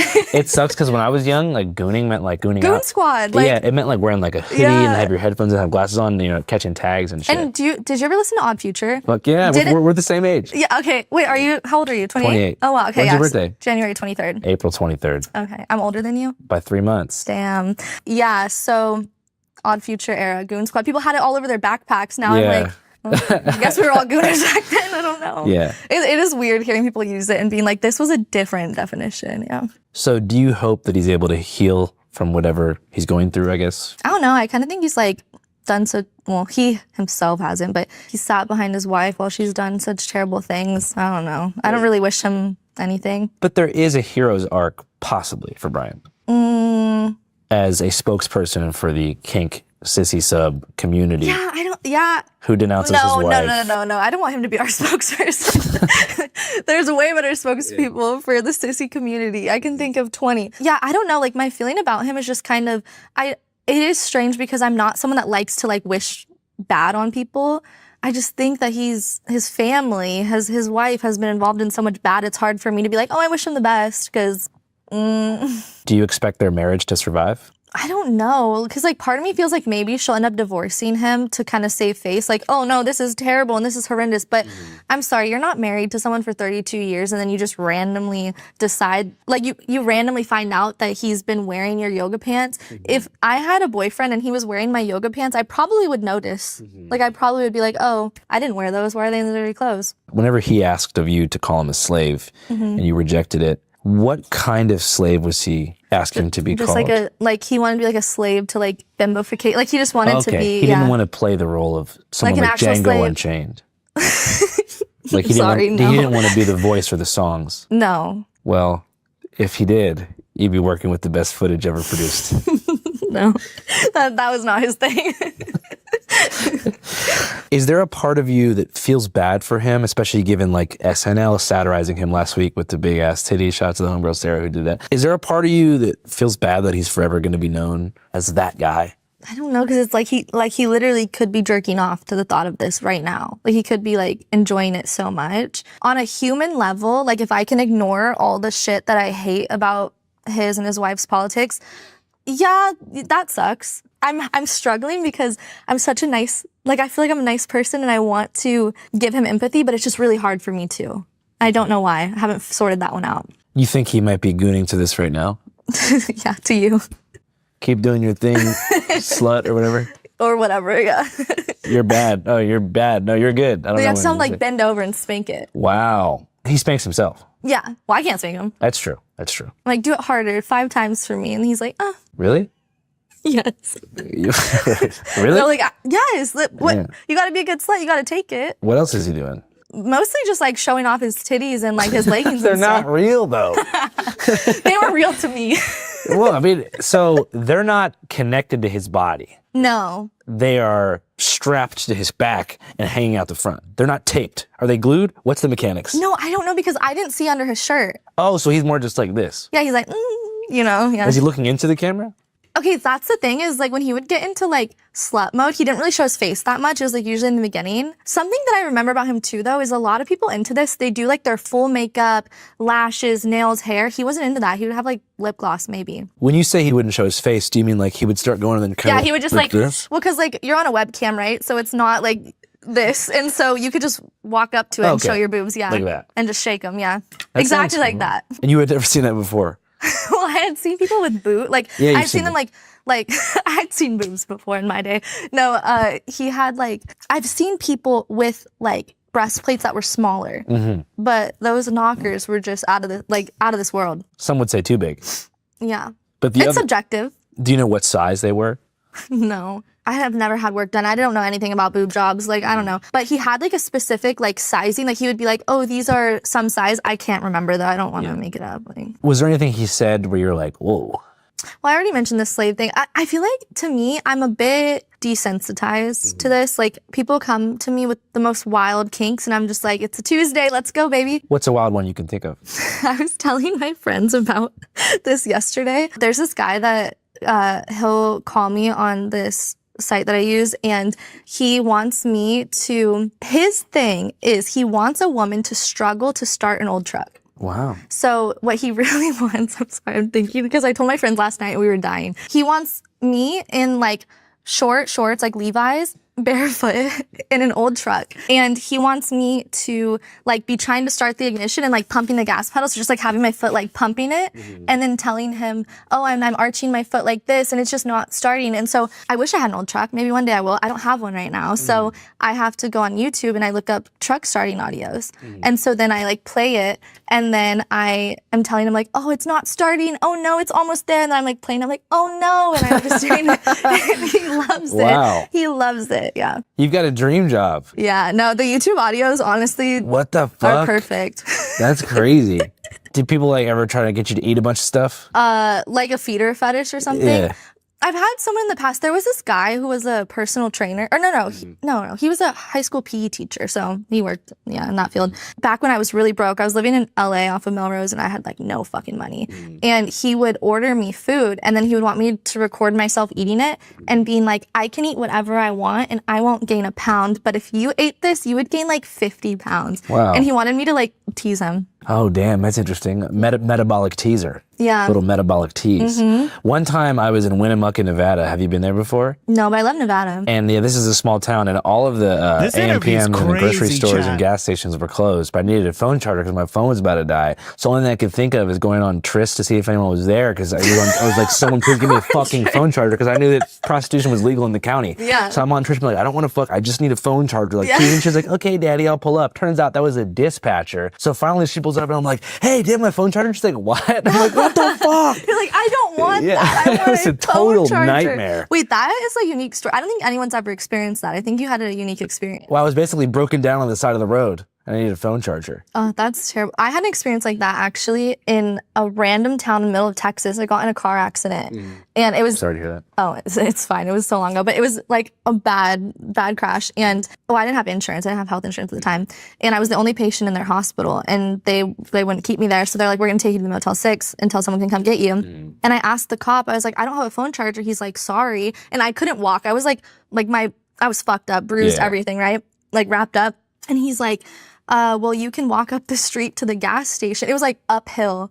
And I did not mean to do that. No, it's okay. It was like uphill. It's okay. And Uphill, fuck Nazis. It was uphill. it was like uphill. And he was like, yeah, you can walk up the street to get a phone charger. So I was just stranded in the middle of fucking nowhere, Texas. Like no one was there and no phone charger. Did you get everything figured out? I acquired one because I was like, and I like walked in there limping. I was like, couldn't fucking walk. And I'm like, I need a phone charger. And they just gave me their lost and found bin. And I found one, but. That's awesome. What the fuck? Yeah. That's actually pretty good thinking. You should have went to a hotel and went to their lost and found. There was nowhere around. No, you're just one fucked. prostitute that was like 5 miles away. She's just wandering around Yeah. like waiting. Yeah. She was cool. She didn't have anything It's like for an me. NPC, just like. I didn't have any money either. I had enough money for a phone charge, but not for an hour. I kind of asked you this a little bit earlier, but as an OnlyFans creator, what do you think about the anti-porn movement? I think it's rooted in sexual shame. I think that what happens with stuff like that is that sex education goes away as well. And I think sex education is really important. Like, for example, there was this Instagram account called, I think it's Balesa. And they were like, I don't know how long they had been around, but for a while, and they shared like sexual education materials and they just got completely deleted. And so I think what's happening with anti-porn is that it's like anti-sexuality. Yeah. And so people with common sense will say, yeah, kids shouldn't see porn, but then it's taking away everything, you know? And like with the age verification, like, do you know about that? Like in certain like states, like you have to like upload your ID. I think that can be harmful because it is like attaching like your personal information to your porn usage, you know? And I've been thinking about that a lot in this situation too, because it's like people that are angry about Brian being exposed. It does worry me that maybe like with people's IDs attached to their porn usage, like maybe more instances of that could happen. Does that make sense? Yeah, definitely. I had a meeting with like an ICE whistleblower last week, which is somebody that works inside of ICE, but she works specifically in like the child exploitation department, tracking down pedos, breaking up pedo rings. Yeah. And what she kind of explained to me was that almost every pedophile started off as a mainstream addict of pornography. I think we also need systems in place at the same time to monitor usage if it is getting hardcore. So it's kind of a tightrope in every way. Like, how do you monitor escalation without infringing on people's digital rights? And it sucks because like the people that are loudest about like getting help, like organizations that are anti-porn but like want to help people like stop being like addicted or whatever, a lot of them are just super like religious anti-porn, and they view it as like some evil thing rather than viewing it as like an industry. Like, and there's people that are working in this industry and are making a livelihood, and it's not all bad, but I feel like there's not really a balance of like, hey, here's this healthy outlet where people can go and get non-judgment, no sexual shame, but get like help if they feel like it's out of control. Because I think that as with any form of media, like your video game usage can get out of control, your porn usage can get out of control. And so I just think there's a lot of shame in it and like a lot of guilt in people accepting that maybe they struggle with it. But there's also a pipeline between gooners and hardcore misogynists. Like I said, a lot of it comes back to early exposure. Like almost all the manosphere dudes who like attribute pornography as one of the causes that has led to like societal breakdown themselves. I feel like they're giving in to societal breakdown, like they're causing societal breakdown. Yeah. What's an ideal solution to ensure a more safe internet? I wish it was easy. Like I wish that I had like some magical thing to say. I think that it starts at home really. Like I feel like my parents had me really young, but they like were really good at communicating with me like right and wrong on the internet. And I mean, it was, you know, the early days, like I was born in 98. So, but I think that, yeah, like it starts at home and like not being afraid of sexual education and things like that. So kids aren't learning things from porn, because porn is not sexual education. Like it's the worst sexual education there is. Yeah, exactly. And if someone is obsessing over porn and then they lose their virginity and it's like, that's just, they don't deserve that. Like they deserve like real sexual experiences, and porn is a form of entertainment. I consume porn. I think, you know, whatever, I have my alone time, I think it's great, but I'm not looking to it as, oh, let me learn how to do this. Let me learn how to be intimate with a partner. It's completely different. So you think parental oversight is the most important thing? Yeah. And I know that not everyone has that privilege, you know, like not everyone has parents that are going to look out for them like that. But I mean, I also just think like in America, I feel like sexual education is just hidden. Like I just feel like it's kind of like a taboo thing to talk about. My parents are really chill. Like I'm from California. Like I didn't grow up thinking that strippers were bad or, you know, like nothing like that. So we want to make a documentary at some point, not about porn, but about like how parents can monitor their kids' digital habits better. Because right now too, have you heard of like sextortion and stuff like that? With kids right now, yes, because there's like this cult or something. 764. Yeah, in the middle of the night, I'm watching weird ass YouTube documentaries, and like I watched one about that recently. And you saw that like the predators recruit vulnerable kids on Roblox and these like innocent platforms. I have a sibling who's 10, and it's really sad because he's such a smart kid, but he's like, I don't have any friends at school because I'm not allowed to play Roblox. And I was like, I probably shouldn't have said this, but I was like, I don't think their parents like them if they're letting them play Roblox. Yeah. Like, no, it's true. And it all comes from like fatigue of like raising a kid is hard, especially I like, don't know what that's like. Yeah. So, but I just remember like when I was a kid, my parents like had to play sports with me, play like, my dad would play catch, my mom would do puzzles, and they'd take me to the museum. Yeah. And it was hard for them. I saw it wear them down. Yeah. So I can see why so many parents, especially with, they have like 4 or 5 kids, they just throw them the iPad or the whatever, the console, and say like, just go to your room, and it works. Yeah. And parents can only do so much because like, I feel like I was like a really lonely kid kids, so I looked for like community online kind of. I feel like sometimes I still do that, but I was on like websites like Gaia Online. Do you know what that is? No, but I was on like Habbo Hotel. Yeah, or like IMVU, ones like that. I shouldn't have been doing that when I was like 12 or whatever. So parents can only do so much, but I just think it's more like, teaching your kids right from wrong, really. But Roblox is not good. Like, kids should not be on Roblox. That is crazy. They use every platform that kids are on. I've never plugged an actual book on this, whatever the show is, Channel 5. But there's this book I read on the plane called Dopamine Kids, which like is a guidebook for parents on how to withdraw their kids from technology, at least a little bit, like how to limit it and monitor it. And it like really is a step-by-step guide of like, here's how to keep your kids safe from just being addicted to screens in the first place. And I feel like it's all tied in together. No, yeah, I think that's important. And like, I mean, did you see that apparently cocomelon has the same effect on kids' brains as cocaine? Really? Because it changes the screen so often. So I don't know how fast it is, but it's like, every 0 point, like you watch it. I watched it because I was like, I need to fact check this. And I was like locked in, like what's going to happen next? Because it's changing the screen so frequently. So it's messing with the kid's brain as if it's like cocaine. It makes sense. Like, I mean, you see kids, when you take the iPad away from them, or I guess iPad's even now like an antiquated reference, whatever they're playing on, they have like withdrawal symptoms. Like, no, I know. And I don't know, that worries me, especially because like I took a child development class and like kids develop so much like in the first 5 years. Like, why the fuck are they watching Netflix or YouTube? We are Shorts? all concerned what with the fuck? the Gooner. They're watching AI Fruit. Gustex was one. And I'm watching AI AI Fruit. And my friend over there showed me AI Fruit. I was like 10,000 gallons, by the way. I'm consuming the stupidest shit known to man online all day. Yeah, no, me too. Yeah, it's pretty bad. But I don't know. Something about it. I feel like my brain is always thinking in overtime. So it's like maybe I do need my brain rot.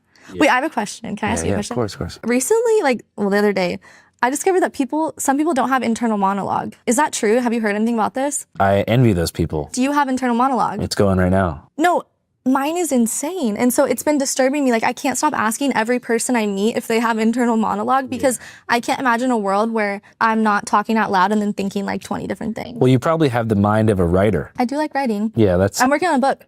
Nice. What's it going to be about? Loosely, about a girl who's like ages 18 to 20 in Southeast Texas, coming up in, the adult industry, stripping. Is it a nonfiction book, memoir? I want to have a little bit of creative freedom, so I'm not going to say that it's like, it's an autobiography or, So you see Southeast Texas as like where your hustle really started? For sure, yeah. Southeast, because I was a stripper at the Temptations Club in Beaumont. And those are real booty clubs. Yeah. Those are like... You know what's interesting? I'm trying to think because where I was, like, I remember it wasn't really a booty club. Oh, I guess I'm just thinking of Port Arthur and shit. Well, yeah, and like Houston. I didn't strip in Houston because I heard too many stories of girls getting kidnapped. Yeah, like I would strip outside of Houston, but not in Houston. What would happen back in 2017 is girls would meet at the club in Houston and be like, hey, you want to like smoke in the car? And then they get in the car and then their pimp would be driving. They just take them to Dallas. So I was like, I'm staying out of Houston. But Beaumont, I remember me and my friend went and like she used to strip to like, do you know who Frosty the Snowman is? Yeah. She killed it to him, but... Which song? Bitch, Milwaukee, I need my bucks. Or is it Halfway Hose? No, it was... That's a different guy, actually. Wait, what? There's a song Halfway Hose. Oh, ain't no such thing as Halfway Hose. Yeah. No, so it was My Life Like a Movie. I don't know if it's called movie or what, but we get to this club though, and we're like, can we play like rap or something? I don't know what. And it's day shift, so they're like, no, we can't until after 4 p.m. So we're like stripping classic rock. I'm like, okay, whatever. And then after 4 p.m. they said, okay, yeah, we'll play your rap music now. I was fucking dancing to Despacito. They thought that was rap? What incarnation? What incarnation is it? That's the crazy. first time that someone made it rain on me was to Despacito. That's the worst song ever. Yeah, I Actually, know, and it's burned Happy to by my Pharrell brain. is pretty bad. Do you know the first time I ever took a dab? I've only done it once, and it knocked my ass out. But my mom called me. She was like, "If you're not home, you're not getting taquitos." And I was like, "I gotta get my ass home." Oh, taquitos are fire. So, and I had a '97 Camaro at the time. It was so shitty. And I got in the car and I drove to Oildale. I parallel parked for the first time, and the whole time that I was driving, I hated that song "Happy." I was driving. That was the best song of my life. I was like, I'm so happy. if I start smoking weed, you think I'll fuck with it? Yeah, maybe. I don't know. I don't smoke anymore. So. Did your mom get the taquitos from 7-Eleven or she made them at home? Oh no, El Taquito. El Taquito. El That's a Taquito person. in Oildale. Spot. It's a restaurant. Yeah, El Taquito. Actually, El Taquito in Oildale, California was ranked the best Mexican spot in Bakersfield, and people were pissed about it because they're like, what the fuck, this is in Oildale, but it is the best, so. Hell yes. Yeah. Oildale's not just Nazis at the skate park. No. And people yelling about trans people at the dive bar. No, honestly, there's like, it's funny to like make jokes about it, but there's like a lot of really lovely people too. Shout out to Oildale. Oildale hate. will be blocked from the comment section. Yeah. What's that beautiful ass lake above Oildale? Lake Elephant? Like Isabella? Isabella. No. That's not beautiful. You know what I mean? It's nice up there, kind of. Which one is it? Do you know? Like Ming? Something up there. One of those fuckers. I don't know. I live by Hella Lakes now, and I love it. You picked up the hella in the Bay Area. I think I've always said Hella. I think that's always been. Is there any Oildale slang? Any Oildale slang? No, Delians. If you're from Oildale, you're a Delian. Oh, word? Yeah, but no, nothing notable. If people are walking with their barefoot, like walking around, I'm usually like, oh, you're from Oildale, but I feel like I asked a bunch of cool stuff. hopefully I didn't yap too much. No, is there anything you feel like I didn't ask or that you wanted to say? No. Message to the kids? Listen to your parents and don't go on Roblox. Message to the gooners with conservative spouses and political positions? If you enjoy porn, support sex workers. Yeah, the people that are making your porn. And maybe don't be so ashamed to say that you consume that content. What's the most ethical way to consume porn? Directly from creators, yeah, paying for it. Or even like sites like Pornhub. Every single person on there is verified and they get paid from views, which is why it's unfortunate that they're being like blocked out of all the states because it's Ethical porn consumption. Do it, guys. God. actually one of the only tube sites where everyone on there is verified. So What's the bad side of porn? Like, what should people avoid if they want to make sure that everyone's being treated fairly? I mean, there's a lot of like sketchy OnlyFans agencies at this point. So like try to like, maybe if you can seek out creators that are doing it ethically.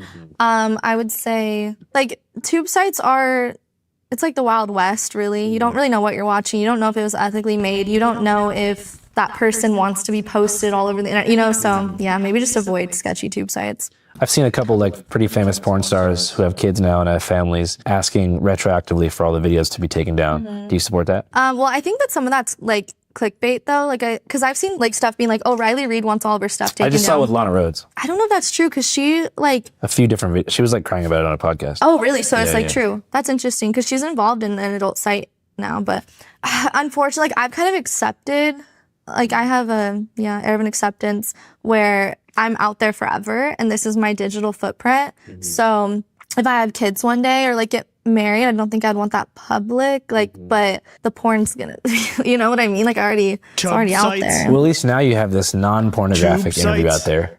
Yeah, first one. Well, thanks so much for your time. I really appreciate it. Yeah, thank you. Love I hope that you and your dog stay safe out here in these streets. Channel 5 live worldwide, Hollywood and Vine. Fuck the authority, Channel 5 News. Channel 55. We don't fuck with custers. And 5 is the best number. Great interview. And the AC's in, guys. I think I got some little leaves in my hair. Yeah, look at that.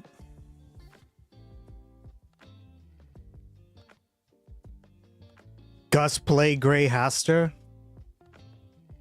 Well, I told him not to fucking do that because I wouldn't be fucking. I don't know why he did it.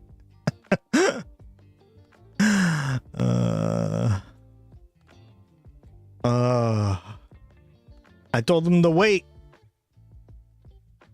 because it's supposed to get very, very hot, guys. And my computer already makes it like this fucking room super hot. Thanks to Grood. Nah, I got him. No worries. I got my boy.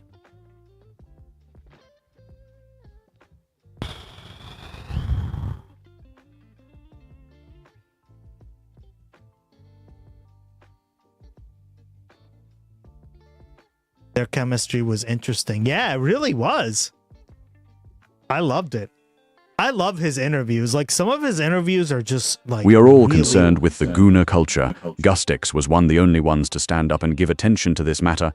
You may think that Comcast is some kind of porn site. It is not. It is a catch-all for all leftist ideas. Calling it Comcast was a way to appeal to the gooner crowd and get them into a good community. So subscribe to Comcast and make Gustix wet with excitement. Alco, your chat is fucking awesome. I know. I love us. The community is the best. I love you guys. Thank you, Alco. If you want to do that, do Gloggy Weather Berlin, okay? There you go. Wait, why isn't it working?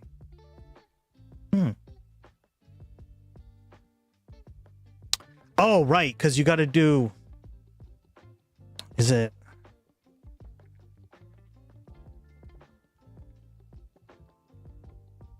Yeah.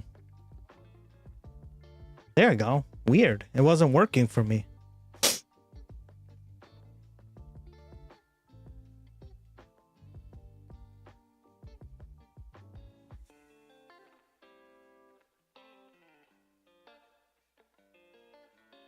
Gilo.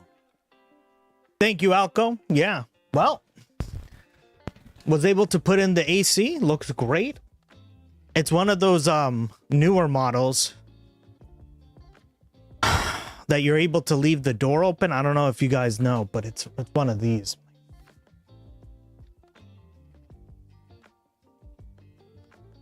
One of these.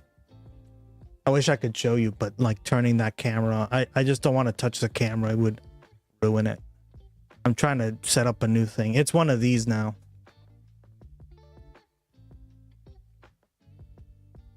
Boom. It's gonna get more gusty. Well, it gets hot in here, girl. I gotta treat the people who come in here with respect. God. Including myself.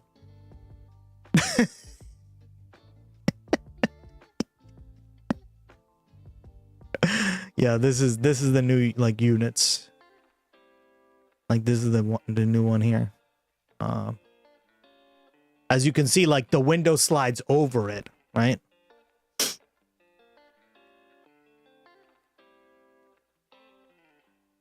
See? It's pretty cool.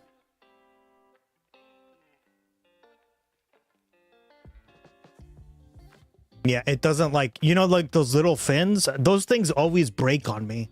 I fucking hate those. So I was like, oh man, now that I have to get a new AC because I was like, I wonder if there's something like that would fix this issue. Done. Right? You get more window light too. Isn't that interesting? Yeah, thanks, Jersey. That's why like when I saw it, I was like, oh, that's cool. See, it slides over the AC. Therefore, like, it's called the U shape AC. U, because it has like a, hold on. Oh, this is another thing for me too. Like, I hate ACs because like I need a lot of like the light to be blocked, guys, right? Because I don't like the light coming in the morning. So with this type of AC, you can block the curtains. Your curtains fit under behind it, right? So it's super cool. But you see, like, you can literally have the window wide open. Jersey, shut up! You're not that excited. She's just memeing, guys. Wow, that's insane. That is cool. God. Yeah, this is the ghetto way of doing it. Right? This is the ghetto way of doing it, but I guess it works. Yeah, this too. Yeah, see? You can put over your like windowsill and it just like kind of floats. It looks good. I'm gonna have to turn it on. It's getting fucking hot in here. Woo! It's getting hot in here. Take off your clothes. No ghetto shaming. What do you mean? That was my life, like my entire. Yeah, it just required all these extra steps. Like I've never done any of this stuff before, right? So there you go, guys. You should do the German Luften. Like the apartments.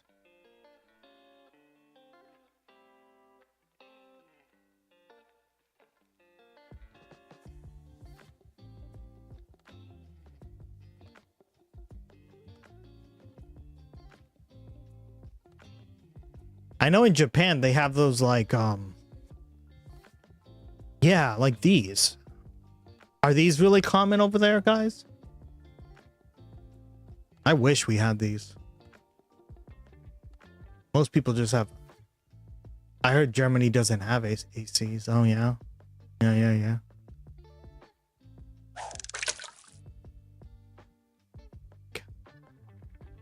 These are the best ones to have, to be honest, because you don't ever have to touch them ever again. You pay one price and you're done. There is maintenance and stuff, but like, who gives a shit? You just, these are like the easiest to, and they cool better, by the way.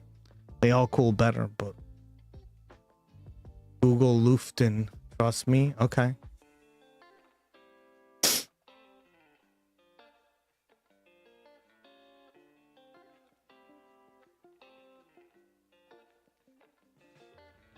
Luften is the word for to air out or to ventilate.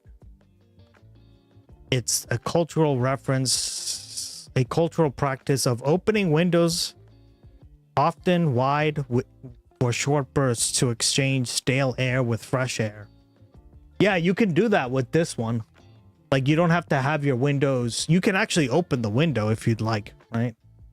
You don't even have to have the AC on or anything. And the AC will just stay there because it's like locked in. Luften. Oh my god. Understanding Luften. The more you know, guys. Hold on.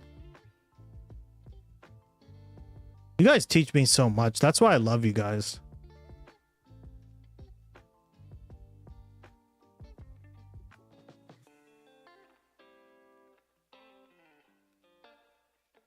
There's no sound available? What the hell?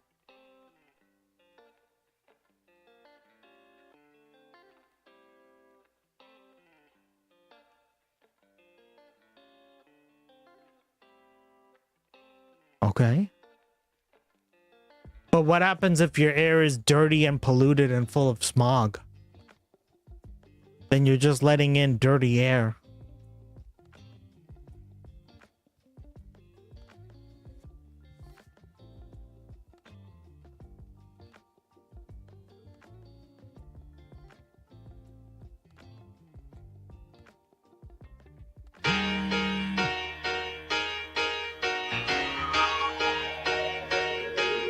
Oh my god, Germans have it like on lockdown, guys. They have reminders on their phones. What? Is that true? Is it that cultural? It's time to partake in Luften and everyone just like runs to the fucking window and opens it? You're as cold as ice. You're willing to sacrifice our love.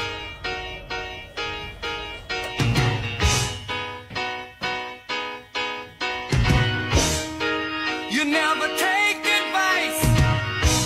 Someday you'll pay the price. I know.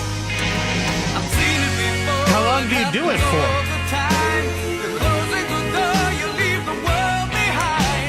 Well, Americans could never do this, guys. Like, you even try to tell an American to do this, they'll be like, it's cold outside, fuck off! So fucking crazy.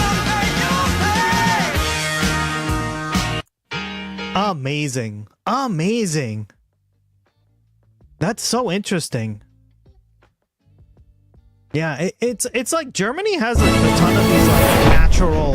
Oh! What up? D-A-R-R-E-Z-Y-Y-Y-Y. Chris Speaks just raided our broadcast with 12. Thanks for the raid. Thank you for the raid, buddy. How you been?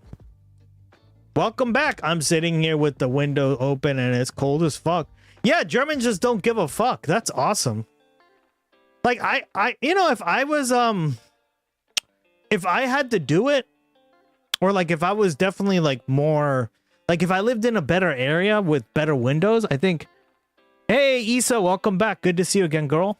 Yeah, welcome in, Raiders. Chris, what did you guys talk about? What did you guys talk about?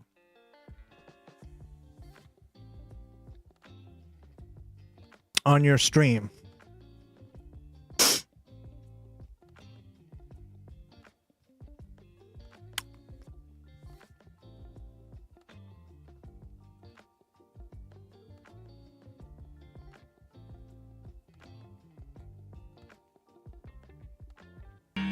I would, yeah.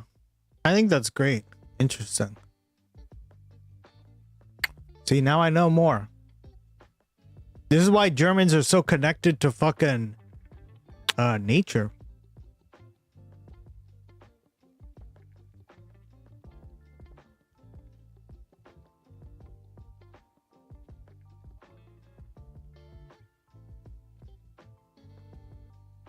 I love how Jersey's like, we should watch it on the stream.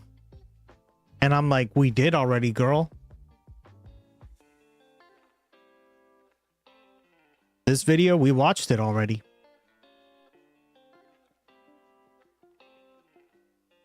This is a story about Venice. You just forgot, and you were in the chat, supposedly, allegedly. You were commenting on it.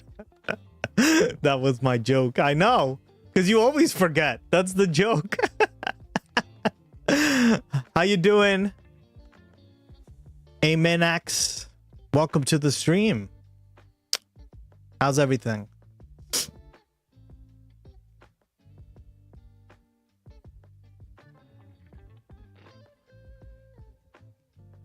Peepo, good to see you again, man.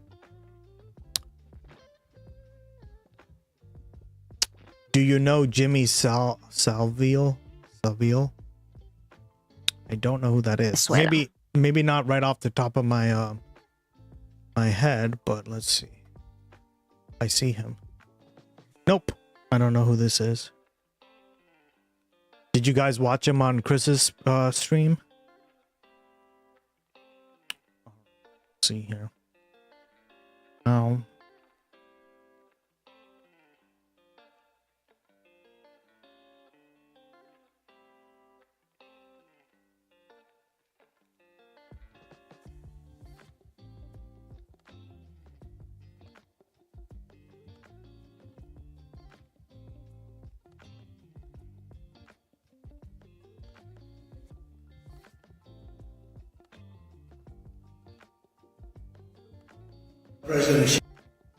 Oh God, somebody.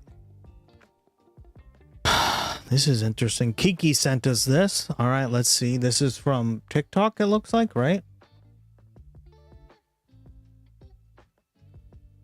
President Xi, I want to thank you very much.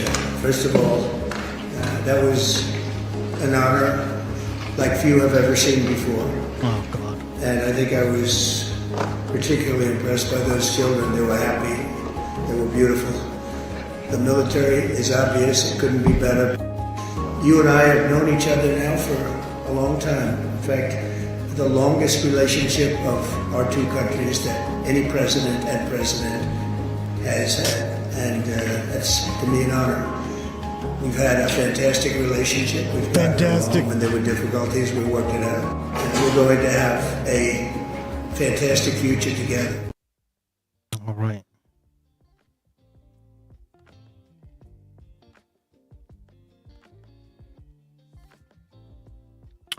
All right, so I guess they really are going through with it. What do I mean? Trump is going to charge a 90-something-year-old man. There's new developments in U.S. relations with Cuba. America reportedly moving to file criminal charges against former President Raul Castro. What? In connection to a deadly incident back in 1996 where two civilian planes were shot down by Cuba. This all follows a visit to the island yesterday by CIA Director John Ratcliffe and new protests by Cubans there over power cuts and fuel shortages. A potential indictment comes as the U.S. increases pressure on Havana. The Trump administration has threatened heavy tariffs on any country that exports oil to Cuba, leading to energy shortages as oil shipments are largely cut off now. Wow.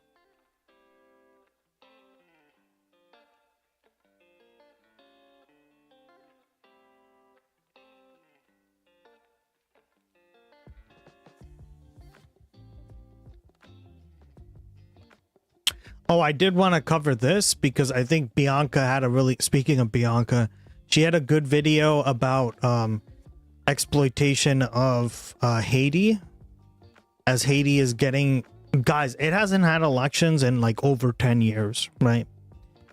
And this is just kind of like, it does a good job at kind of explaining some of the things, how the U.S. and France, right, because France colonized Haiti, ruined the country, right? There's a few things you're gonna see here. It's things like forcing debt onto Haiti, right? And it's very similar across Latin America, right? So this is very much what happens in Haiti isn't that much different than what is going on across the rest of Latin America, right? So we already watched the Venezuelan one, so I don't want to rewatch that. I know we were memeing on it, but God, Jersey, remember what you watched, girl. It's easy to dismiss Haiti as nothing more than a failed state. A place of extreme poverty, violent gangs, and chaos. A country that, despite so much help and billions of dollars in aid from other countries, just can't seem to prosper. But a closer look reveals a different side of the story. The story of a country of enslaved people who fought their colonizer and won, but then was severely punished for that victory. The story of Haiti cannot be told without the role of imperial powers that for centuries have extracted wealth from the country through violence. Yep. We don't talk enough about how even in recent years, countries like the United States have continued to meddle in Haiti to exploit the land and its people for profit. This is the story of how the Haitian people have been denied their full freedom and sovereignty to rule themselves.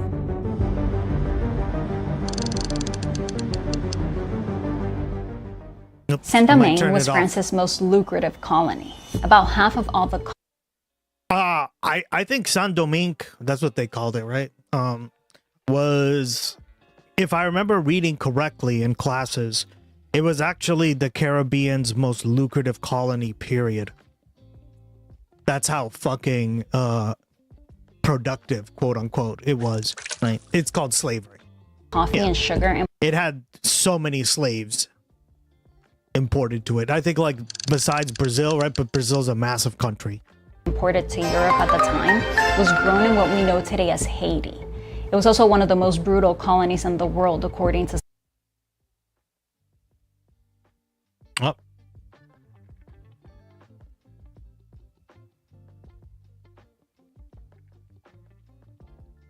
some historians. By the end of the 1700s, there were an estimated 500,000 enslaved people on the island. And they were so tortured and abused that their life expectancy after being brought to Saint-Domingue was just 3 years. In 1791, thousands decided they had had enough, so they organized and revolted. Against all odds, they beat the French, and in 1804, Haiti was born as the first Black republic. Yeah, they beat Napoleon, right? Well, when all these nations around around Europe were losing to Napoleon, they were actually able to beat his forces. Isn't that crazy, guys? It was an incredible victory. Former slaves that won against Napoleon's troops to become the first independent country in Latin America. But their colonizer wasn't going to let Haiti go so easily. More than 20 years after Haiti had declared independence, France sent warships to the island. If Haiti wanted to be recognized as a country and peace of mind that France would not reoccupy them, they would have to pay their former slave owners. Haitian leaders agreed to a debt of hundreds of millions of dollars in today's money to essentially pay reverse reparations. And then things got even more sinister, because in order to pay that debt, the new country had to take out loans. And guess who offered them those loans? France, specifically French banks.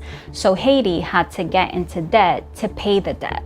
On top of that, banks charged the new country huge commissions and fees. And that became another way to squeeze Haiti for profit from afar. One of the banks that profited from Haiti's debt went on to later finance the construction of the Eiffel Tower. And when the United States learned about how much money could be made in Haiti, Wall Street wanted in. Banks like National City Bank in New York bought shares from Haiti's National Bank. And in 1914, something unbelievable happened. U.S. Marines went into Haiti's National Bank and grabbed $500,000 worth of gold, put it on a boat, and took it to New York, to the vault of National City Bank. The U.S. explained So they literally just stole money from a country. Cool. that they had to do this because of the political instability in Haiti at the time. They feared Yeah. rebels would take They just stole the money, right? the gold. And guys, why does this have to, why is it important to know this stuff? I always advocate understanding this stuff, because if you think this has nothing to do with politics, boy, are you wrong. Right? If you live in any American city, why are there so many Haitian immigrants? Because literally for like hundreds of years now, we've been stealing from countries like Haiti. Of course the economy is not going to do well. So where do they come? The place that has money, right? So this all has an impact, right? And I love them coming here, to be honest, right? I'm not against that at all. I'm just saying you have to understand the fabric of all this, right? The long pasts, the history, so then you can see how it impacts politics today. So they decided to do it first. But even after they stole that gold, Wall Street kept pressuring the US government to intervene in Haiti to make sure the banks got their profit. And the following year, the US got the perfect excuse. Haiti's president was killed by an angry mob. Then in 1915, United States Marines land in Haiti to battle Haitian bandits threatening destruction of American properties.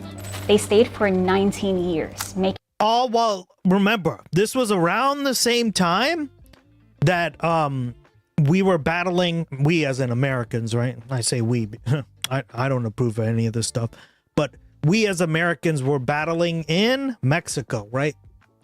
We fought revolutionary Mexico, right? The Mexican revolutionaries, right? making it one of the longest US occupations. I think that was in 1912, if I remember. So again, guys, it's a very long history of this shit. Just behind Afghanistan. During that time, US officials took full control of Haiti's finances and forced the country to take on more debt. I say forced because even after Haitian officials said they didn't want another loan from a US bank, American officials insisted and then installed a president who would agree.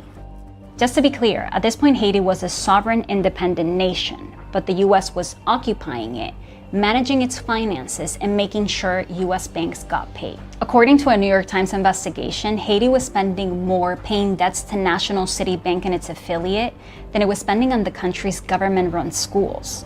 National City Bank still exists, by the way. Today its name is Citigroup. The US went on to control Haiti's finances for another 13 years after the occupation officially ended. That's more than 100 years from the moment France imposed that devastating debt on Haiti. During that century, there were years when coffee was in high demand, and Haiti was producing and exporting tons of it. The country should have been reaping all the wealth that once made French slave owners rich. But instead of investing that money into the needs of Haitians, like schools, running water, transportation, and electricity, they were sending it to former slave owners, banks, and shareholders in France and the US. Some argue that there was so much instability and corruption within the Haitian government that there's no guarantee that money would have been spent on the needs of the people if it stayed in Haiti. But the point is, Haitians were never even given the chance because the money didn't stay in Haiti. And it is true that some of these predatory deals were possible with the help of some local Haitian officials. But here's the thing, even when elected politicians were opposed, those foreign countries like the US found ways to force them. Like when the United States wanted to change the Haitian constitution because it didn't allow foreigners to own land. See, after so many years of French colonialism, this was an important protection for the Haitian people. They didn't want outsiders amassing so much wealth and power that they could control and oppress the local population. So a lot of Haitian lawmakers were opposed to changing it. Well, U.S. Marines went into Haiti's National Assembly and forced Haitian lawmakers out at gunpoint. And then they replaced the legislature with officials that quickly approved the new US-backed constitution. President Franklin D. Roosevelt even bragged about writing it himself. He said, "The facts are that I wrote Haiti's constitution myself, and if I do say it, I think it's a pretty good constitution." And it was definitely pretty good for US business interests, because now that foreigners could own land in Haiti, US businesses leased thousands of acres for plantations.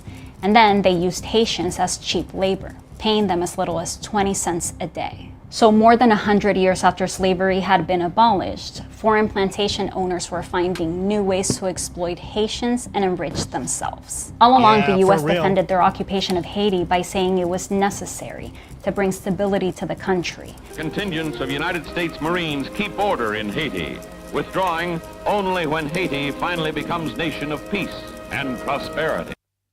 Yep. But there was one US Marine who later regretted what he did in Haiti and other countries. It was a Marine general that led the operation to force Haitian lawmakers out of the assembly. His name was Smedley Butler, and he said this about his time in the military. I was a racketeer, a gangster for capitalism. I helped make Haiti and Cuba a decent place for the National City Bank boys to collect revenues. Butler gave that speech in 1932. And here's where you say, well, that was a long time ago. What does that have to do with what's happening today in Haiti? Well, that practice of meddling in Haiti's politics to serve Western interests has not stopped. After the US occupation came almost 30 years of a bloody dictatorship. The Duvaliers, first Papa Doc and then his son Baby Doc, ruled with brutal force. But they enjoyed US support because they were allies against the threat of communism in the Caribbean. Instead, the Duvaliers provided a climate beneficial to US corporations. That's minimal taxes, low tolerance for trade unions, and starvation wages for workers. Yeah. Okay. That makes sense now. I was like, I don't remember reading about FDR in writing constitutions when he was president. None of this happened when he was president. This was when he was assistant to the Navy. Right?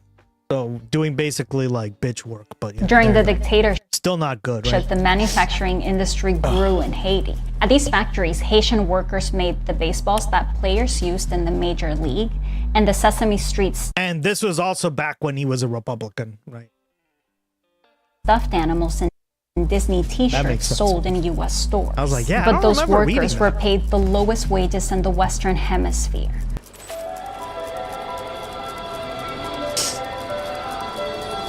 In the face of that kind of exploitation, a priest became popular among Haitians. À ne pas avoir pitié d'Haïti, nous n'avons pas besoin de pitié, nous. Qu'ils commencent à ne pas avoir pitié de nous, mais à reconnaître le droit que nous avons, droit de récupérer un peu de ce qu'ils ont volé. John Bertrand Aristide advocated for the liberation of the poor. He called for a revolution, saying things like, Haiti is poor because of the rich. And he spoke against US imperialism, saying they, the Americans, want to hold our guts always in their hands. Thus, we will be economically, politically, and culturally dependent. Aristide founded a political party called Lavalas, which means flood in Creole. He said the flood of the poor was about to descend on Haiti, and on election day, it did. When Haitians finally had a chance to vote again after decades of dictatorship, they elected Aristide as their president with 67% of the vote. When he won, poor neighborhoods all over the country erupted in celebration. There was a sense that with their vote, the poor finally had power, that their conditions were about to change.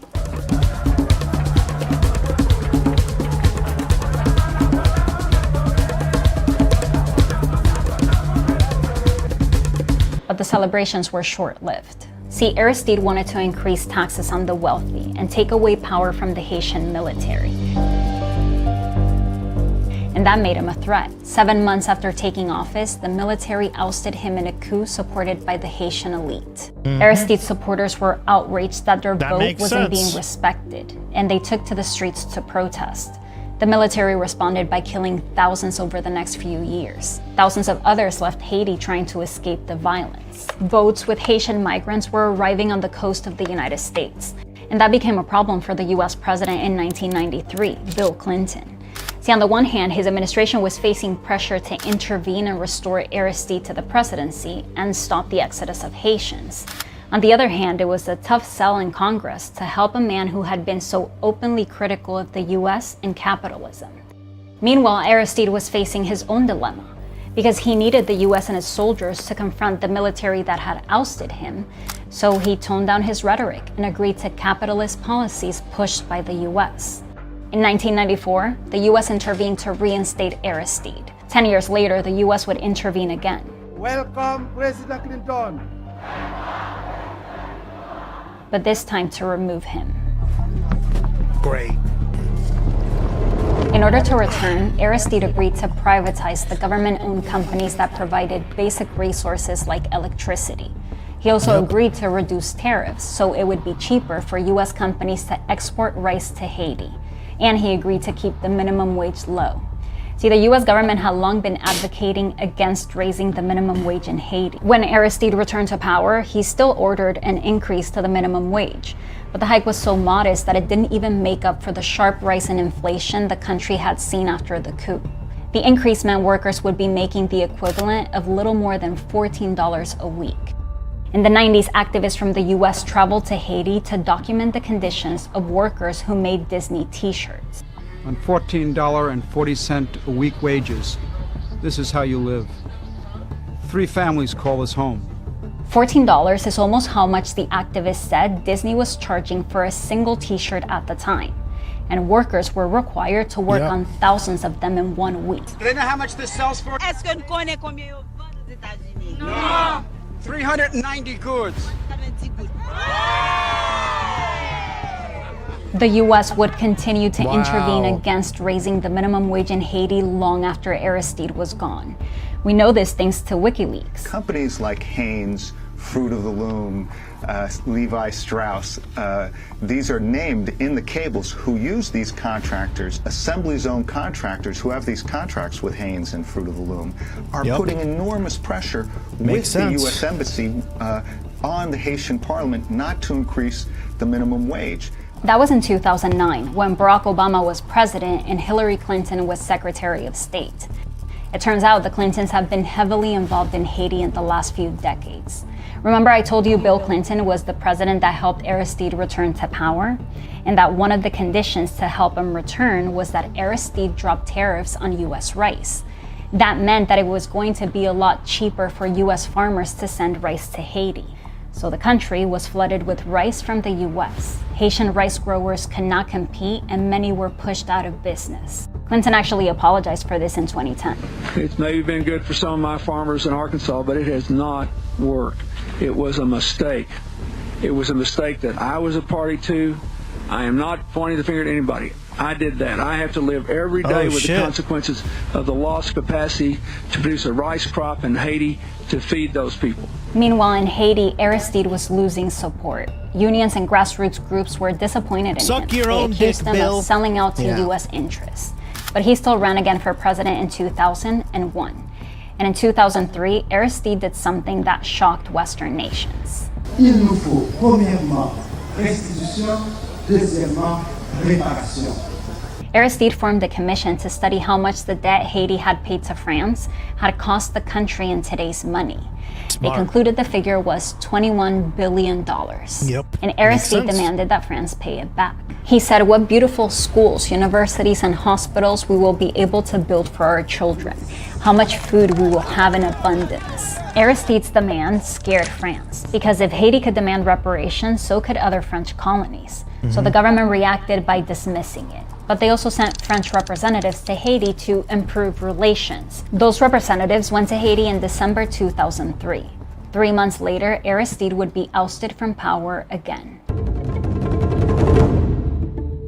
See, Aristide was facing a lot of internal turmoil. He had lost the overwhelming support he had in the 90s. His government was accused of violently cracking down on protests. His supporters were accused of murdering opponents and members of the press. And his officials were accused of corruption. Armed groups were planning to oust him again. And once again, the US and others seized on the opportunity of internal instability. To be perfectly clear, Amy, I believe that this is a group that is armed by, trained by, and employed by the intelligence services of the United States. And as they were closing in, U.S. officials offered Aristide a flight out of the country. Both French and U.S. officials said they intervened to save his life, but Aristide later said he was kidnapped. What we do know is that the leader of a movement that had once carried so much promise for Haiti's most marginalized and exploited was out. And US and UN officials would continue to intervene for years to keep it that way. WikiLeaks revealed that top officials discussed how the, quote, Aristide movement must be stopped, according to secret cables. After the coup, UN soldiers occupied Haiti. Once again, outsiders were in control. What has followed is years of more meddling to install leaders that elites and the international community want in power. The result has been one crisis after another. Right now, there is no elected government in the country, and the power vacuum has been filled by armed gangs terrorizing communities. And when Haitians try to escape the misery by migrating to the US, they're met with more violence, racism, and deportations. When Joe Biden was president, these pictures went viral. They showed Border Patrol. And that's the problem, right? Like, all this stuff haunts us today. Agents attacking Haitian migrants in Texas. A couple of days later, the senior U.S. diplomat in Haiti resigned. He also accused the U.S. of, quote, adding to Haiti's unacceptable misery by intervening in the country. He wrote, what our Haitian friends really want and need is the opportunity to chart their own course without international puppeteering and favored candidates, but with genuine support for that course. There is so much more to this story. I've been reading this book that covers what has been happening in Haiti since the earthquake and how the US has used aid to continue to control what happens in that country. So please let me know in the comments if you would like a part 2. In the meantime, I did have a conversation with the author of this book and with the Haitian journalist that I collaborated with for this video. So I'll leave the link for you right here. Thanks for watching, and I hate it. I hate it too. All right. Now let's get to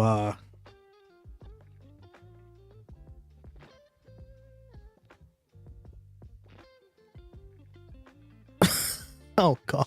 This is gonna we be just make it up as we go to serve right-wing power centers, right? Like, that's what that is. It looked like the Democrats had a plan to fight back, to basically overturn.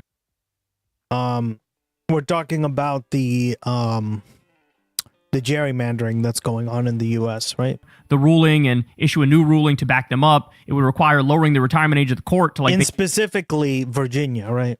Basically purge the court and bring in new judges. And we saw that. I got very excited. I was very happy. Finally, you realize it's an existential fight. Well, more on that in a minute, because they fucking reversed themselves instantly. But here, let me play this clip for you. They did. Here's Brian Tyler Cohen. And Brian Tyler Cohen makes the case here that, guys, you don't get it. This isn't a question anymore. This isn't a debate or a discussion anymore. This is do or die. This is existential. This is, do you want to be a permanent minority party and never have any actual power ever?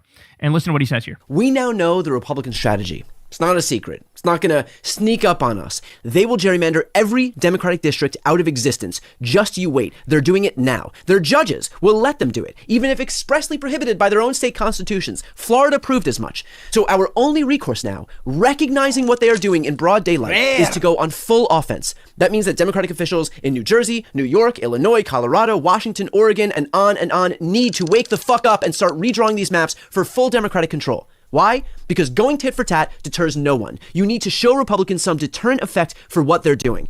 And also consider this, if Democrats do go all out, guess what? They can actually win the redistricting war. California has 52 seats, Republicans currently hold 7. That's a big haul. New York has 26 seats, Republicans currently hold 7. That's a big haul. So these governors and state legislators in blue states need to realize that this is no longer about fairness. It is about fighting back so that Democrats are not scientifically engineered out of the House forever. And I get that Democrats don't really have the stomach for this kind of stuff, for this kind of warfare. Find it. The time for good government solutions is long gone. Now it's existential. He's right. Every word of that is exactly right. It's at the point where if you don't do this, you're complicit.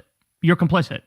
It's almost like you guys are like MAGA infiltrators into the Democratic Party if you don't fight this, right? So, right on cue, Virginia Senate Majority Leader Scott Surreville rules out proposal forcing the retirement of Virginia Supreme Court justices in order to get a different ruling in the redistricting case. Surivel said the idea would be, quote, too extreme. Well, is it too extreme when basically Utah already did something like this because the Republicans wanted to get their way and they forced their way? Is it too extreme when other Republican states have done the exact same or very similar things with the same end result?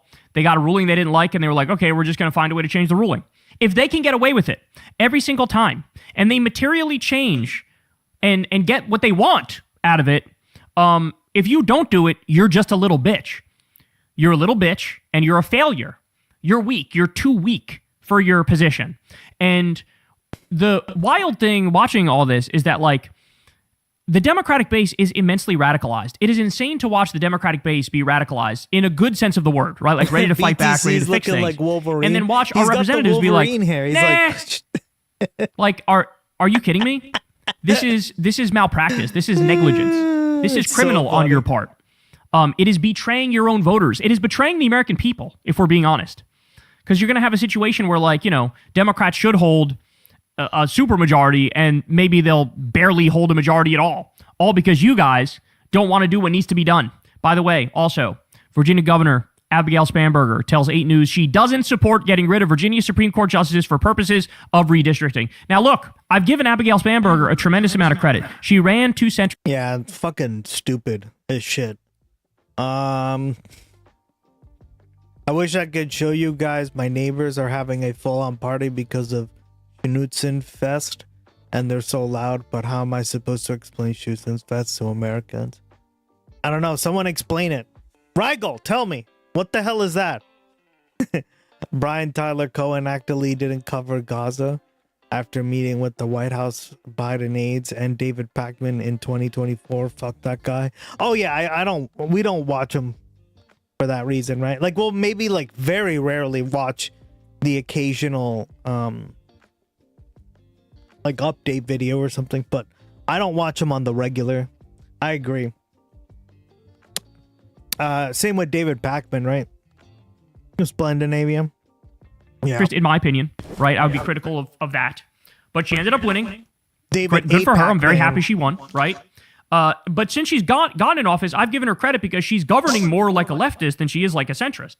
She's doing stuff like, you know, paid family leave, raising the minimum wage, cracking down on ICE. She's done a number of things that have been great, and I've been pleasantly surprised. But then you do this. And then I got a question, are you really fit for this moment? And the inevitable answer in my mind is you're absolutely not fit for this moment. Because if you're telling me we're not going to do this, and I'm not going to tell you a different way in which we're going to go about and redistrict and get these seats, well, then you're not fit. You need to retire. You need to step aside. You're in no position. In this fucking dogfight, in this bar fight, you can't just, you know, quietly tiptoe out the door and then run down the block. Okay, we need brawlers. That's what we need, and you're not a fucking brawler. What I'm going to recommend everybody out there do, I looked up the office of the governor of Virginia, okay? The phone number is 804-786-2211. Virginia. That's 804-786-2211. And I'm going to highly recommend that all of you out there, specifically if you live in Virginia, I would say you should call the Virginia governor and say, listen, if you have some other plan to get us to win this redistricting war, great, tell us what it is and implement it. If you have no other plan, you better do the plan to get these Supreme Court justices retired. You better do that plan. Because again, this is existential. You're going to let American democracy end, all for an obsession with proceduralism and process. You're going to let American democracy end and have a fat, pedophile, rapist, war criminal con man like Donald Trump be the reason it ends. A fucking reality star buffoon, born with a silver spoon in his mouth. You're going to let him get away with it. Him be the reason democracy ends when we have tools at our disposal that we can use in order to get our way, and you're just not going to do it? So they get to cheat all the time and we can't counter cheat. Ironically, it makes it more even and fair if you counter cheat when they try to cheat, right? So by counter cheating, you are actually keeping it more fair. If you just lay down in a chalk outline of yourself, again, you are a useful idiot for MAGA. And so just... This is like a wild German fest, old school, where folks get their shooter hats on and party with Dance's beer. Interesting.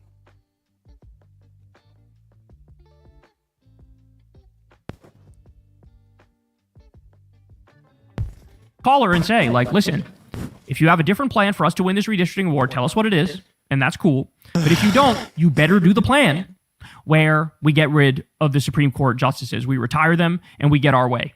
Yep. Because I'm sick and tired of this shit. Republicans always raising the stakes, always willing to go there, and Democrats never willing to go there. Always winding up, and then when they go low, we go high. Yeah, it's. I'm just so tired of it. All right, well, congratulations. You're gonna, especially because it's the only other side that you can pick from, right? If we had like 15 other parties, this wouldn't be much of an issue, right? Or even like another party that was dominant.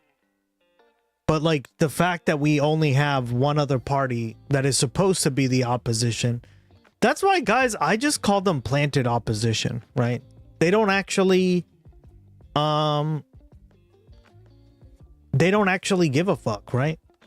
They don't act like opposition. Go high to the point where you win by like 60% to 40% in the popular vote and you still are in the minority. That's what this country's going to fucking look like. That's what it's going to look like. And they'll have nobody to blame but themselves. Because, again, we're telling you in advance, we're telling you right now how to fix it. And if you don't, that's on you.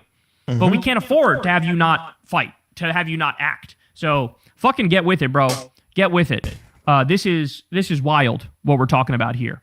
So not only that, I would say, you know, if you live in a blue state, call your Democratic governor and tell them, what are you doing to redistrict, to gerrymander?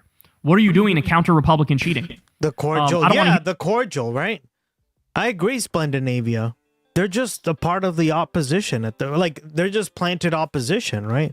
They're a part of the Republican Party. Guys, the more you cover this, the more all the stuff we've talked about, right? When it comes to, like Jared Golden too, right? The way that we covered him, they've done this for decades at this point, and people just like don't understand it, so they turn the blind eye. But at this point, they're just planted opposition. Hear that? Oh, you know, we're gonna keep it independent in this state. Fuck that. If Republicans are gerrymandering everywhere, Democrats can't just sit there and do nothing. And right now they are. Right now they are. And that's unacceptable. So call your Democratic representatives and tell them, look, I shouldn't even have to call you to tell you this. You should be working on this without me saying shit. But fucking do something to address this. Do it now. And let me show you one more thing here. And the reason I'm tired of it too is this has like implications. Our shitty politics has implications for the rest of the world, right? And you guys don't even get to vote. Like, if you guys had a vote, then I'd be like, whatever, that's fine, I guess. Right? But you don't even have any input. It's ridiculous. It's so crazy to me. Because this really puts into perspective what we're dealing with. So, MAGA is crumbling. Trump has a 32% approval rating. Everybody hates Republicans now. The economy's falling apart. We have multiple illegal wars. In a sense, it almost couldn't be going worse for a political party than it's going for the Republican Party right now.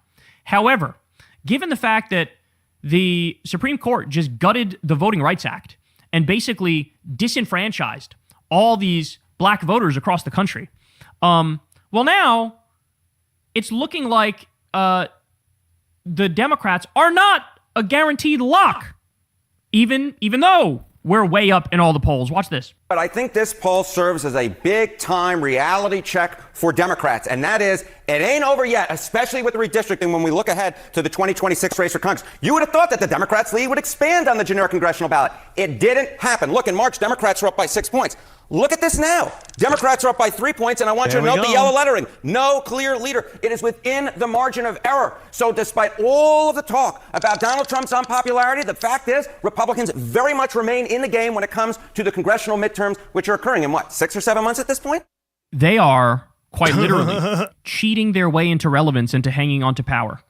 And if you guys sit there and take it, you're simply not fit. Hey, y'all, do me a favor and like and subscribe. It helps out big time in the algorithm. So depressing. Ugh. All right.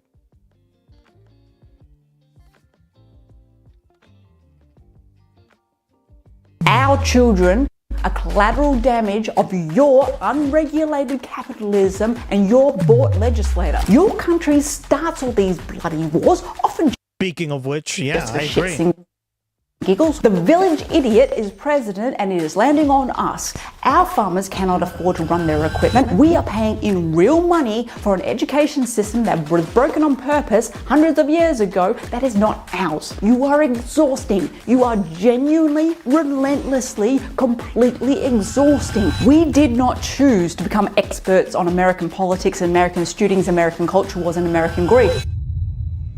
Yeah, let's go back a few hundred years and let me explain how we got to this. For our regular viewers, this video is going to be a departure from our usual death-related content, but as you will have noticed, critical thinking is something we strongly advocate on this channel, and that is I've never watched anything from this creator, so I was curious because I've never seen any of her stuff. So maybe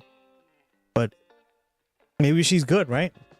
exactly what this video is about. It is for But you guys are saying in chat, Patricia is at least, that you've watched stuff on her with her. Let's everyone who has ever asked themselves, does the US even have an education system? Is it optional? It is for everyone What a who joke. sees the brain rot coming out of the US day after day and genuinely wondering why. It is for everyone asking how a nation of 335 million people ended up with the biggest village idiot on the planet as president. Since that brain rot is now affecting our kids and that village idiot is actively affecting our Is she lives. Australian? She sounds Australian to me. Many of us outside the US are demanding an explanation. I too wanted an answer to these questions, and since I love to research anything and everything, this became the rabbit hole that I went down over the past few months. What I found is too important not to share, and it's a 250-year-old story. The first half of this video explains to the international community how America got itself into this mess. And the second I blame Jersey. half explains That's how we got into it. to Americans why the international community is done being diplomatic about how we feel about it. Buckle up, it's going to be a long, bumpy ride. Part 1. What is critical thinking and why does it matter? I would guess Irish. Oh, she's Since Kiwi? that is what this video is essentially about, let's define it. Critical thinking I think is she not is a about being Kiwi. clever or contrarian or difficult.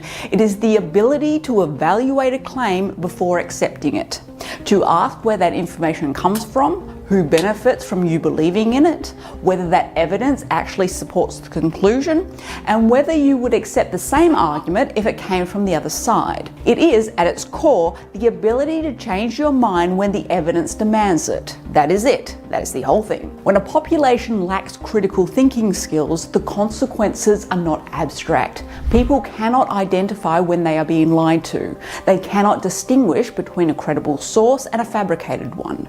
They make medical, financial, and political decisions based on what feels true rather than what is demonstrably true. They are easy to manipulate, easy to sell to, easy to frighten, and easy to turn against each other. They vote against their own interests. They trust the people who are harming them. They distrust the people who are trying to help them. And they can be convinced that all of the above is actually freedom. Every single thing this video covers, the school system, the media, the exported dysfunction, the slide towards authoritarianism, is what happens without this skill as part of your culture. Keep that in mind as we go forward. One more thing before we go further, because someone will make the comment if we don't bring it up. This video is not arguing that Americans are stupid. 335 million people have the same range of intelligence as any other population on Earth, the same distribution of IQ, the same capacity for brilliance, the same capacity for analytical thought. Some of the most rigorous thinkers, scientists, journalists, and critics in the world are American. What this video is arguing is that a system was deliberately built to prevent a very, very large portion of the population from developing and using the skills of critical thinking, self-awareness, and emotional intelligence, and that is a very different claim. And if you genuinely think all Americans are stupid, you are clearly deficient in critical thinking skills yourself, so you might not want to throw stones. Part 2, the founding.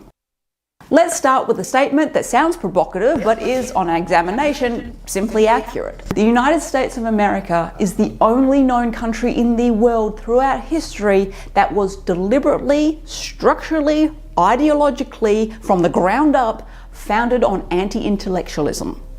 not a country that tried to revoke knowledge, a country that had anti-intellectualism written into its foundational cultural DNA before the ink on its constitution was dry. That is genuinely batshit crazy, but it does answer a lot of questions. Anti-intellectualism, if you want a formal definition, is a hostility towards or distrust of intellectuals, intellectual pursuits, and expertise. The idea that knowledge is suspicious, that educated people are probably up to something, that gut feeling and common sense are more trustworthy than evidence and analysis, that the person who has spent 30 years studying a subject has less credibility than the person who read about on their phone on Tuesday. Most countries have pockets of anti-intellectualism. It exists everywhere to some degree.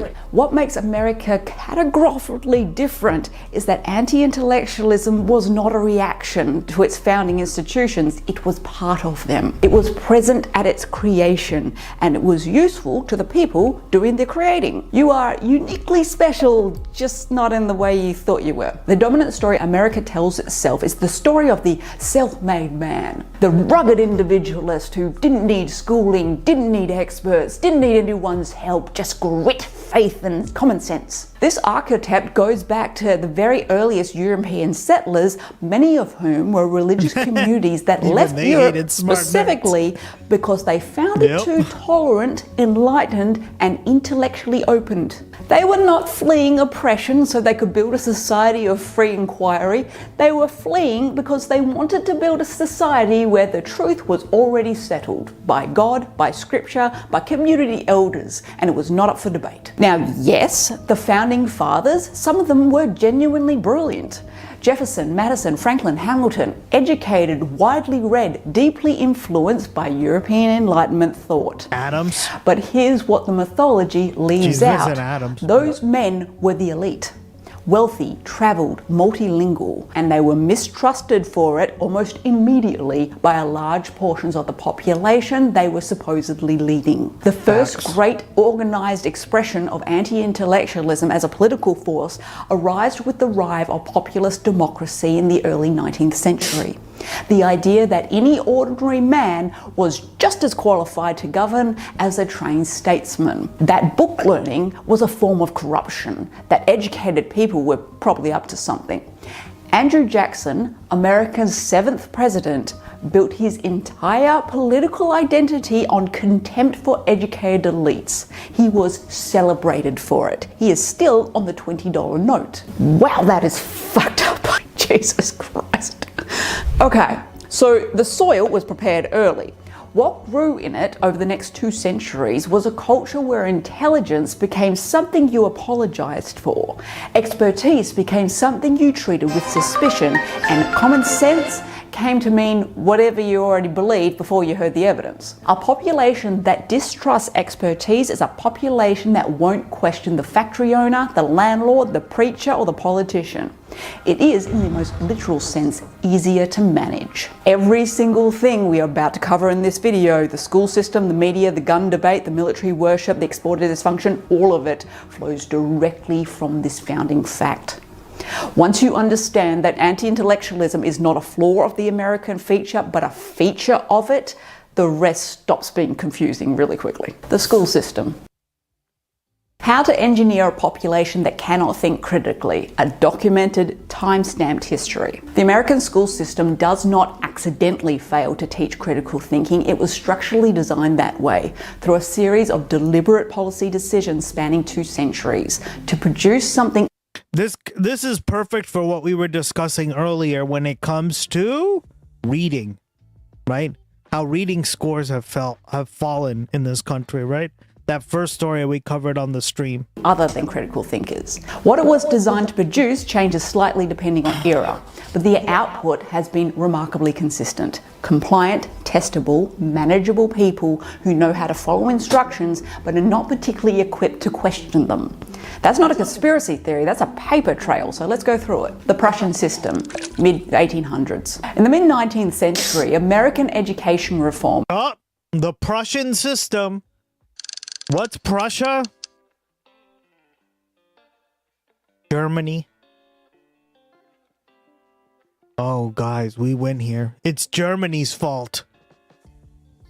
I blame Germany. Most prominently Horace Mann, travelled to Prussia and came back enormously impressed by what they found. Oh shit. Oh my god. Horace Mann. There are so many schools around here named after him, and I don't know who he is, right? I never really bothered to look him up. I just thought he was like a teacher. So let's see. Was he from like the area? Because that would make sense. He was a masshole. He couldn't have been from New Jersey. They don't believe in reading over there. Yep. There we go. What did I tell you? I know my people. I know my fellow massholes when I see them. No wonder he has so many things named after him here, right? He's from Franklin, Massachusetts. Damn.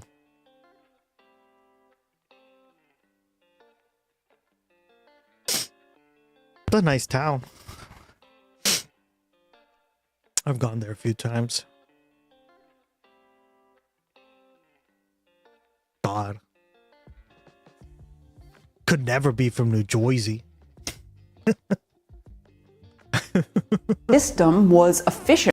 Prussian system, mid-1800s. In the mid-19th century, American education reformers, most prominently Horace Mann, travelled to Prussia and came back enormously impressed by what they found.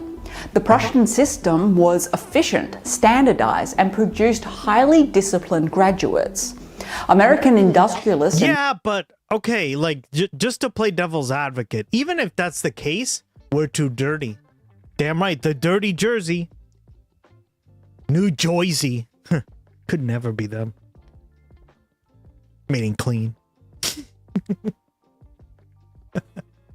No, but that may be the case, right? But also you have to understand German culture is different than American culture, right? So I don't know if that would translate entirely to like U.S. standards, right? I just don't think so. Also, like, objectively, probably not the case. Maybe back then, but it's just not, it's not relevant today anymore, right? Like, why are we still using this system? Politicians adopted it enthusiastically. What they did not advertise was what the Prussian system was actually designed to do. Oh, God. Not to produce curious, independent thinkers, but obedient soldiers and compliant factory workers. Children sat in rows, faced forward, memorized what the teacher said, and did not question. Yes, see? This is essentially the same system we have, right? I could extrapolate exactly what she was going to say without even having to watch the video. Why? Because this is the system that we have in this country, right? You're forced to remember facts, figures, dates, all that stuff, names, and then you don't really remember them afterwards, right? Instead of actually, like, learning organically, right? Like they do in other countries, right? Like Finland has a good model for that too, but these are newer models, right? This is like an old, like this is a very traditional model. They received, retained, and repeated. The teacher was the authority, and the authority was never to be questioned. This model suited American industrialists perfectly. The country was industrializing rapidly. It needed workers who would show up, follow instructions, operate machinery safely, and did not organize. It did not need workers who asked why. The Prussian system delivered exactly what was required, and it became the foundational architecture of the American public education system. Much of it remains intact today. Let that sink in. The model that still shapes how millions of American children are educated was imported from 19th century Prussia specifically because it was good at producing people who follow orders. That's it. P.S. The Nazis loved that system when they inherited it. IQ testing and the eugenics agenda. 1917 to the 1930s. During the First World War, the US Army developed mass intelligence testing to produce recruits, and afterwards, psychologists led by Lewis Terman at Stanford adopted those tests to use in schools. What the history books tend to gloss over is that the IQ testing movement was explicitly and openly linked to eugenics. The point was not to identify who needed more support, it was to sort the population, to identify who was worth educating and who was not. The tests were designed by white upper-class academics saturated with cultural assumptions that made them almost impossible to perform well on if you were poor, immigrant or black. And the results were used to track children as young as 8 into academic or vocational streams that they almost never left. By the 1930s, America had built a school system that formally sorted children by race and class, called it meritocracy, and ensured that the children who needed the analytical education the most were precisely the ones to least receive it. The eugenics movement was eventually discredited. The world saw where it led Nazi Germany, but the tracking system survived. Ability groupings remain widespread in American schools. The populations in lower tracts remain disproportionately poor and non-white. The mechanisms changed, but the outcome did not. The Red Scare, critical thinking as communism, 1950s. In the 1950s, a new threat to critical thinking arrived from a rather unexpected direction. Anti-communism. The McCarthy era produced a cultural climate in which teaching children to question authority, examine evidence from multiple perspectives, or consider ideas that challenged the status quo was treated as potentially subversive, potentially un-American, potentially communist. School curricula was scrutinized for anything that looked like it might produce a child who asked inconvenient questions.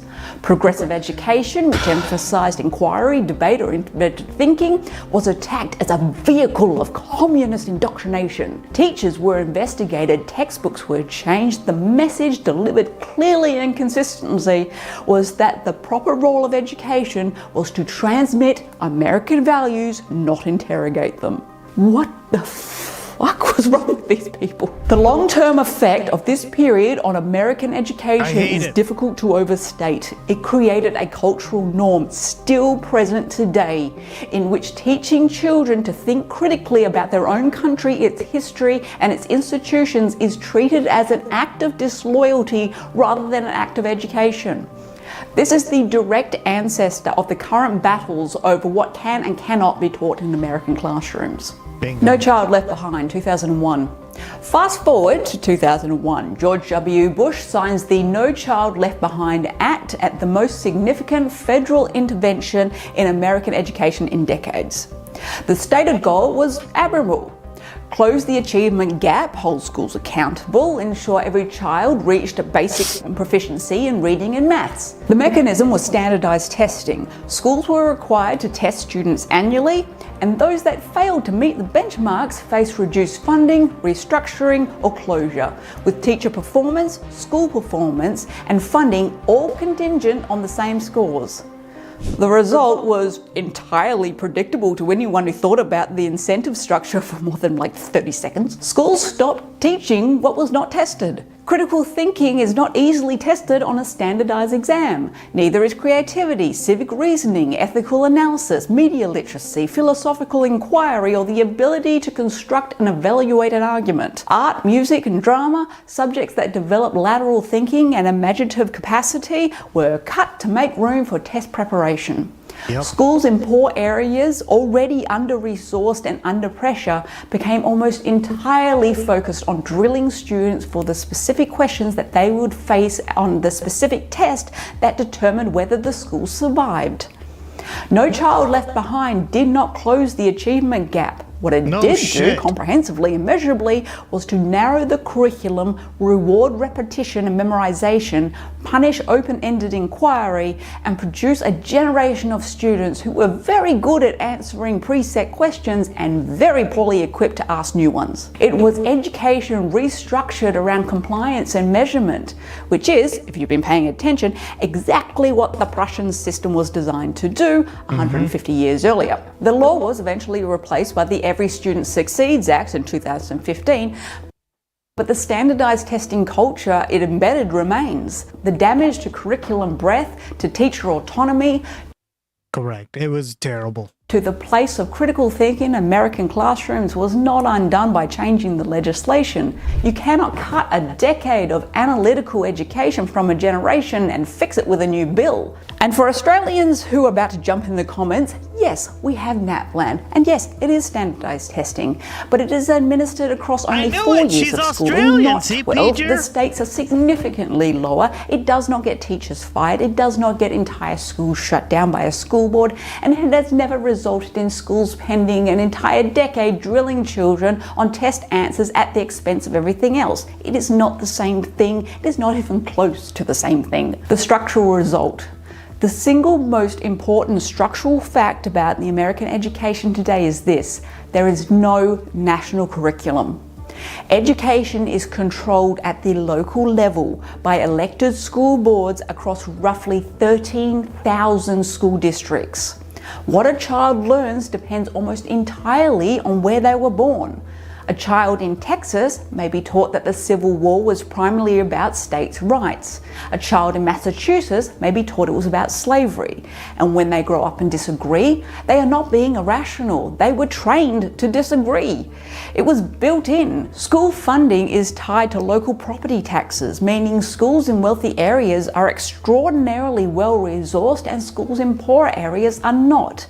And the children in most need of a decent external education are the ones the system is least likely to provide it to. The United States spends more per student than almost any other country on earth, but it consistently ranks in the middle of the pack on international assessments of actual student understanding. The money is there, the outcomes really aren't. And when you understand the history we have just covered, the anti-intellectualism, the Prussian compliance model, the eugenics tracking system, the anti-communist suppression of inquiry, the No Child Left Behind testing regime, that gap stops being a mystery. It becomes the entirely predictable result of a system that was never, at any point of its history, primarily designed to produce critical thinking. It was designed to produce people who would follow instructions. And on that matter, it has been extraordinarily successful. Part 4, adulthood. You leave school, the machinery follows you. You graduate, you know the Pledge of Allegiance by heart, but you have almost no critical thinking skills to ask why that is the case.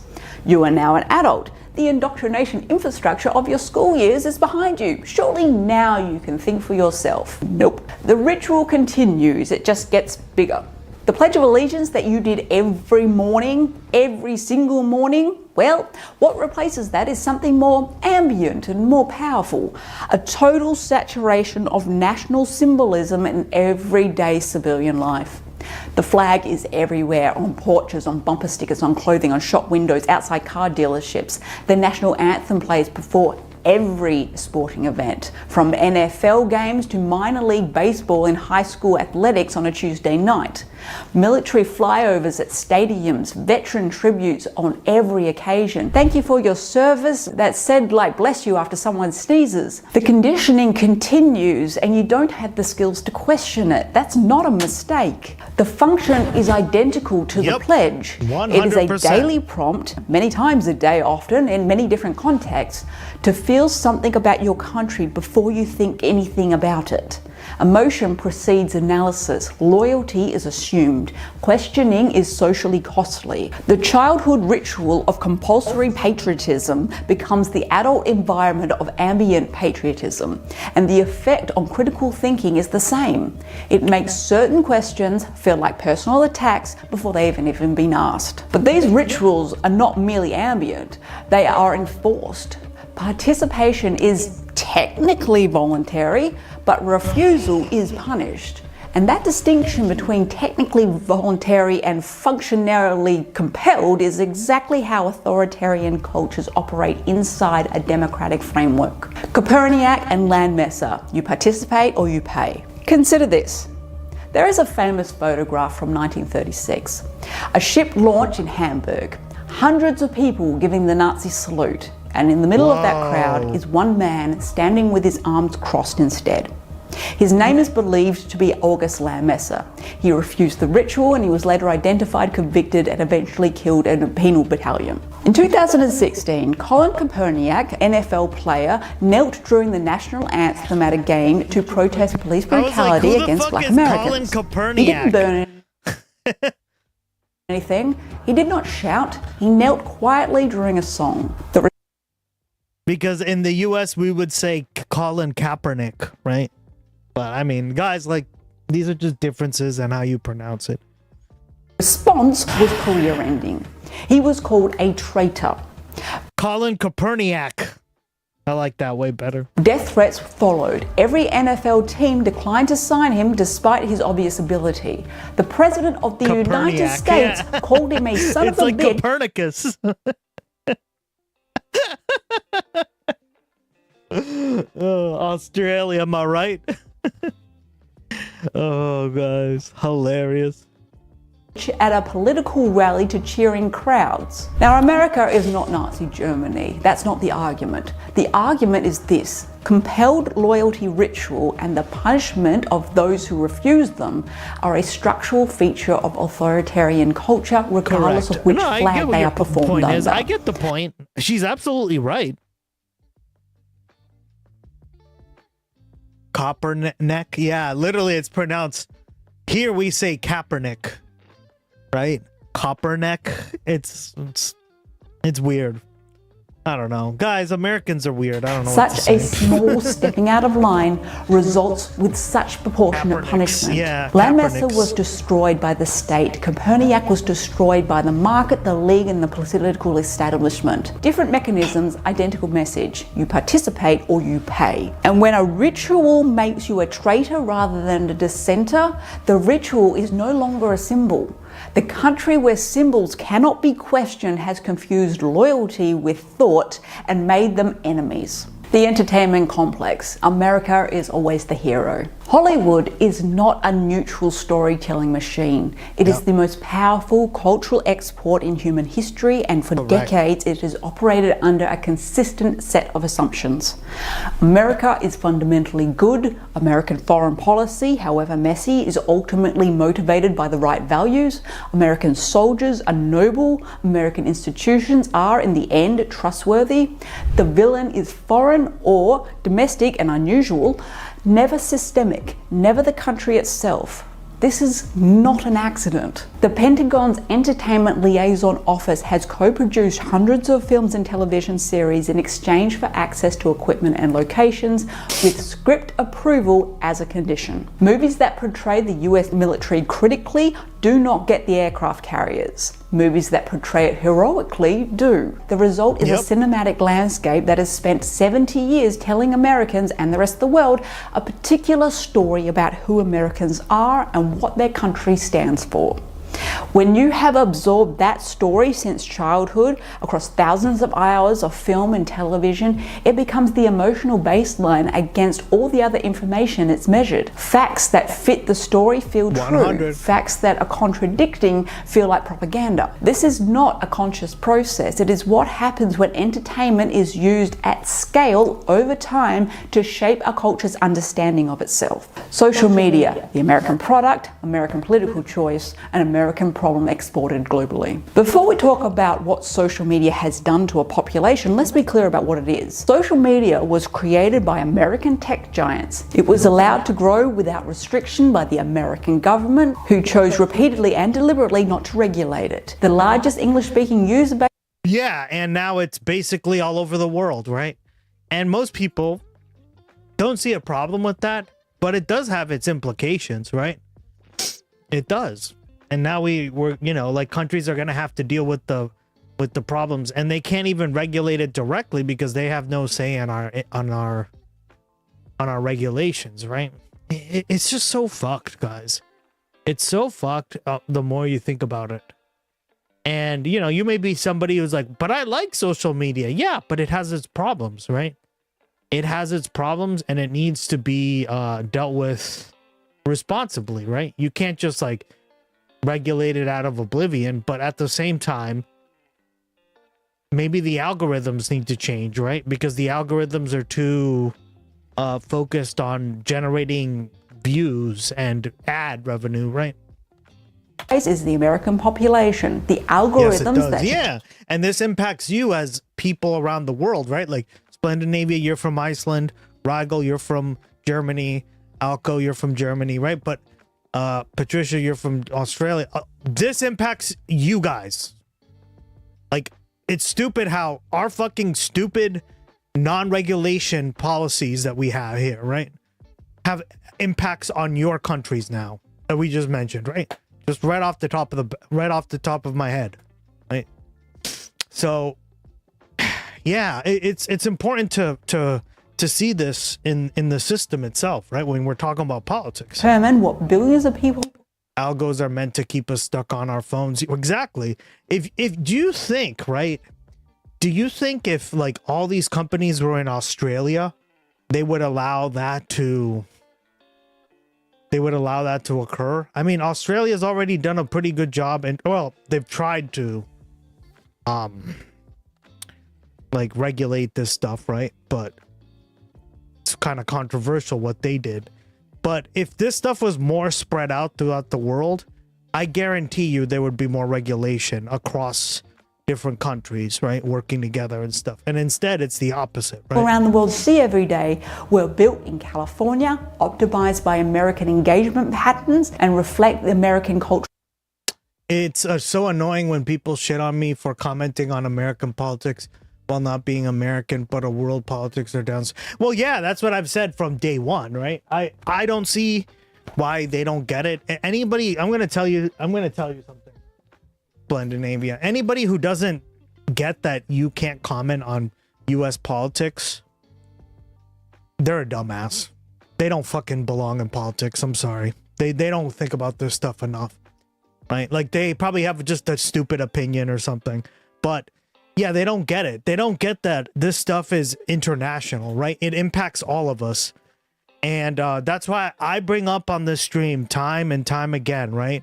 Why do you think we watch stuff from other countries, right? We watch international news all the time. We cover politics from around the world as much as, you know, I possibly can, in terms of, like, do I cover every region, right? It makes it's a little bit harder, especially with stuff in different languages, right? But I do try to like cover, especially like the big stuff going on, right? And I also try to relate it to, I try to make like politics very international here because I've seen that for a long time, right? I realize that politics is not just like the US. If you think some stupid nation state is the center of the world, boy, oh boy, you're just completely wrong. Right? These things often spill across nation states, right? And the United States is just reacting to this stuff like every other country. The problem is we're so like, we have like blinders on, right? We, especially Americans, you know, like horses, that they have these little like blinders which keep them, I don't know if you guys...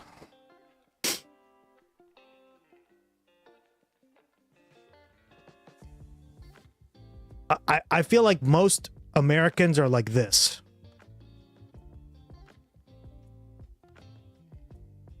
Right? Why do they do that? To keep the horse focused for running straight. But the problem is you have to look more at the greater picture, right? You're only seeing one country. And that's why so many people are focused on like one nation state, right? Maybe two max. This is a systemic thing, a systemic international system, right? And that's why I cover politics like this, because it's just the fucking truth. And you guys see what I mean? Who's bragging? Assumptions about what content should be amplified and what should be suppressed. This is not a neutral global utility. It is an American product shaped by American political choices run on American values, or more accurately, on the absence of them. Information overload as a suppressor of critical thinking. Here's a mechanism that doesn't get nearly enough attention. In an environment of information abundance, hundreds of cable channels, millions of websites, social media feeds that never end, the instinctive assumption is that more information produces better informed citizens. That's not always true. But the opposite is closer to true. When you are bombarded with more information than you can possibly process from more sources than you can possibly evaluate, the cognitively rational response is to outsource your judgment. You cannot verify everything, you cannot assess all the sources, so you fall back on a shortcut. You trust the sources that your tribe trusts. You distrust the sources that your tribe distrusts. Information overload does not produce skepticism, it produces surrender of individual judgment to collective tribal authority. This is why the explosion of available information in the internet age has not produced more informed American public. It has produced a more confidently... You know, I would say most Americans, right, maybe fall into this kind of stuff. But, you know, to be like all Americans, I think that's stereotyping, right? We don't want to get into stereotyping. We don't want to get into like generalities, especially when we're talking about like things like this, right? Like if it was something, oh, like most Germans go to like Oktoberfest, you know, whatever. That's like a little less insulting, right? And maybe we could even validate that, right? But did you get the difference? Like we're talking about two different things there, right? I just don't like to make these kind of generalizations, but and you know, you guys are on board, so I agree with that. Misinformed. Right? Because I'm certainly not like this. I try to, like, I studied this stuff in school. I did a lot of research. I continue to research, right? One huge insult. I hate Bavarian beer. Yeah, I know you do. You and Turtle.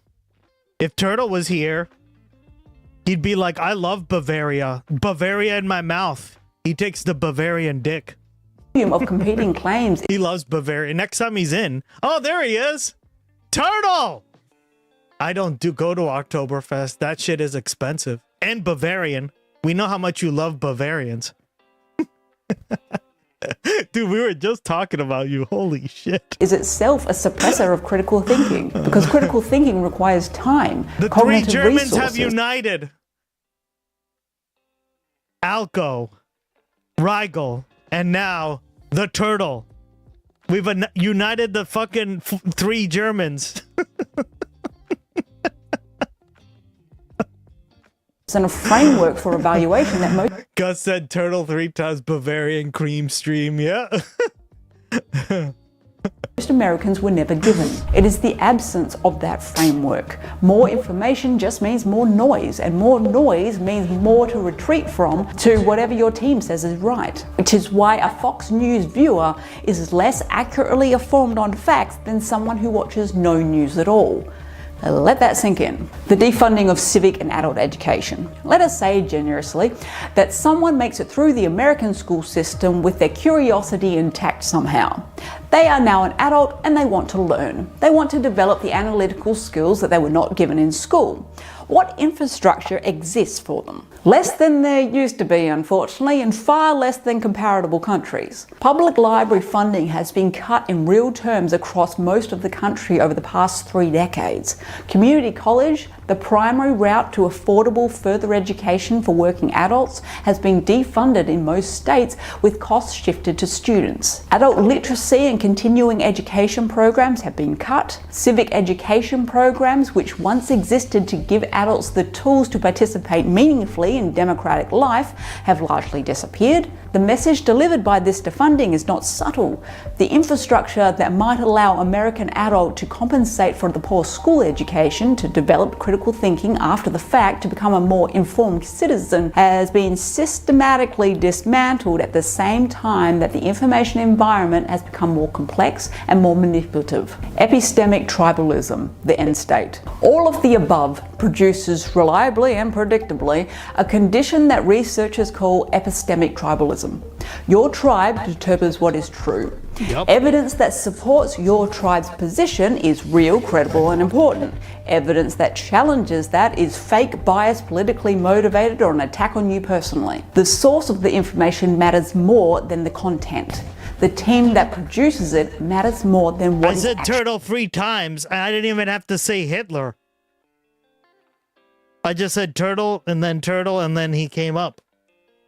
Accurate. 3 times, and you say he comes up. He comes out of the portal.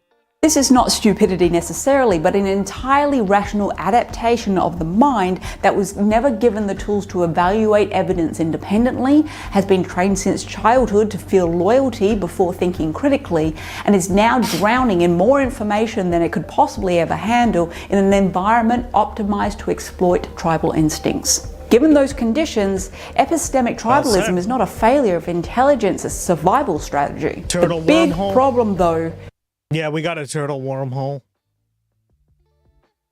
is that democracy cannot function on epistemic. We discovered it. It's a micro wormhole. Epistemic tribalism. A democracy requires citizens who can, at minimum, evaluate the basic factual claims, recognize when they are being misled, and update their positions to response to evidence. Epistemic tribalism makes all three of those things not just unlikely, but actively threatening to the individual's sense of identity and community belonging. Changing your mind in a tribally divided information environment means betraying your team. And most people, given the choice between truth and belonging, will choose belonging every time. Because belonging kept humans alive for hundreds of thousands of years before critical thinking was even a concept. Who benefits and why there's no conspiracy required?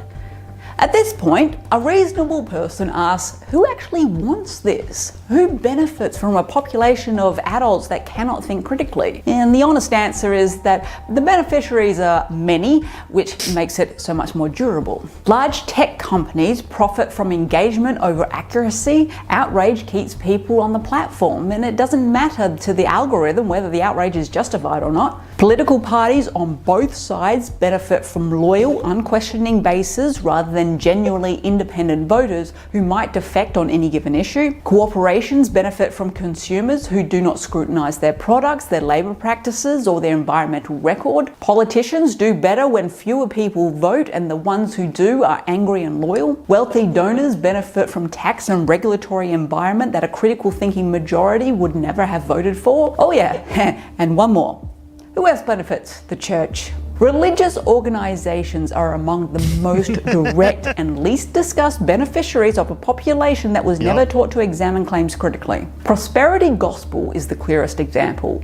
God rewards faith with wealth.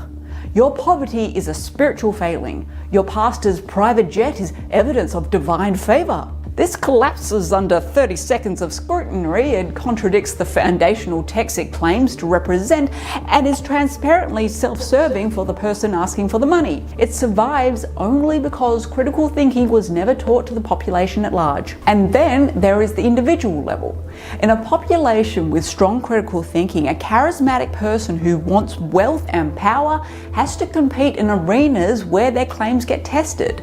In a population without it, pastoral ministry is one of the most efficient routes available. No qualifications required, tax-free income, a congregation preconditioned to follow authority and socially punish anyone who questions the leadership. To question the pastor is to question God. It is a near-perfect environment for narcissistic exploitation. The flock was prepared by the school system. The shepherd arrived and took advantage of it. This isn't an attack on people with faith. You do not need a naive population to have a healthy religious community, but you do need one to run a televangelical empire. The full picture. Technology companies, political parties, corporations, incumbent politicians, wealthy donors, predatory financial institutions, religious empires. None of them conspired together. All of them benefit from the same outcome though.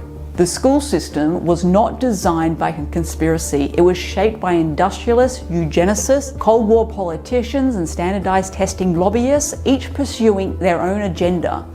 The adult information environment was not designed by conspiracy. It was shaped by cable news executives, social media engineers, and political operatives, each pursuing their own agenda. The conspiracy theory version of this story is actually less frightening than the truth. The truth is that you do not need a conspiracy when you have aligned incentives. The machine runs itself. Part 5. What this has done to the American people and why they should be livid. This was done to you, and you deserve to be furious about it. The American people are not the villains in this story, they are the victims. And the people who did this to them did it deliberately for profit over generations. The theft of intellectual competence. Tens of millions of Americans who are perfectly capable of sophisticated thought were taught that thinking is not for them. That gut feeling is just as valid as expertise. That the person with the library card is the suspicious one. That is not freedom. That is a con that takes your own intelligence and turns it against you. Working class Americans were told that incuriosity was their identity. The people who told them that got very, very rich. The health cost. The US has the worst health outcomes of any wealthy nation while paying more for healthcare than anywhere else on earth. A population taught to distrust medical expertise delays treatment, refuses vaccines, follows misinformation, and dies earlier than it should because it was deliberately taught to distrust the people who could have helped it. Every comparable country has universal health care, and every comparable country has better outcomes. That is not a coincidence. The financial cost. Payday lenders, for-profit colleges, predatory mortgages, multi-level marketing. These industries thrive on America specifically because critical thinking was withheld from their people they target. Young Americans were handed decades of debt for degrees whose value has already collapsed by institutions that knew this and said nothing. The political cost. Americans vote against their own interests with a consistency that baffles the rest of the world because the emotional framing was always more powerful than the policy analysis that they were never taught to do. The cruelest part is that the people most shaped by that conditioning are usually the ones defending it the hardest, because admitting that was done to them means admitting that the identity they built and the community they found was constructed by people who never had their interests at heart. The social cost. When truth is determined by what team you're on, the fracturing moves into families, friendships, and communities until the social fabric tears completely. Americans report higher rates of loneliness than citizens in comparable countries. Americans did not choose to hate each other. They were put in conditions designed by people who found their divisions profitable. Why the rage is justified and where it should be directed.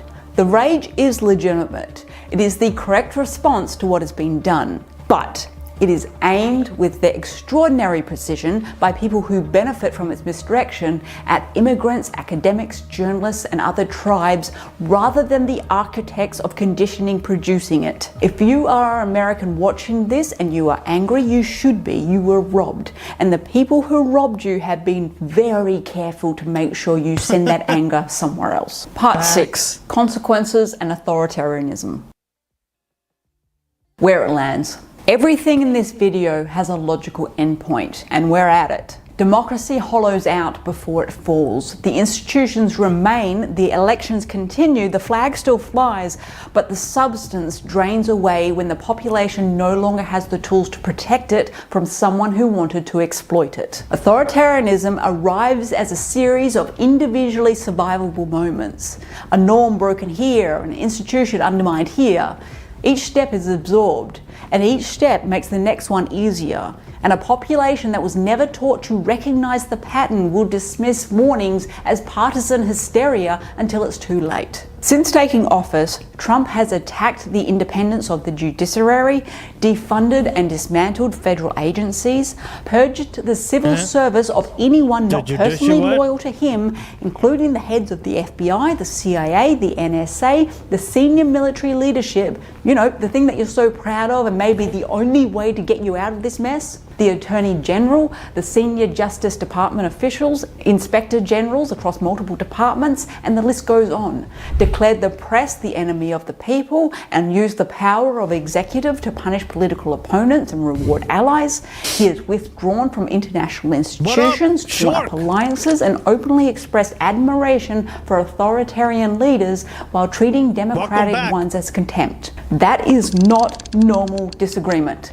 This is the systematic removal of the checks and balances that prevent one person from having unchecked power. And the population that was supposed to resist this, the informed citizenry that democracy requires, was never built. Part 7. So let's be specific about why the international community is done. Your dysfunction doesn't stay at home, it travels, and we are done being polite about it. So, now we know how the US got itself into this the mess. stream. The Turtle Messiah just resubbed for 1 at Prime for a total 11 months. They are on a 0-month sub streak. Don't give me ads when I'm talking about cakes, ice beer, 1 Uri EE. Damn. All right. There you go. No ads. Thank That you, is- Turtle, for the Prime. What up? Thank you, Turtle. Welcome back, buddy. Currently in, and many Americans finding themselves in this most difficult of moments are looking to the international community for support and finding precious little of it, assuming, because critical thinking was never your strong suit, that we are simply unsympathetic, that we don't care, that we've abandoned you. And if you had been taught to think critically, you might have worked out why the support has dried up. We have spent this entire video being measured and fair. We have explained the structural causes, acknowledged the systemic failures, and been careful to separate the American people from the American system. We're going to settle that aside now, because the international community has a few things that it wants to tell your narcissistic personality of a country. And it's about time that you heard the truth in a manner that a majority of you can process. Emotional, at volume, with no nuance. Buckle up, buttercup, we got a few things that we need to get off our chest. You manufacture your own crises, perform victimhood about them, and call it everyone else's problems.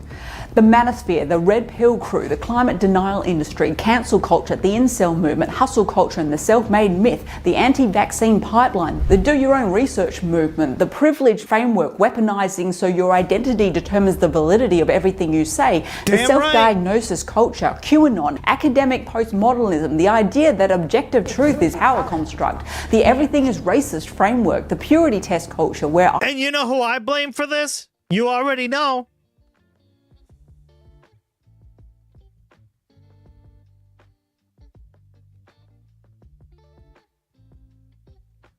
Damn right, her. Ideological perfection Jersey. matters more than the actual outcome.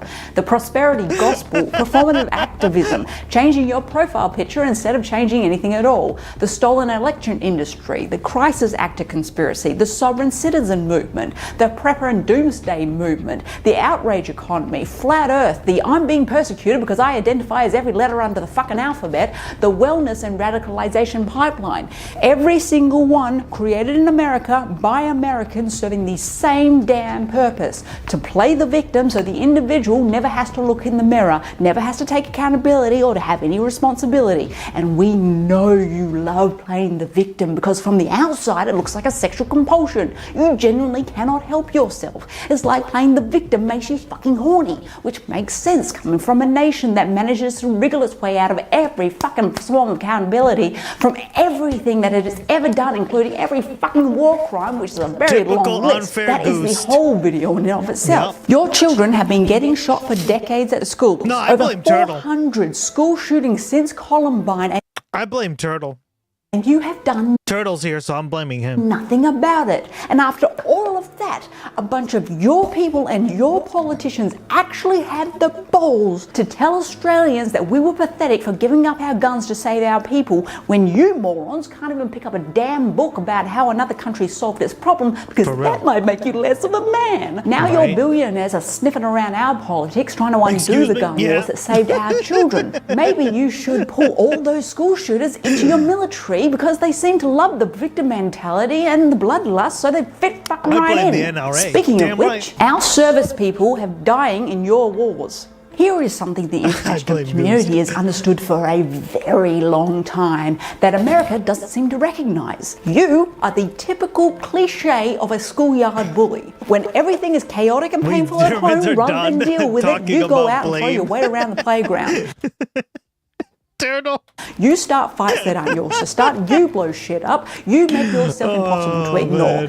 And then, when the playground hits back, and September 11 was the playground hitting back, Americans are genuinely shocked. genuinely could not understand why anyone would want to do that, because bullies never see themselves as bullies, do they? Your Blame country me to starts German, all these damn right. bloody wars, often just for shits and giggles, He's in or the for chat, so profit, might or as for well. geopolitical vanity, rarely out of any genuine necessity, even though that's what they tell you, and then pressures our government into sending our troops, many of whom come home in boxes. Then your government turns around and says that our dead soldiers meant nothing, but yours were war heroes.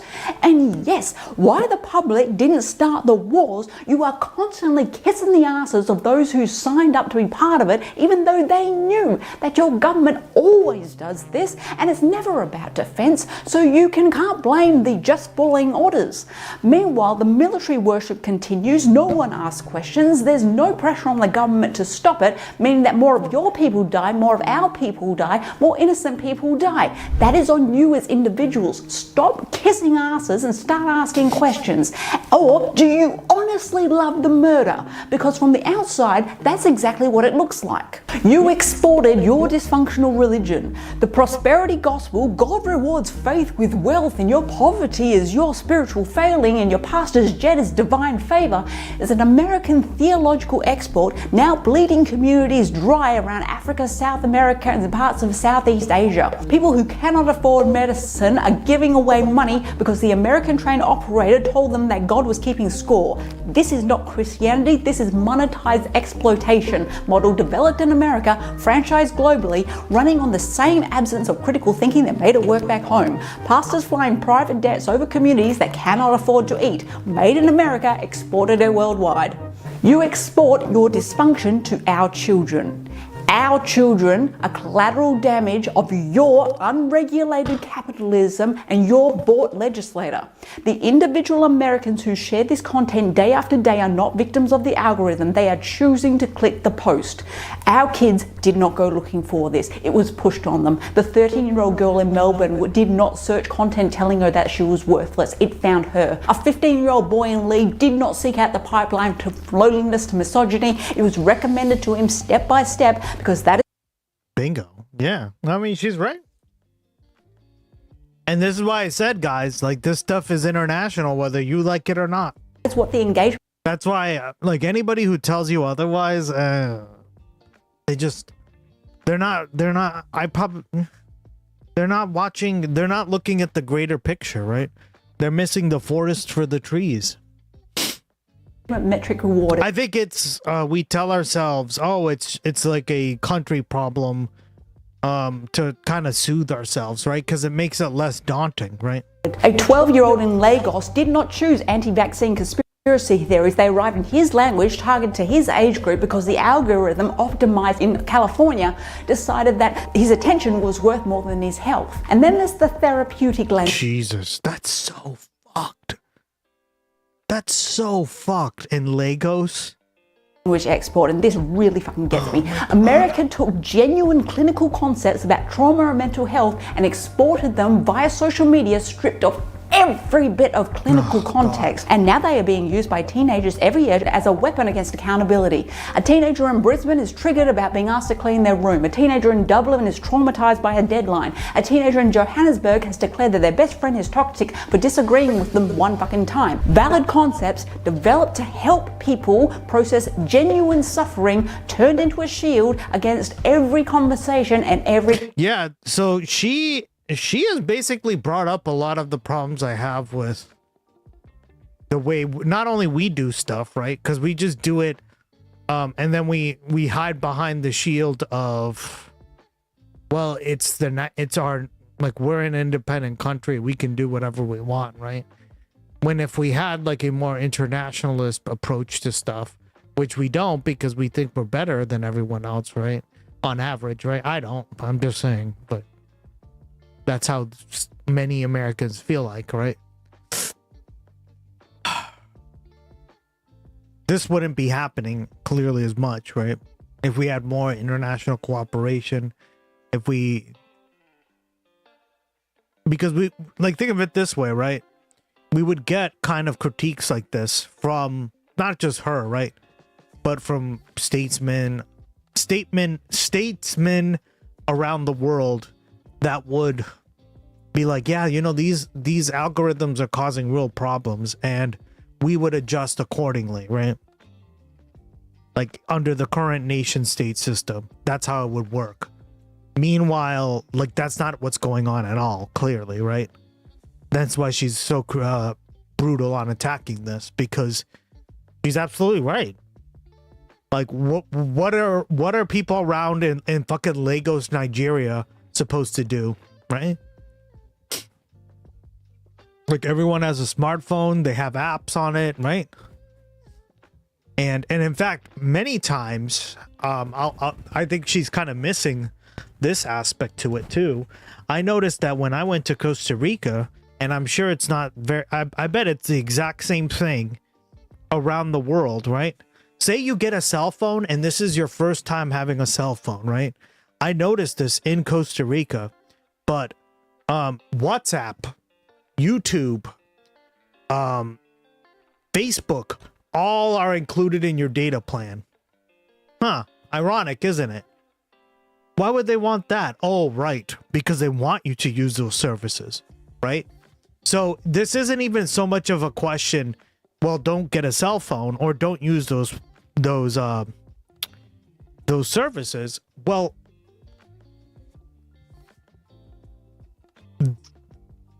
they're being marketed to you, right? So if you're a kid in Lagos, Nigeria, if you're a kid in Costa Rica, you're going to have access to these social media platforms because the social media platforms pay essentially to get them on your phone, right? For you to use them.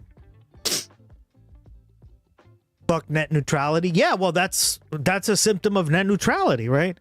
Being so fucking weak that we also fucking weakened, right? Because we had net neutrality here, and then under Trump, remember Ajit Pai, he fucking ruined it, right? And then the federal Biden brought it back, and then a federal appeals court said, no, you can't bring it back. Right? So this has effects around the world, not only just because, oh, you have access to these platforms, but they're literally paying you. They're paying companies in those countries to put them on your phone or to use them, right? Many times you can't even delete the fucking app if you wanted it. It's crazy, guys. Like this is something I will add to that. I don't think she's gonna mention that, but that's another reason, right? So it's like a control aspect from multinational corporations in another country, right? In another nation state. And how are you supposed to regulate that? You can't a lot of the times, right? Like, what are you going to do? Ban American companies from doing this? They have total control, right? Because then the cell phone providers don't get paid, right? They get that money. And then that means less money for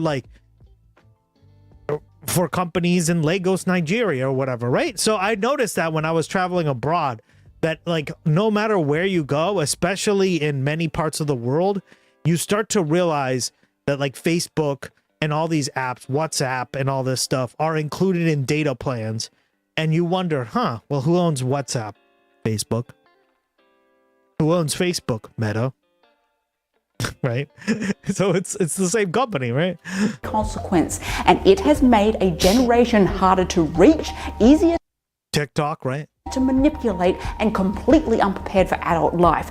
That arrived through their phone from America, pushed by American content creators. Andrew Tate, Alex Jones, Josh Rogan, and behind and it's going to be predominantly content creators from the US, right? Behind them, thousands of smaller American creators yelling into their phones like unhinged robots desperate to seek validation from strangers who in turn pile into their comments and start screaming, also arguing about that they are absolutely right. Shocking update to all of you. No one has ever changed their mind from an argument in the comments section. Not once. What it does is keep everyone furious, keep the algorithm fed, and keep the content coming. By the way, that 48 hours that US got kicked off TikTok was the best 48 hours our feeds have seen in years. We still talk fondly about it. And now, those same tech giants want to do it all again with AI. The same companies that built the platform, suppressed the research, and thought every regulation has handed our children's mental health over to the engagement algorithm. They are now racing to build artificial intelligence with zero meaningful oversight. And your government? rather than regulating them, has just forced those AI companies to produce AI military weapons and build an entire surveillance network to spy on the American people. Good job. Not every American, but always an American. And it's not just online. The international community has developed a fairly reliable instinct. When someone does something genuinely unhinged or deeply offensive in public in another country, in a place where it's not theirs, it gets filmed, it goes on social media, the international community takes one look and says, definitely an American, and we are right most of the time. The loud one demanding a manager at a restaurant in Paris, the one desecrating a site in Bali, the one screaming about their rights as a public servant in a country where those rights were never promised, caught on camera, exported globally, filed under why we have complicated feelings about this particular nation. Those are just the ones that got filmed. Not to mention the American screaming at a sales assistant in Japan for not speaking English, the American tourist telling someone in Stonehenge how everything is better in the US. Not every American, but almost always an American. You are inescapable and you have no idea. We did not choose to become experts on American politics and American shootings, American culture wars and American grief. The algorithm and the news cycle chose that for us. We know about your city names, your political figures, your school districts. We know more about your daily life than we do about our own neighboring countries because the American content is in every feed, every platform, every single day without a break. Your police shootings, your elections, your poverty, your outrage, relentless and inescapable, and we had never signed up for it. And here's what makes it genuinely infuriating. A significant chunk of the American population has no idea the countries that are watching this video even exist. You are everywhere in our lives and we are nowhere in yours, and still the people point the cameras at us from countries that they cannot locate on a fucking map to explain how we should handle our gun laws and run our democracies. That is not an algorithm. That is a choice, and that is a choice made with the confidence that only comes from never having been told, not once in your life, that your opinion is worthless. And it does not stop at politics. You correct someone's spelling without realizing that they're speaking British English because they're... Yeah. I remember a lot of people doing that, and I was like, guys, that's just the way they talk. Like, who cares? First of all, I'm not really like the spelling and punctuation guy to begin with. Secondly, like, yeah, just let people pronounce stuff the way they, like, who cares, right? Oof, too real, yeah. Hey, Oxpecker. From the fucking UK. Welcome back. And of course, you simply can't be wrong. You assume that the temperature that everyone mentions is Fahrenheit. You say what state you're in when someone asks what country you're from. You call out a photo of a summer Christmas and call it fake without even realizing that that's what happens on the southern hemisphere for half the fucking world. Your mind is the reference point for all human experience on Earth. You are exhausting. You are genuinely, relentlessly, completely exhausting, and you have no idea. And now we are paying for your mess with our economies. The village idiot is president and it is landing on us. Our farmers cannot afford to run their equipment. Our workers cannot afford to drive to work. Our businesses are eating the cost for decisions made by Washington, by people elected by a population that was deliberately, systemically stripped of all thinking skills that might have stopped it. We are paying in real money for an education system that was broken on purpose hundreds of years ago that is not ours. The system produced the voter, yes, but the voter still voted, or who couldn't even be fucking bothered to turn up. And either way, that bill came to us. Do you understand now? That is why we are furious. That is why the internet... Yeah, but I've been saying this stuff for years, right? This video is literally what I've been saying from an Australian perspective, right? Or from another perspective, essentially, for years at this point. And I'm glad we watched it. It's a great video. Who suggested it? Couldn't have been Jersey. Who was it again? Videos, she never suggests those. Community has thank you, Jersey. Great video. No sympathy for you in your current situation. Your country has shown again and again that it has no desire to fix its own problems and does not give a shit about it. Yeah. God, upgrade your fucking phone, girl. iPhone 4?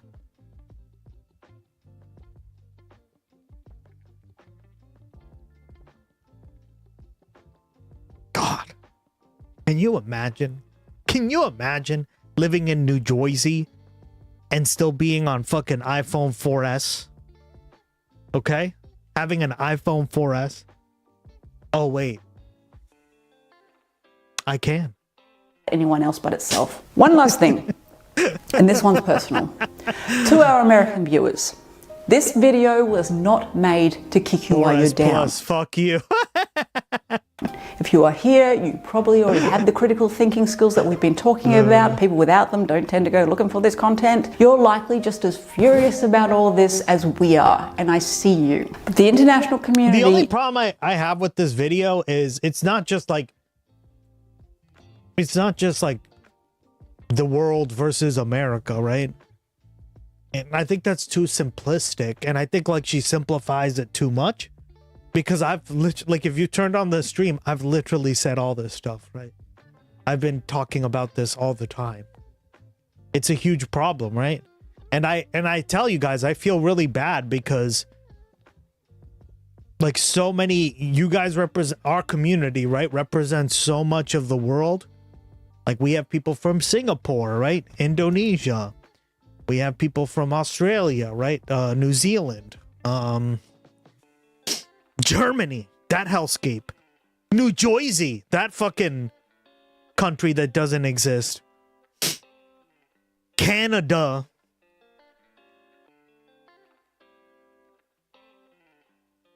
And so on.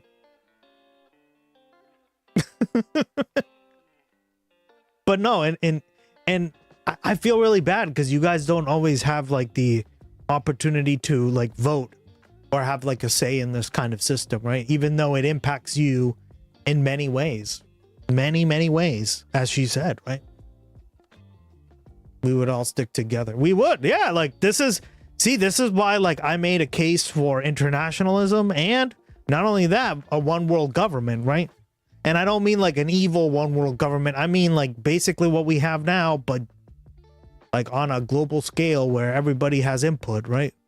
That's what I mean. So I've come to this conclusion because it's inefficient, right?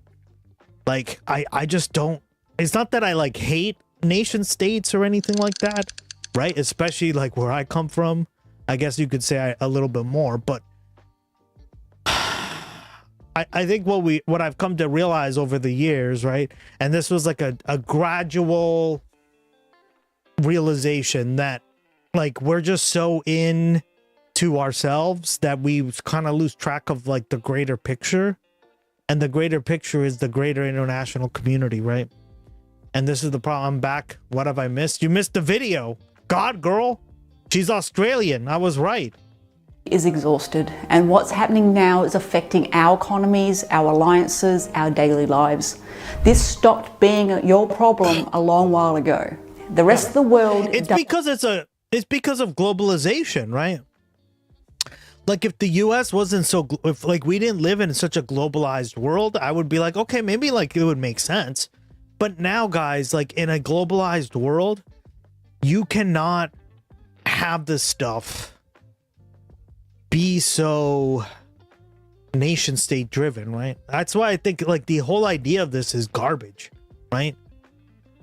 And we're not the only ones who do this, right? Like I've criticized other nation states that do this crap, right? China does this a lot. Russia does this a lot. Technically, North Korea, right? Look at Juche, right? It's like literally the idea that you do everything by yourself, right? No, I'm good, thanks. That's like the opposite of what I want. Doesn't hate the US. It is looking the way a family looks. I'm German, but I don't speak it. Never lived there. Interesting. I'm going to criticize Australia. Fuck Australia, that settler colonial society, penal colony. At a loved one who has been... Fuck them.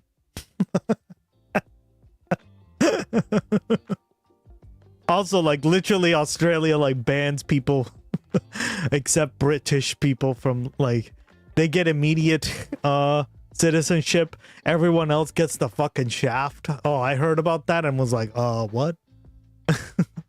That's racist. How are you German then?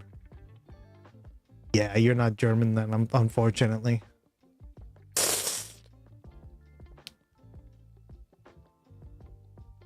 Me and you too. I think she means maybe like her family heritage. right? We have one more German in chat. Peter, we do. I want the United Nations of Germany up in this bitch. Don't be throwing out the percentages. Yeah, but we all know how you feel about those percentages, Turtle. I knew it. I knew that was coming up. There we go. Ding, ding, ding, ding, ding. Turtle hates that shit. Me and you too. I mean, it is kind of destroying themselves with drugs. I see his point. For years. You warned them, they told you to mind your own business. You tried to help, they took that help and kept destroying themselves. At some point, you stop waiting for things to change. You grieve what you thought they were going to be, you protect your own household, and you hope distantly that one day they will find their way back. But you have stopped betting on it. I mean, please try to understand crazy. that. Oh. Go talk death. Italiano, lasagna. Jesus. Jesus. Jesus.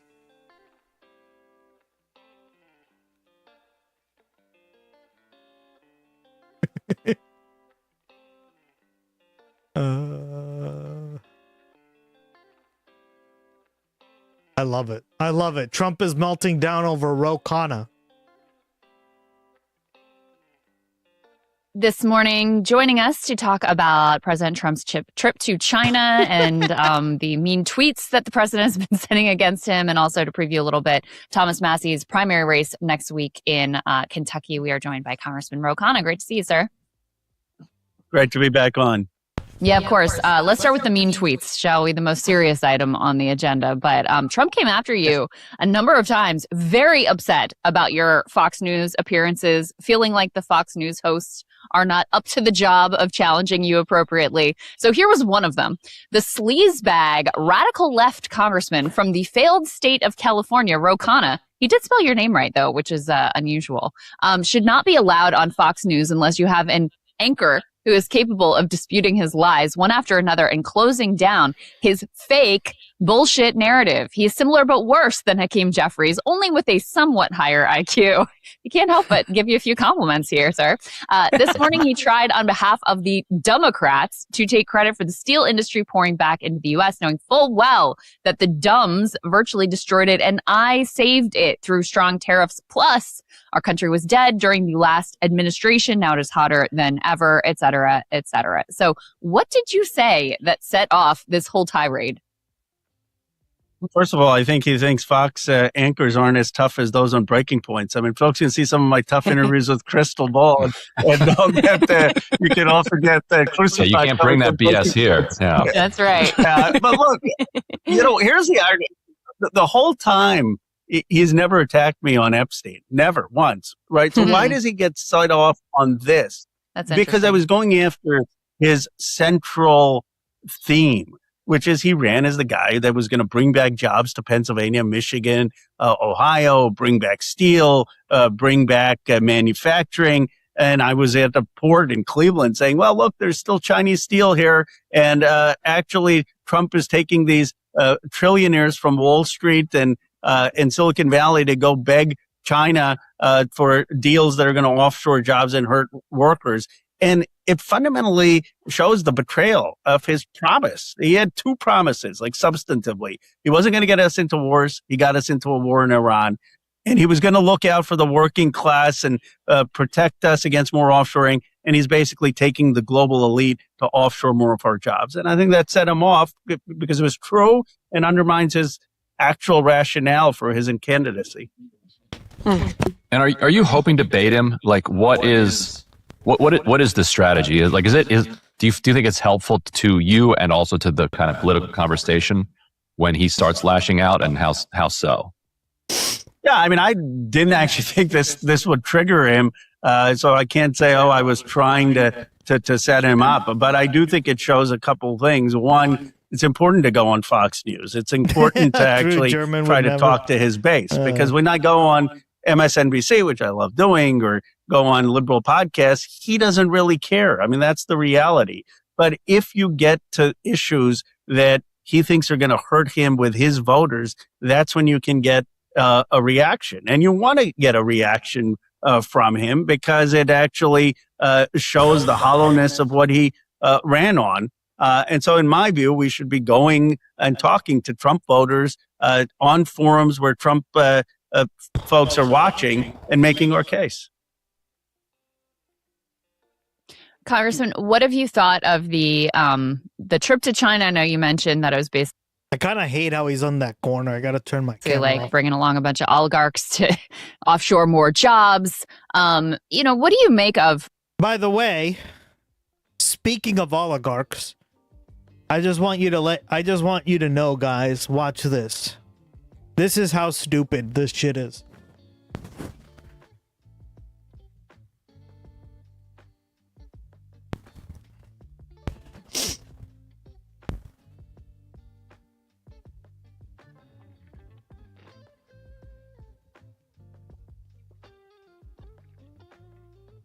Look at this crap. Elon Musk left for China with Trump during the OpenAI trial, despite the judge's recall status.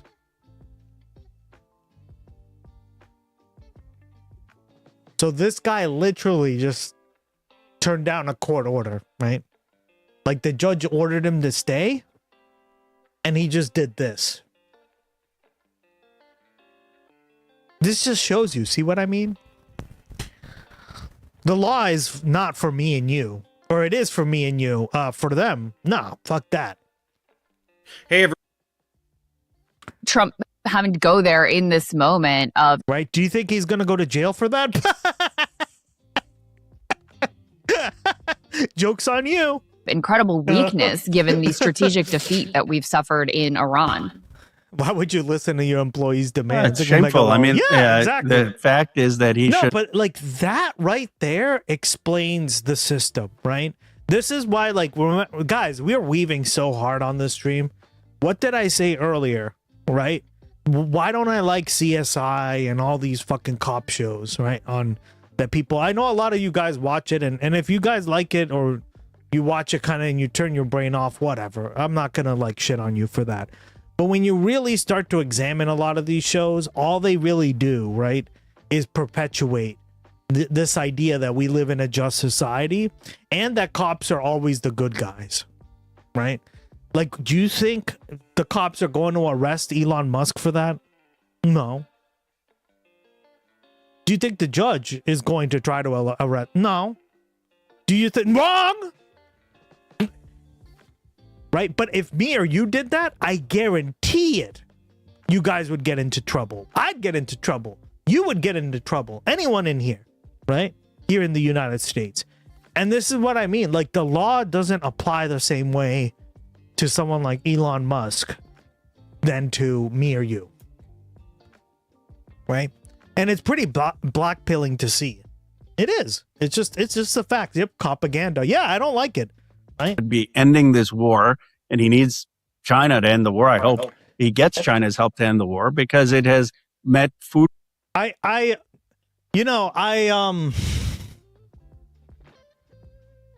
like where the fine line is, right?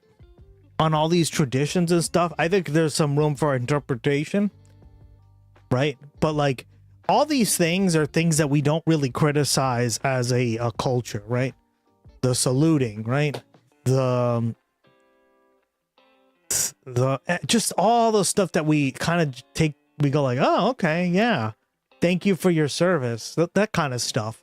A lot of people don't think too much about it, but it does have a huge impact, right?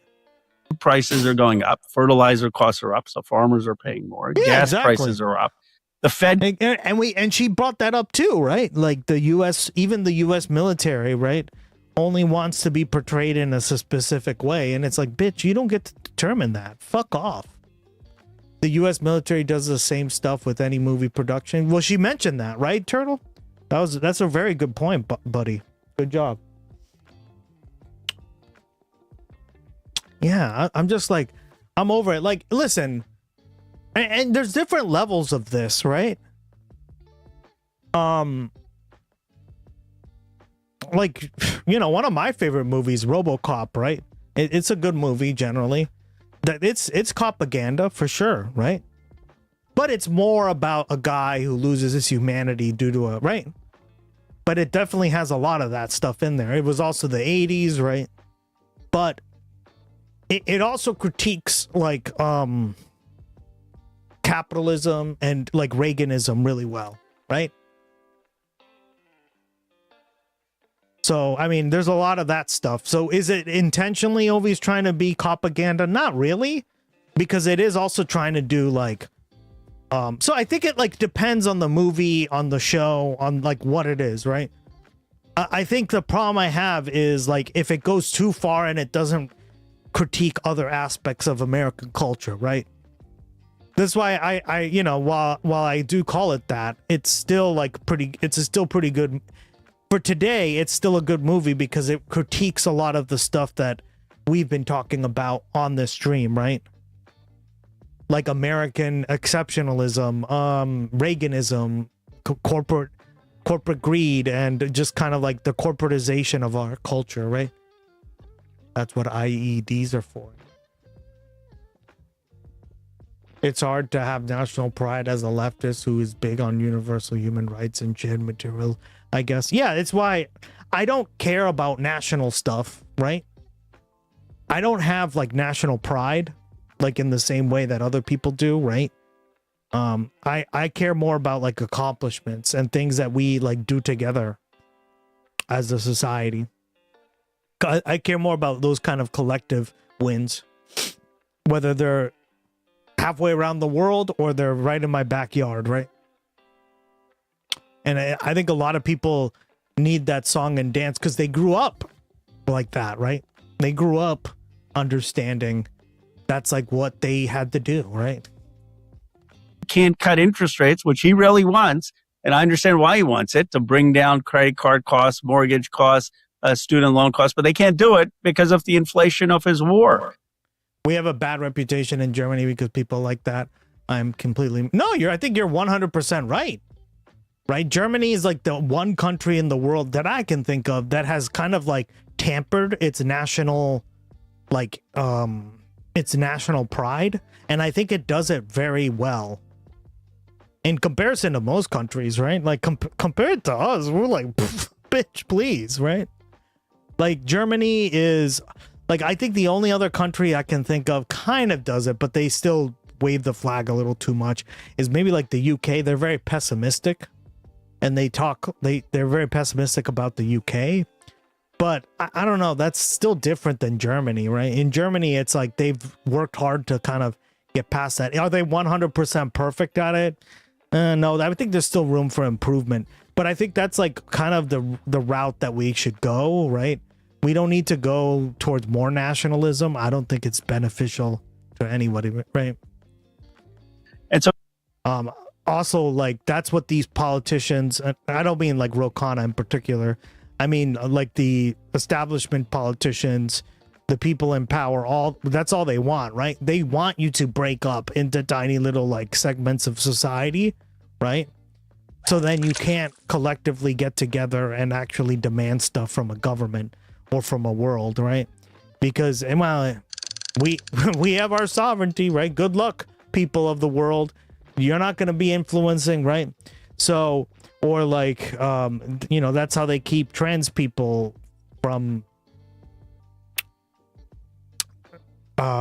getting the rights that they deserve. That's how they get people to get against trans people, right? It's just like, it's always the same song and dance. They just change the target, right? They other people this way really effectively. To China, understanding that we need to end the war and he needs China's help. But then he's also taking along literally Wall Street and tech billionaires in my district, begging China to put in money into the United States where they're going to have no labor standards, where they're going to have subsidized industry, and it's going to hurt American jobs, and trying to cut deals that are going to offshore our jobs to China. It is just pathetic. And that's why I think this is the time the Democrats need to have a sense of we're the party against war. We're the party that's actually for Team America. And we want an economics that are actually going to help working class Americans with good union jobs and high paying jobs here in the United States. I wanted to pick up on that point. Sorry, Crystal. I was just going to say that Matt Stoller wrote in his newsletter last night reflecting on the China trip. He said, quote, "The left is often fooled by the hawk and dove rhetoric on China because they can't tell the difference between war and economic relationships. But it has always been the neoconservative hawks in the Middle East who have been the most dovish towards Chinese economic relations, just like Wall Street. The people who oppose both war and predatory Wall Street / Chinese policy as labor. Honestly, the China hawk dove debate is sort of over. The U.S. is no longer capable of balancing China on its own. We have destroyed too much of our industrial health to do that. That doesn't mean shifting our system is pointless." I just kind of wanted to get your reaction to Stoller's reaction from the populist anti-monopoly. Well, Scandinavia, you missed it, right? We talked about Iceland for a while, right? We actually brought this up the other day. You weren't there that stream, and it was awesome. We were like, "Yo, where the fuck is Scandinavia?" You didn't come. I called you 3 times and you didn't come. But no, like this was, hold on. This was like the main takeaway, right?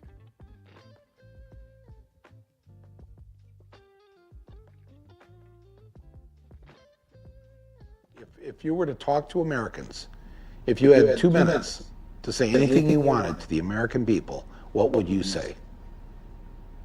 Fuck off. No, this was pretty great. And don't be afraid of hurting our feelings. No. We need some truth here. No. I wouldn't want to live in the States even though you paid me, because just the society and the way that you treat people, the way that you treat your neighbors, I would never want to be your neighbor. Never, ever. Because you don't treat your fellow Americans the way you should. How can you in a way come home and feel well if you know there are so many people that can't eat, they're sick, they can't go to the doctors, they can't get any education? How can you come home and feel okay with that? I couldn't. Oh shit.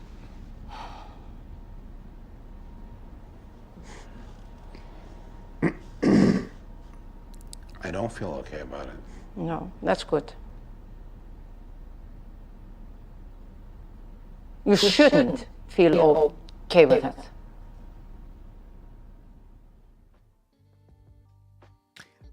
She's spitting. Oh yeah, no, and she goes on like a tirade for like 20 minutes, right? Along with all these other ladies from Iceland. And we were just like, wow. Amazing. That's just like one tiny part of it, man. Monopoly left, because that point to me actually was pretty interesting and compelling. Well, I think his diagnosis is absolutely right. I mean, look, this country made a decision that we wanted cheap labor, that we wanted capital to have returns, and that we were going to hollow out Michigan, Ohio, Pennsylvania, and the industrial part of the country, and that they could all learn how to be software engineers, code, or move. I mean, that was the consensus policy since the late 1970s. And at the same time, there was a hawkishness of let's go create these wars in the Middle East, whether it was Iraq or now Iran. And what the American people want, in my view, is the exact opposite. They don't want these Middle East wars, but they want us to have economic industry and some self-reliance, and not just have all our focus be on shareholder capital returns, but actually care about the working and middle class. And where I disagree with Stoller, and of course my business of being in politics, so I'm not, well, let's just give up in despair and nothing can be done. I think there are policies that could rebuild an industrial base in this country. We can have an industrial investment bank. We can have trade schools. We can have tech institutes. We can invest in childcare jobs and elder care jobs. We could have capital not just owned by a few people in a few places, controlling the majority of the nation's wealth, but more dispersed. And those are the things I think the Democrats should actually focus on when we get trifecta again. What do you think our relationship with China should look like? Because, I mean, there are obviously a number of issues which are major global issues, climate change and AI come to mind, where we really need to work collaboratively with them for the betterment not only of our own people, but really for the globe, the preservation of the globe. So how do you think about those issues and how to approach the relationship?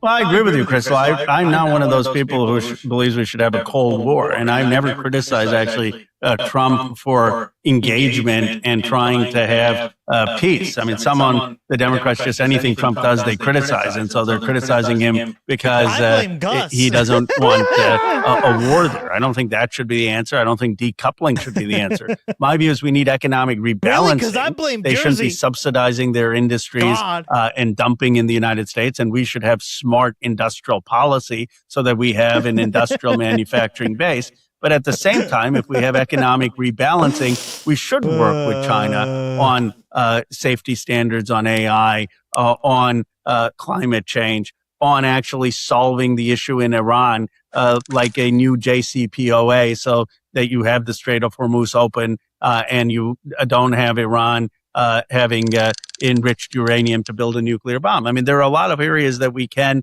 collaborate while pushing for an economic rebalancing. Yep. Wanted to get your reaction, or Ryan, were you going to ask on China? I was going to switch gears to Thomas Massie. Oh, me too. So go ahead. I'm curious about Matt. Yeah, you've obviously worked very effectively and collaboratively with Thomas Massie, Republican, represents a district in Kentucky. It's actually sort of like a suburban district outside of Cincinnati, but on the Kentucky side.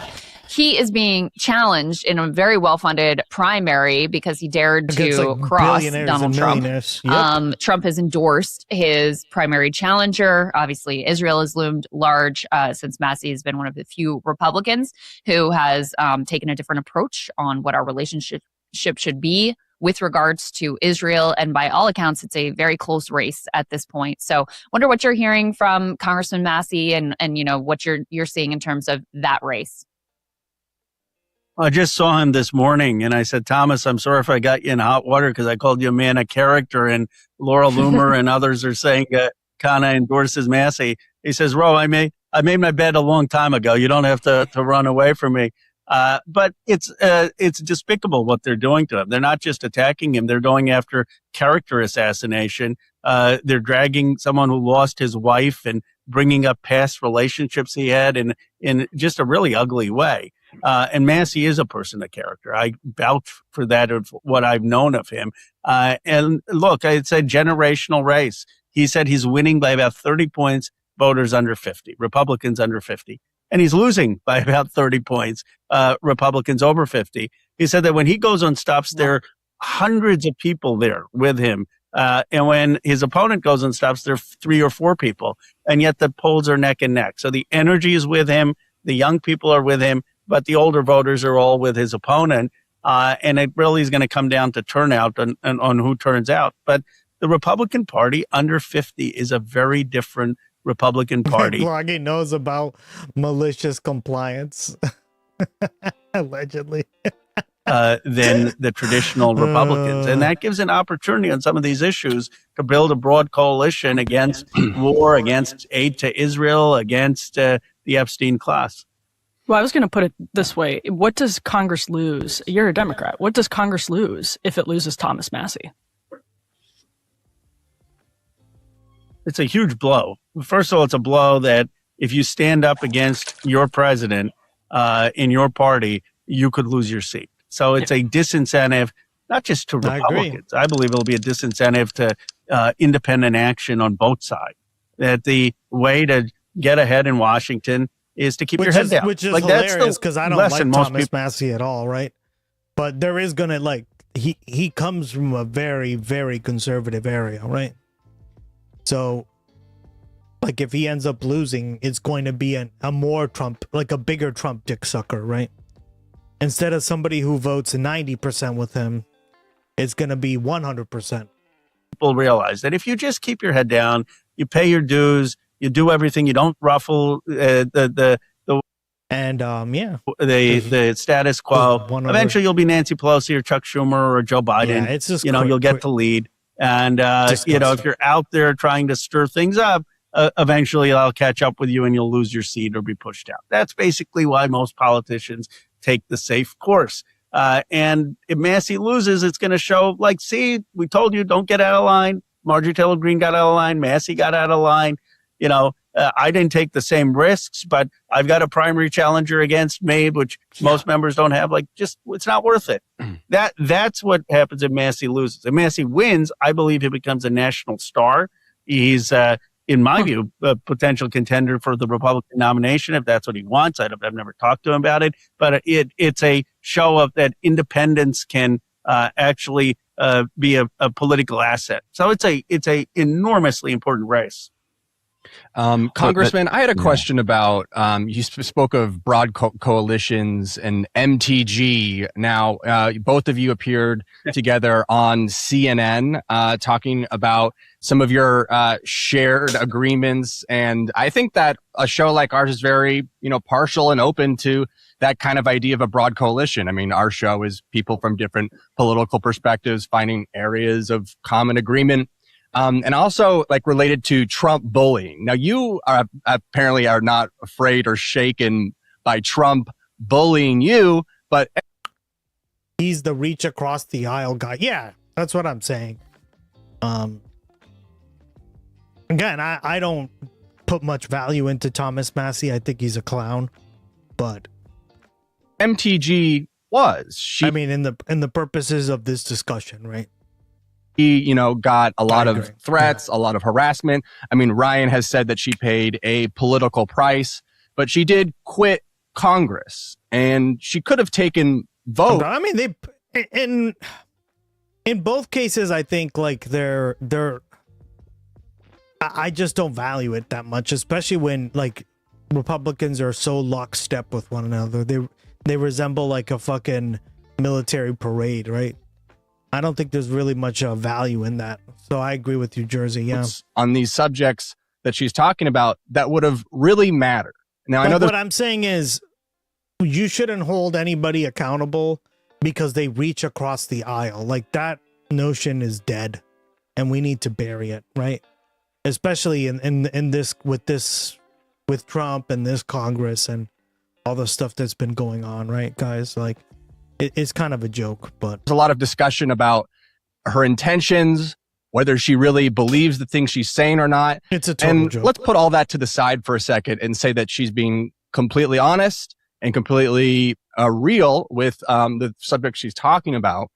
What is the value in allying with someone who essentially quit Congress and stepped away from a powerful position where she could have actually enacted changes? And if we are allying with her or working with her, what is to stop her from just quitting again or giving up when the going gets tough? Because if you're an effective political person in this country, that's going to mean that 30 to 50% of the country hates you, that they think you're Stalin, or something like that. So tell me about your thought process with someone like MTG. Yeah. Well, first of all, let me be clear. I have never compromised an inch on progressive values of standing up for women's rights, of multiracial democracy, on trans rights, LGBTQ rights. And it's very clear that I have differences with people like Marjorie Taylor Greene or Thomas Massey on those issues. They know that. I'm clear about it. I never compromise on it. But when it comes to issues such as stopping war, such as taking on the Epstein class, things that I believe actually are progressive goals, of course, I'm going to work, in my view, with people like Marjorie Taylor Greene or others to achieve that. That's building a coalition to be effective and to have a durable majority. Now, the threats that I faced a presidential tweet are pale in comparison to the threats that Massey or Marjorie Taylor Greene faced. And so we just need to put this in context. Trump tweeting at me actually helps me. It raises my profile. It gives me a sense of being able to talk to the issues. It's not a real threat electorally to me. Fortunately, I've not had that kind of threats to my life that people like Marjorie Taylor Greene faced. She was facing the entire presidential machine coming at her. She was facing actual threats to her life from a MAGA base. We know what they're capable of given January 6th and the threats Pence faced. So I wish that folks would stay in the fight? Sure, but we should not underestimate the enormous pressure that came down on her and Marjorie and Massey and Boebert and Mace. And my hope is that some of these folks will stay engaged in rebuilding the Republican Party. Now, has she said things that I strongly disagree with? Absolutely. But the hope is that she acknowledges that and starts to build a new Republican Party post-Trump. Last one for me, Congressman. You mentioned that you have your own primary challenger who is backed by a bunch of the Silicon Valley billionaires in your district. How is that going? What is he running on? You know, he's pretty candid. He runs on saying he's pro-NAFTA, he's pro-anti-billionaire tax, he's bullish on AI. Jesus. I was like, at least the guy's honest or something. It's But the point is that the billionaires are upset at me because I'm saying that they should pay a one-time 5% tax. That if they're worth $20 billion, they should be worth $19 billion so that 2 million Californians can have health care. And because of that issue, you've seen, I think Ryan pointed this out, you've seen the most remarkable class solidarity. Like the passion they have on this issue is more than the passion most Americans have to stop the war in Iran or to go after the Epstein class. It's actually quite remarkable. And I often say to them, look, I'm the nice guy. I just want you to pay more tax so we can have a new social contract. Have you met folks in their 30s and 40s? Because they don't have the same view. And when you have massive wealth inequality, it leads in many cases to kind of political revolution. You don't have to be a student of the French Revolution or the Russian Revolution or revolutions in world history to understand you can't have a few people in a few places controlling the majority of a nation's wealth. You've got a lopsided and unfair economic system. But why not? And so I think I will win, but I want to win decisively. And I want to show that if I can stand up to the billionaires in a district that has more billionaires than anywhere in the world, if I can show that I am willing to stand up to them and call for fair taxation there, this should not be a hard position for 434 other members of Congress. Yeah, I think it is fair to tell them Roe is the compromise. You don't want to see what's on the other side of that. I'm curious though, on the Democratic primary side, what are the races internally among your colleagues that they're watching with the most interest, kind of slash trepidation? I think they're just like, I don't think this is enough, right? I think that's what they're expressing, Alco, right? And I agree, right? Like this is, like with all the stuff going on, it's just at this point not enough. Is it some of the races against incumbents, or is it some of the open seats? So we got Philadelphia next week, where you've got kind of two establishment candidates against Chris Rabb. I think you endorsed Chris Rabb. No, he's just out there for him. You've got the San Francisco race. You've got some other DCCC weighing into some of these open races. But what are the ones that are kind of defining the attitudes of people in your caucus? What are people watching? Well, you've got two different concerns. On the one hand, you've got the concerns that Graham Plattner and Abdul Saeed, these candidates who Bernie endorsed, I endorsed, a few progressives endorsed, are actually winning. And they're used to these candidates just being fringe. They, kind of endorsed them, Bernie endorsed them, but they're not going to win. That's fine. They're nuisance gadflies. And now they're winning. And this is they don't know what to do with this. They don't know what to do with an Abdul Saeed that's up 9 points, or a Graham Plattner that's forced Janet Mills to step aside. Obviously, they want Graham now to win, but it is causing them real sense of a fear at what the future of the Democratic Party is. And then you've got, though, the more visceral thing, which is you've got extraordinary candidates like Malat running in Colorado, or Mia, who's running in Sacramento, against an incumbent. Eric Jones was running against an incumbent on progressive platforms. And, even me saying their names, now I'm going to get angry tweets from a text from my colleagues. I mean, how dare I mention the name of a primary challenger? I'll mention my primary challenger is Ethan Agarwal. I'll say his name. I don't think the DCCC needs to endorse me. Fine, it's democracy. You can say the names of these challengers. It's not heresy or something. But literally, I get angry texts if I retweet a person who may be running against an incumbent. But that has a lot of incumbents scared. I mean, the amount of people who are running against the incumbents on platforms. And this is the problem with the party, right? He's absolutely right. They hate when you even mention anyone running against you, right? Because there must be 100% agreement. You must support the candidate. It's so disgusting, right? In some cases, and this is what I mean. And on this stuff, he's spot on, right? I don't think he's the savior, but on this stuff, he's spot on. I've endorsed. In other cases, I've just uplifted them because I feel like they deserve a fair hearing. But I think you're going to see a new Congress, which has a lot more energy in 2026. How do you make that decision? Who you endorse? What's your process? It used to just be by gut, and then then I had that infamous dual endorsement of AOC and Joe Crowley or something. I had endorsed Joe Crowley, and then tinker that with that process. Huh? Yeah, so we now have a group of 2, 3, 4 of us. Elizabeth on my team does a great job, and she's always pushing. She wants me to endorse every challenger, so I try to look at where I can make a difference. Be bold out there. I look less about are they going to win, but more are they running on the values I care about and running a viable campaign. So are they actually going to put in a great campaign? And there are a couple cases where I've endorsed against incumbents, but that's always hard. It's hard when you have an incumbent in the House that people are running against. So I've done it a few times. We had speaking of races. Go for it, Ryan. Yeah, real quick. We had Chuck Park on the show earlier, who's hasn't raised a whole lot of money, and is running against Grace Meng, who has a lot of money, but hasn't been most outspoken or outstanding kind of member. Have you followed that race at all?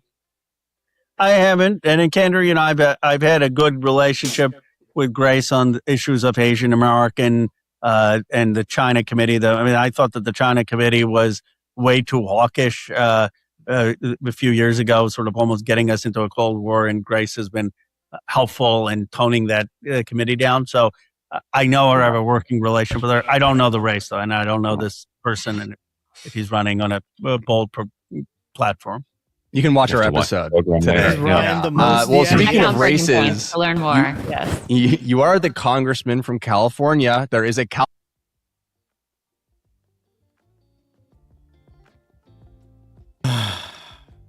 I have a question for you, Gus. Who is paying for your operation on your teeth now? What if I don't have health insurance? So that's a good question. If you don't have, for example, right? I went to the dentist. Normally it's you who has to pay for it. You have a job, you pay for it. And that can be $200, $300, even $400 for cleaning, right? Or whatever the price that the dentist decides to charge you. Okay. But here in Massachusetts, where I live, because if you qualify, right, then you get something called Mass Whole Health. God, New Jersey doesn't even have that. They just have New Jersey Care. Jesus. Mass Whole Health, right? And Mass Health is really good because they will cover that. Most things like that are covered. So I'm lucky to live in Massachusetts. Otherwise, I'd be fucked. Yeah. California governor's race occurring right now. We haven't done My friend has to pay $3,000 to get 2 fit. Yep.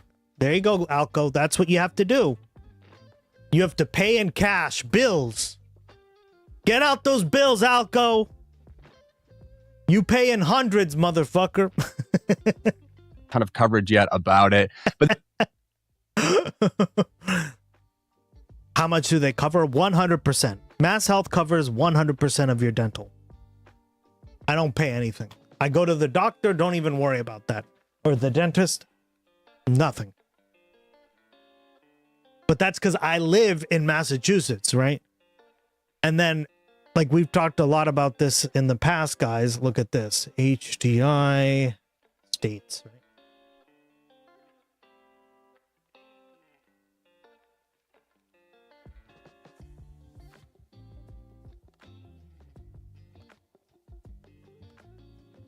Okay, look at this. According to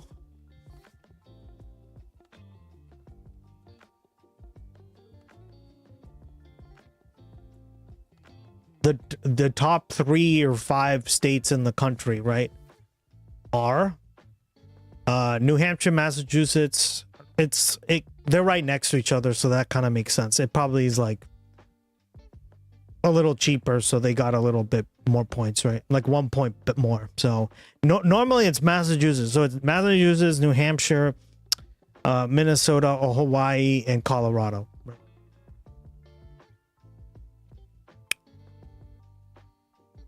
And what does the Human Development Index? Yeah, see? In this case, it's Massachusetts, right? This is the newer values here. But generally speaking, they almost always are neck and neck, right? They're right next to each other. They have very similar cultures, very similar values, right? So in Massachusetts, you get that stuff covered. This is why it's a higher standard of living, right? Like these little things all add up, guys, right? Even though it's an expensive state to live in, if you do live here, you have a, generally speaking, the HDI is higher, right? Human development, we've gone over this, right? Different countries around the world, it compares and contrasts the different standards of living around the world, right? So like generally the higher HDI countries are like Scandinavia, right? Iceland's up here, Germany, Switzerland, right? Look at that. The Netherlands, Brussels, Belgium, right? Australia. These are all like very high HDI, countries. So yeah, these are like objective ways to measure this stuff, right? So today, right now, it's Iceland. There we go, right? And these are constantly changing depending on numbers and stuff, so.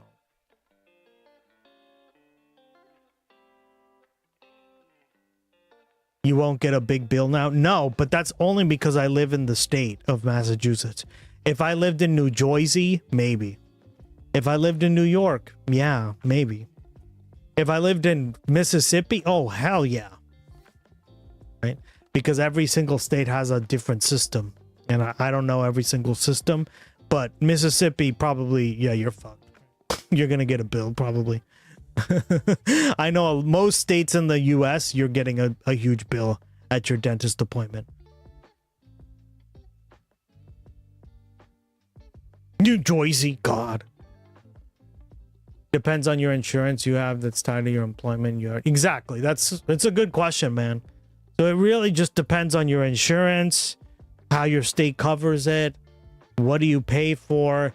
Most people have to pay a deductible, right?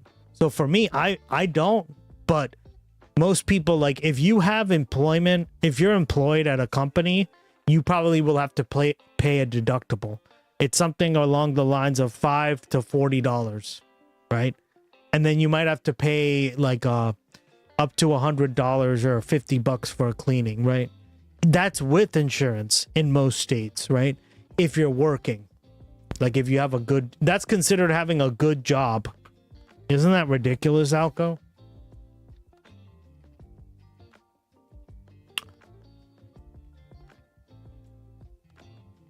Materials for health insurance benefits. Yeah. More Aussies need to see what's on their list. Maybe the morons will stop blaming Aboriginal people and immigrants for their woes. Jesus, can you imagine blaming Aboriginal people while living in Australia? That's fucking stupid. Jesus. That is ridiculous. There does seem to be these Yeah, but does that make top sense, three Alco? It depends. Most Americans are going to pay a lot for dental care. It's disgusting. Yeah, that's completely disgusting. Excuse me, what?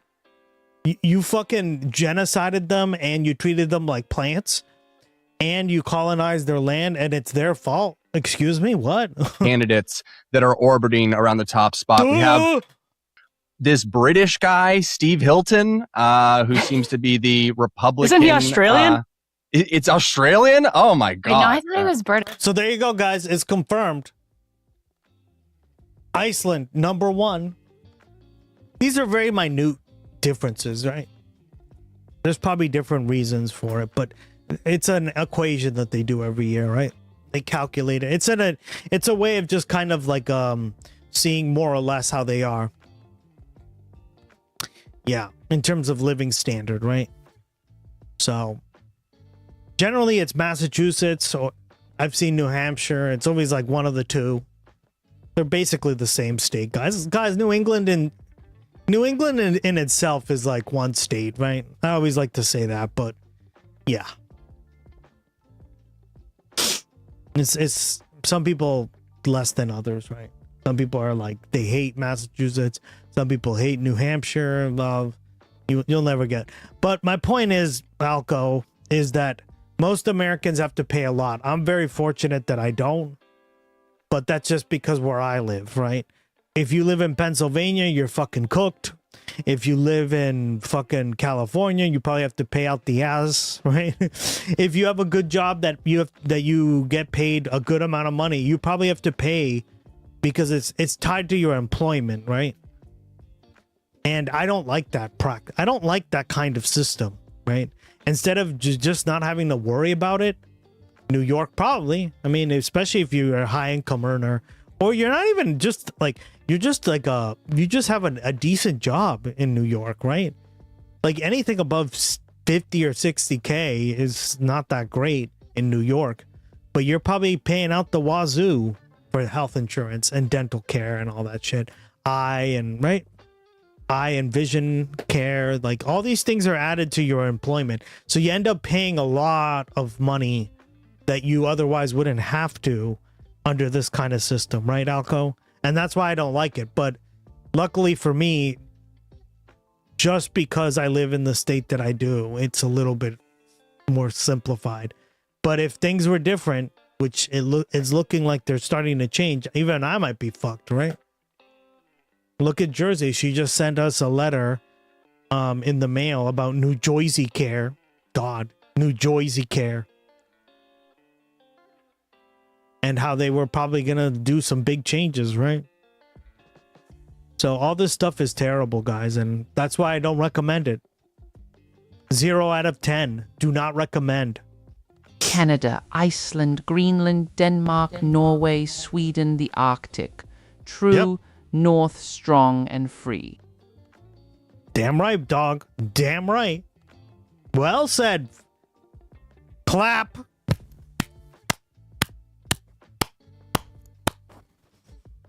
Please clap. I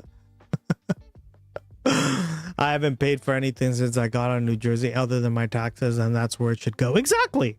Right? Same here. Like, that's how it should be, but that's because New Jersey, like, I joke about New Jersey, but New Jersey makes sense, right? New Jersey has a pretty good system like that, too. The problem is, if you qualify, right?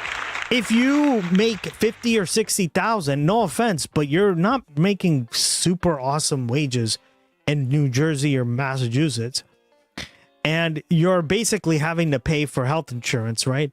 I think that should be bumped up, right?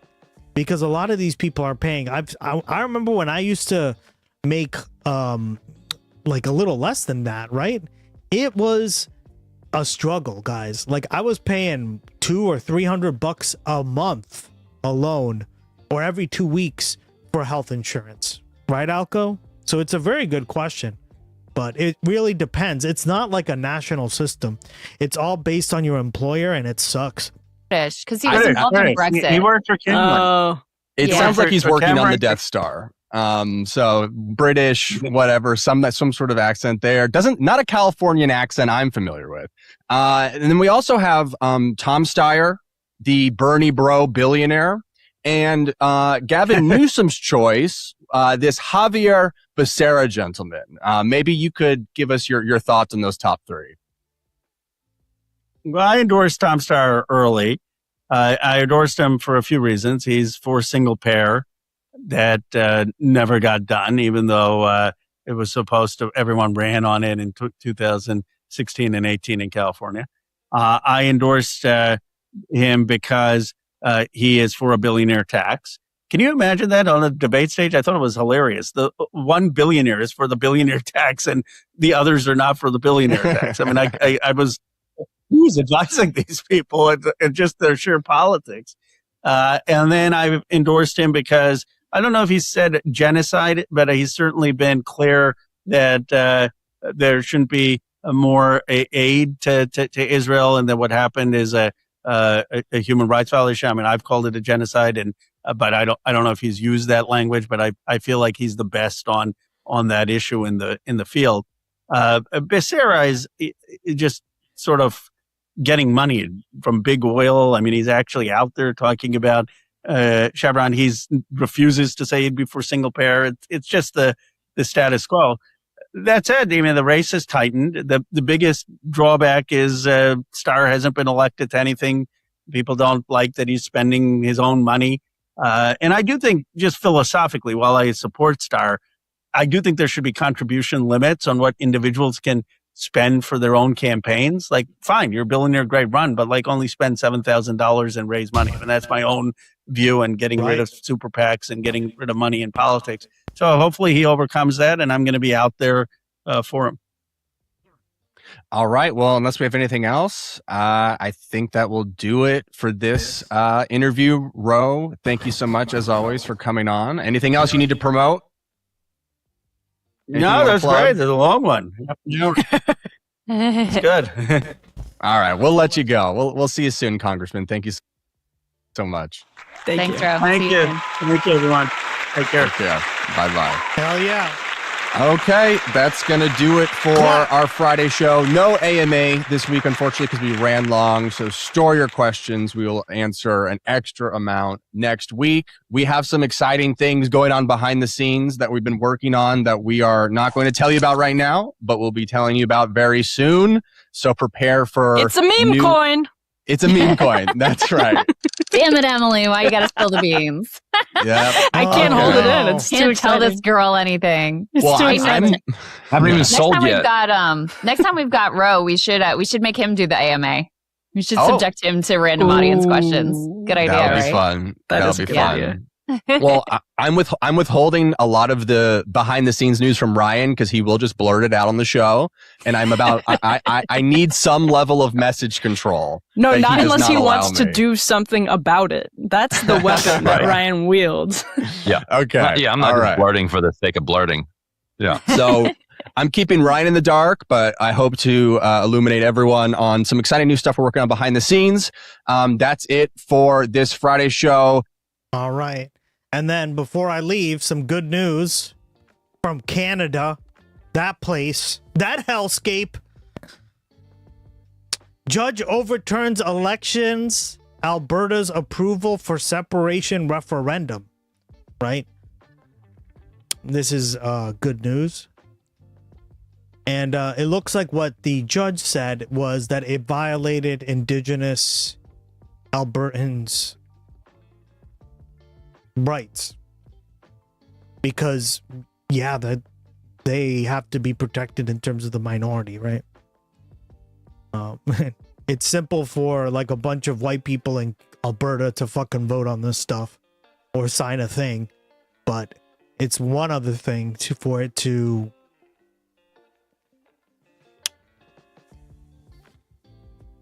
pass through like any sort of like tribes or have any sort of consent there. So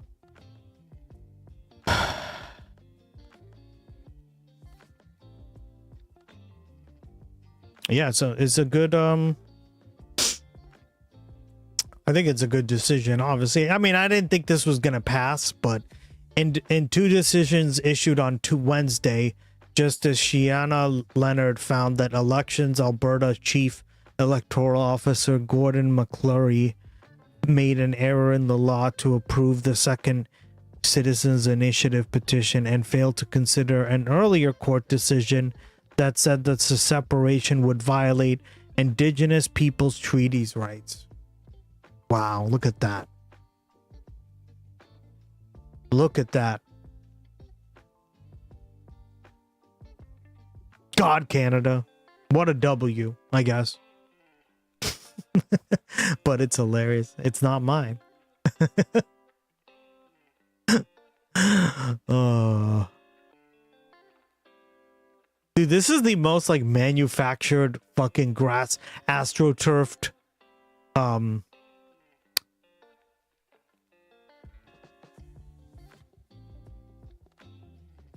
like initiative I've ever seen. We begin with breaking news in Alberta, where a judge has tossed out a separatist petition arguing the province has a duty to consult with First Nations. The CBC's Jason Markusoff is on this. He joins me now from Calgary. By the way, Jason, this, I know you want an oil pipe. This is what like every decision should be like, right?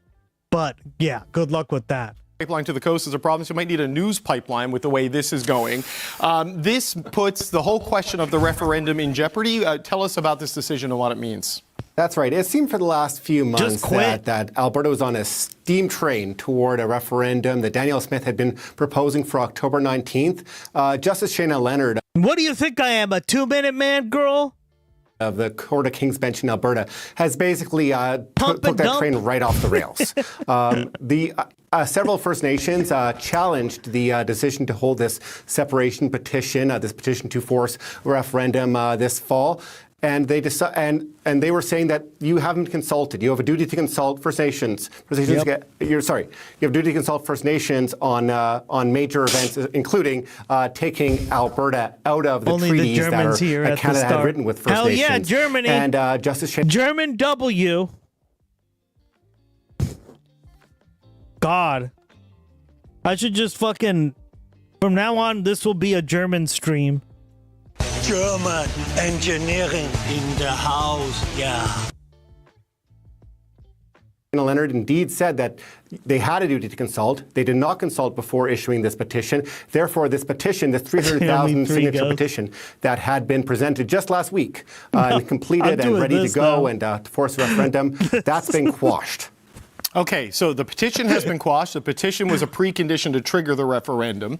There was a failure to consult with the treaty nations who would be affected by this, and also ignoring an earlier court decision that have found that separatism would have an impact on treaties. So, look, obviously a sequence of things. What does all of this mean for the separatist hopes of getting a referendum on the ballot on October 19th? Because there could be appeals. That's going to go slow. Consultation can't be done quickly. I mean, where does this leave things, Jason, in the short time we've had to digest the implications of all of this? Yeah, we're still kind of trying to clarify things. This is a setback for Premier Danielle Smith, who, while she didn't propose separatism herself, she is promoting the idea that there should be this referendum, that if enough citizens want this referendum, it should go ahead. She was challenged on this in question period a few minutes ago. She said she's still reading that. We're supposed to hear from her a bit later this afternoon. We'll see about that. Stay Free Alberta, the group that launched this petition, they have said that they will appeal. I got this from their counsel, Jeff Rath. We disagree fundamentally with the decision, which appears on its face to violate principles of natural justice and contain numerous errors of law. We have been instructed to prepare and file the appropriate appellate documents. So they want to appeal. But as you say, an appeal is not, a hurried thing. There's no pressing, need legally for this petition to be on the ballot come October. So that could be forestalled. The separatists have proposed that Danielle Smith could just call a referendum herself, like she has done for other referendums on immigration and constitutional reforms on October 19th. But the same direct obligation to consult would be there, and that takes a while. And you may wonder, Danielle Smith has been in the habit of putting forth the notwithstanding clause on legislation or ruling she doesn't like. Well, notwithstanding clause does not cover the duty to consult in the Constitution.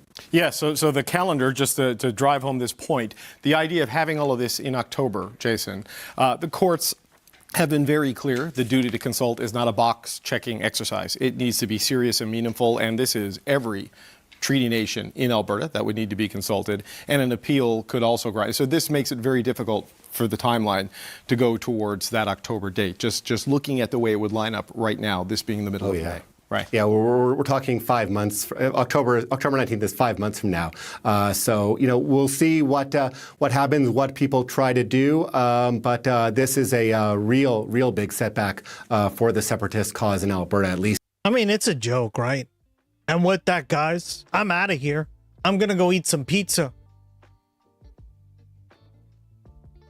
Thank you so much for joining me on another one. Another one. Another one. Another one. I'll see you tomorrow. Same time, same place. Take care. Have a good one. Stay tuned for the credits. Bye. So many people hitting their 100 messages bonus. I love it. Pizza bowl? No. Real pizza this time. Wait, what happened here? Why isn't it syncing? I gotta fix it.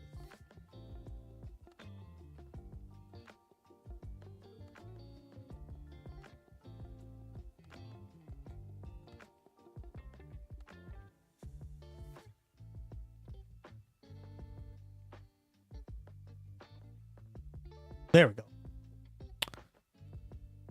Miss you all. Thank you, Patricia. Love it. See you tomorrow, guys. Thank you, Gus and friends. Have a beautiful day, evening. Yeah.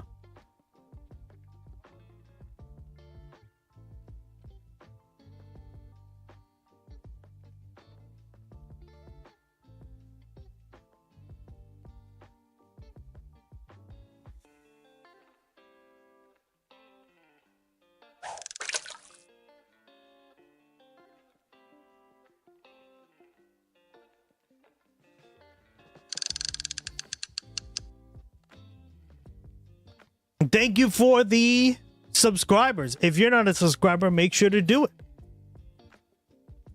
Subscribe. Helps me do this all the time.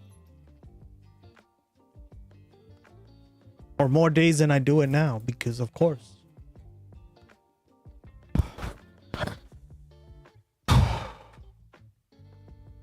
God damn it. God damn it.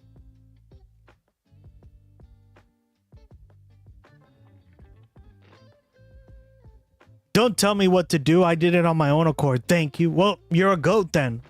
I love you, Patricia. That's awesome. Good.